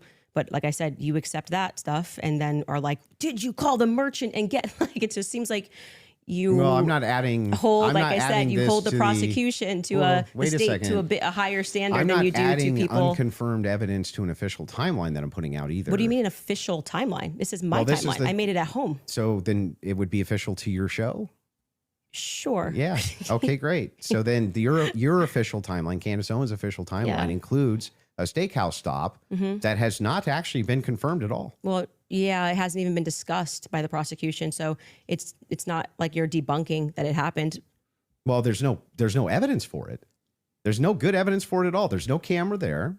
And the steakhouse receipt itself has never been confirmed to be Tyler Robinson's. I'm assuming this is just like a talking point they gave you, and you got to like keep pushing this, or like I've been 'cause following it very closely on X. the receipt. You weren't even following the charges of Tyler Robinson, but you really You wanted to think know. that I've been because- following it do you very think that closely on because- X. Wait, you think I'm calling owners of do you know steakhouses that- and having a wait, conversation. You're following Congo Yeah, on I X. literally followed the entire trial or the preliminary live. I was live with an attorney. We covered all of it. You think because I have a momentary lapse where I'm like, oh, it's murder? No, it's aggravated murder. Come on. You didn't know any of the That's charges. splitting you Didn't, no, that's not hairs. splitting. It means you didn't follow the preliminary hearing at all. No, it doesn't Like mean you that don't at know all. any of That's the charges that are ridiculous. against him. When this is like getting literally to the crux, Oh, aggravated man, murder versus murder. It's a ridiculous. death sentence. And not only that, let's point this out.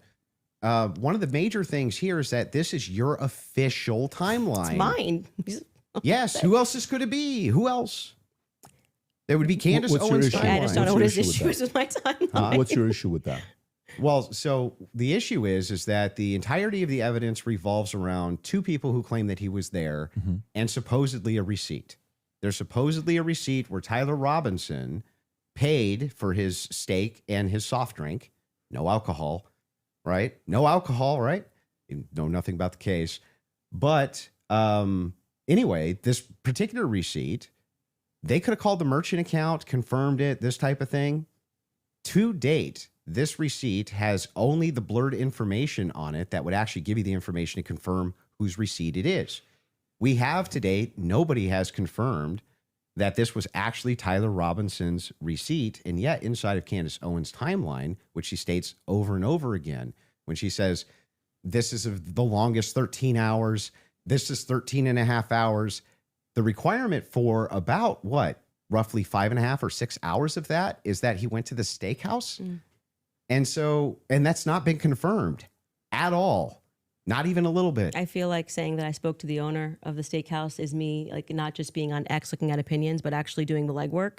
And that's why like I said, if you think this builds up a rapport with your audience and makes you seem like a serious person, we don't have to keep belaboring the point here. I feel like I've demonstrated that I did as much as I could to confirm this when it came in. I spoke to the owner of the restaurant, obviously took down everything he said, noted that there was, in fact, a receipt that he pulled. That receipt that was published is real. A debit card and a credit card was used. If for some reason somebody misidentified something down the line, or we find out it's a different Tyler Robinson, I'm happy to remove it from my timeline. But for right now, I think that there's enough under the Utah 1102 rule for me to keep it there. I don't really think we need to keep going into circles about this receipt. It's my timeline. I don't know why the 1102 rule would apply here for your Because timeline. you will constantly cite things that are said in that courtroom that have less evidentiary support than me contacting and speaking with the owner of the restaurant. It's not like I dreamed it, as to use your expression. So it's in my timeline, and I'm going to keep it there if that's Sure, you can keep whatever you Great. want there. I'm Okay. just saying that there's no evidence he was ever cool. there. Okay, thank you. I think No we hard covered the evidence point. anyway. Yeah, I'm fine with closing. Okay, so the last thing we're going to do before we go into ad break, right after this will be final thoughts. I'll be asking both of you if anything on your opinion, thoughts changed on the case, and then we'll finish it up from there. So with that being said, a 3.5 minute break, and then we'll come back for final thoughts. All right. All right, you guys, if someone followed you everywhere that you went, recorded what you searched, How do you pronounce it? Is it Occam's razor? Occam's razor? Occam's razor? Yeah, that's like that is responsible for getting a whole lot of people locked up who didn't deserve to be locked up. That's like, yeah, let's just whatever seems the most likely, simplest thing. Let's just go from that. But you're picking and choosing when to apply it. Like anybody can use that same concept, that same perspective, and looking at Erica Kirk's behavior and say, yeah, something just seems off, doesn't seem right. Anybody can look at the feds putting out certain information that doesn't align, that doesn't seem to make any sense. The stuff that they're putting out is like, wait, what? They said this, they said that, they said the family. They're trying to paint a particular narrative. Hold on. Heidi, I told you I'm on the show. I'm gonna call you right back. I'll call you right back. It's my partner. But you're trying to paint a narrative by only using this approach to when it comes to painting Tyler Robinson as the killer. When somebody lies to you, when the feds are lying, when the feds have certain inconsistencies, when Erica Kirk is up there damn near looking like she's celebrating, it didn't seem very funeralish to me. You're selling merch. You're celebrating the fact that y'all had a bunch of sales at your husband, like the week after that he died. Like, do we apply that same concept to that? Oh, the PBD. Hey, you gotta let the market decide. You gotta let the market decide. And by the way, man, PBD's been doing a great job during this pod. PBD's been doing a great job. We gotta let the market determine. I don't know whether Candace is winning. I'm not gonna say that Andrew Wilson is winning, but we're gonna let the market decide. I'm just happy to be here. I'm happy to be here. We broadcasting it live on the channel. Oh my God. I don't know about this, man. I just don't get it. Like, I don't get and this is what it seems like for a lot of y'all just don't like Candace. And I saw somebody else write, a lot of people just don't think or aren't comfortable with a black woman breaking the case on this. I'm not even saying it's that. Y'all know me. I don't do the race stuff. Not to say that you're wrong, but yeah, whatever. When it comes to this case, stuff is off. It's like some of y'all just seem to not like Candace. You keep holding Candace to this argument, but then you'll come out and say, well, my psychological analysis. Well, she's doing her psychological analysis. And I don't think you have to be that in depth to look at Erica's behavior, to look at Cash Patel or whoever else has been reporting on this to say, like, yeah, something ain't lining up. The fact that they try to hide, it seemed like, some of the opinions that Charlie Kirk had and all this.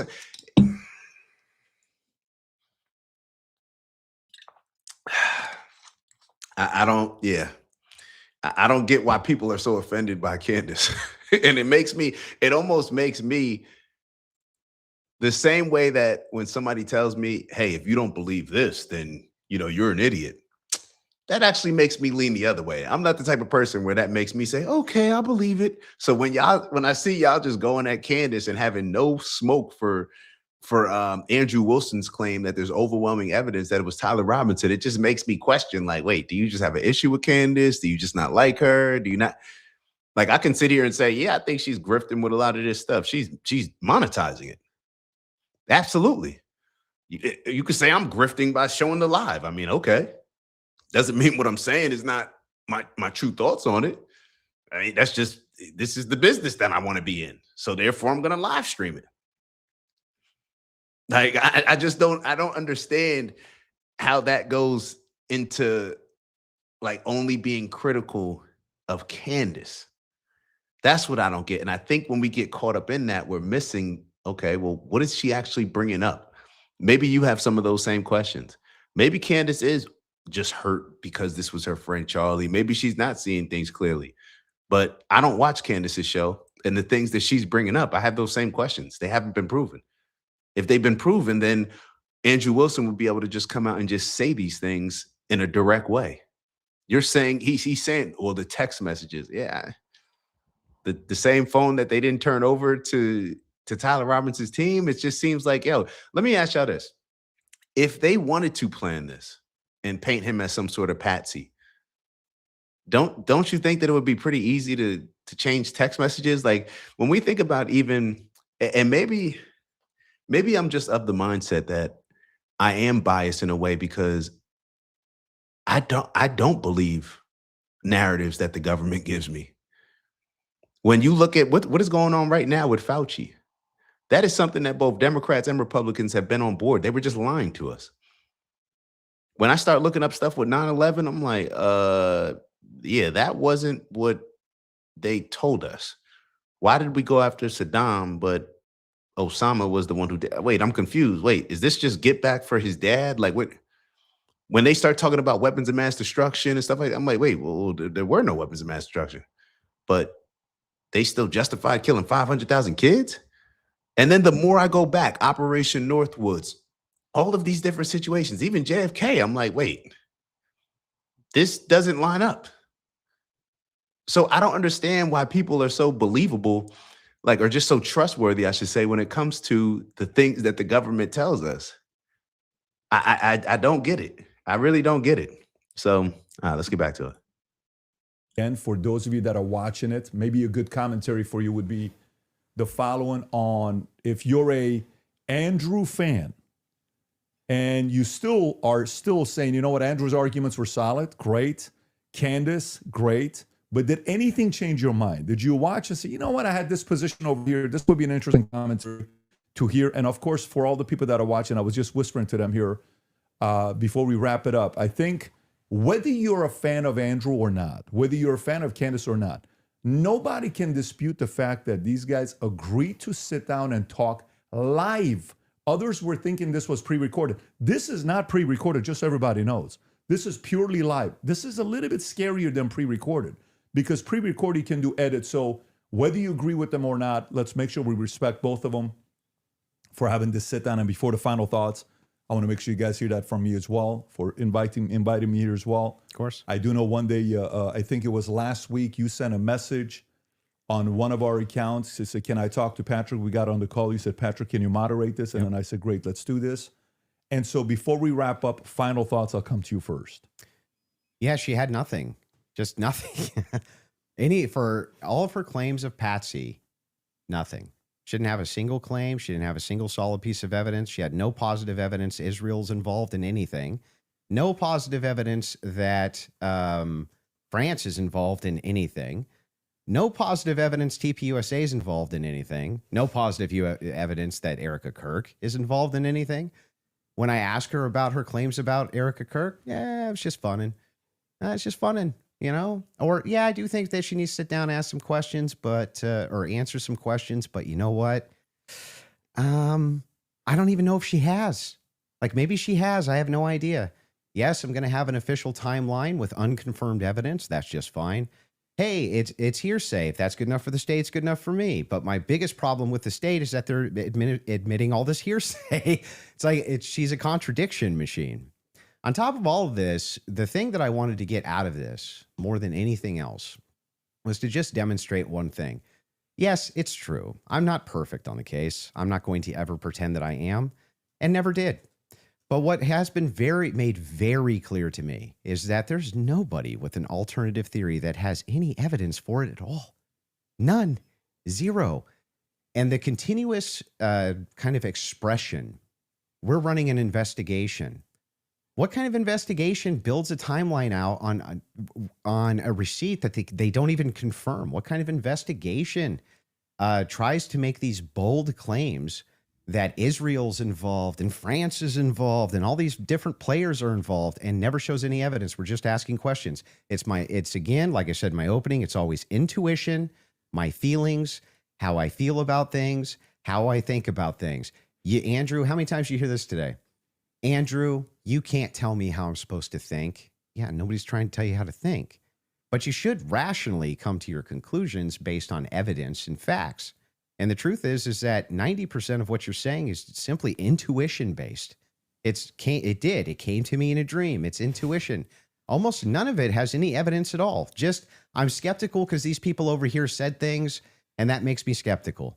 It's like, but no evidence. Note this to the audience, to everybody watching. You might hate my guts. That's fair enough. I get that. I'm not the most likable man. I understand that too. But there was nothing. I mean, no evidence at all that Tyler Robinson was a patsy that was ever put forward by Candace this entire debate. Now, maybe you could say that we stalemated when it came to whether or not Robinson did it. She says, I found the evidence convincing. Unconvincing. Andrew says he found the evidence convincing. Okay, fair enough. Maybe you can't do too much about that, but there was nothing. She had nothing for Robinson being a patsy, nothing for any of her conspiracies, nada, zero, zilch, and she backed away on a bunch of them. This is the first time I think she's ever really backed away from the Twigs thing. First time I've heard her back away from the Erica thing, back away from TPUSA, being very cautious about making any of those claims now, whereas on her show, much more likely to be making those claims. So she just had nothing the entire debate. Zero. Candace.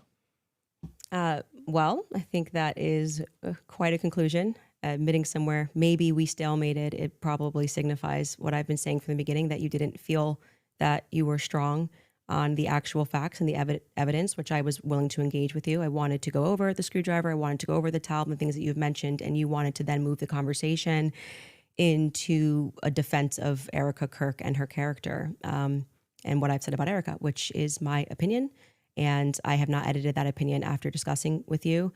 I would like to extend a compliment to you for being willing to sit down and to have the conversation. I still walk away feeling that the people who are jumping on the bandwagon about this case don't care about this case. They don't care about Erica Kirk. It tends to be follow that they take a meeting with Turning Point USA and they come out and suddenly have a lot of junk to say about Candace Owens. And I do want to also stress that Turning Point USA tried to pepper him with something as a surprise. He showed clips that were meant to be a surprise. I did no such thing. I stressed to PBD from the beginning that I was grateful he was taking this on and that I wanted this to be a clean debate because I believe I can win this on the merits. And I believe that I did win this fully on the merits by engaging the evidence of what has happened. I do still believe that there is more evidence which supports that there are more people involved and that Tyler Robinson has been set up, and that none of the evidence that was presented was in any way overwhelming, which is why I think you wanted to move to end that discussion quickly and to speak to me about France and to talk about this Panguitch receipt and my timeline. I want to remind people that a lot of the at-home investigators, which you were open to, as you called them, internet sleuths. I think it was on a show that you did right after Charlie was assassinated that internet sleuths would solve this. This is the reason why Charlie, a year on, is still a conversation every single day trending on Twitter. I knew Charlie. I cared about Charlie. I care about finding out what the truth is here. My heart is in the right place. I think anybody who watches my show or even just watched this debate knows that if I get something wrong, I'll instantly correct it and own it. I'm not arrogant. I don't need to sit here and pretend that I didn't misspeak on the Lance thing. It hasn't been ruled out. But you saw that he just really wanted to hammer that point. You know, part of being a well-meaning person is to concede when you are wrong, to take something off a timeline when you know it's not right. And I would like to think that that is why I have earned the audience that continues to follow me, because they know my heart's in the right place, that I deeply cared about Charlie and I deeply care about the answers. I want to thank Andrew's team who are providing the fact checks. It's a very small room that they're in. I want to, as always, thank my team who worked really hard to make this happen and flip this set. And to you, PBD, just for being a great moderator. I think very fair, letting us both speak and making sure that Andrew got out of this what he wanted, which is a little more than what I wanted. But I'm very content with how I dealt with this. And I trust, I don't need to convince the audiences with the magic trick of what they need to think about this debate. They can watch it and draw their own conclusions. Beautiful. Fair from both of you. I think the audience won. And again, from the beginning, all of this is because of how much love and respect we have for Charlie Kirk, a great man that's no longer here with us. His 1-year anniversary is coming up here. I can't believe it's that quick that is here. The audience, I think you also won if you did. Support the Crucible, support the Candace Show, support the PBD Podcast, subscribe to the channel. This is how you help these voices get out even more, especially going into future when this happens. You want a lot of independent creators to have these types of discussions. And last but not least, the two of you, I respect you guys again for having this conversation. It is not easy to do so. Hopefully this will lead to more discussions. A lot of different things we talked about. I'm sure there will be a lot of follow-up. With that being said, take care, everybody. God bless. Have a great weekend. Bye.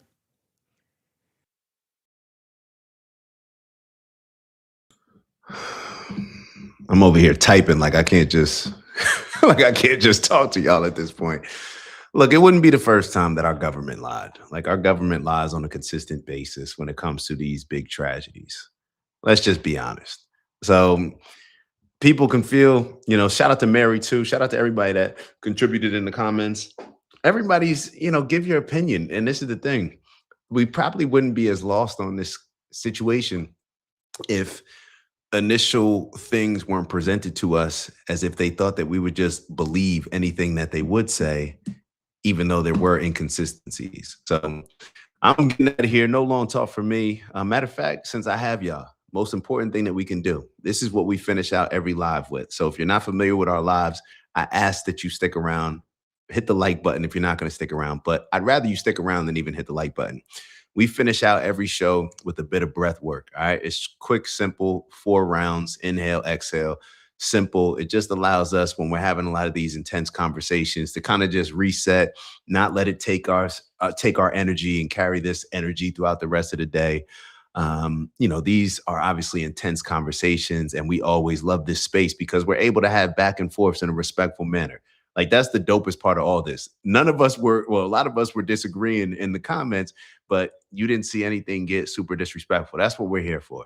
Nobody knows any of this stuff. But what do adults do? They come to the table, they have conversations, you express why you feel what you feel, I express why I feel what I feel, and we figure out how to move forward. You feel me? It's a conversation, not a debate with a lot of this stuff.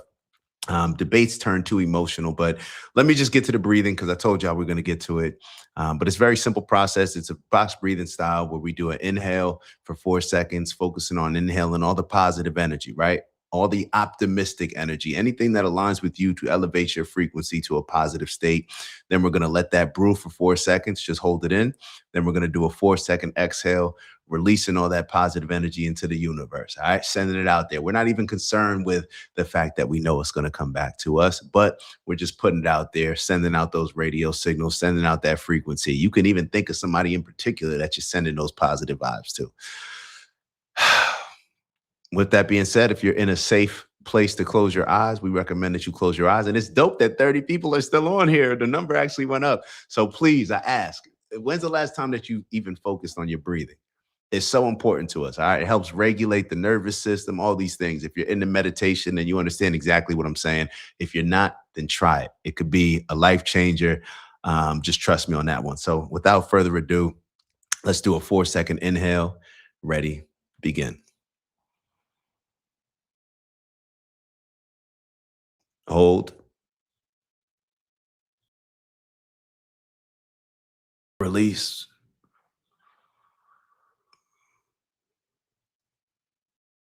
Inhale.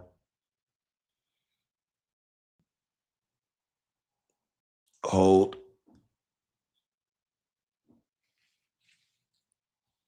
Release.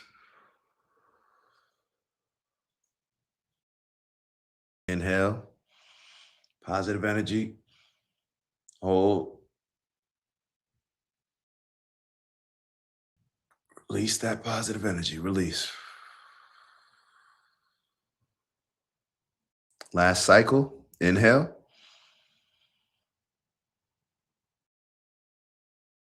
Hold. Release.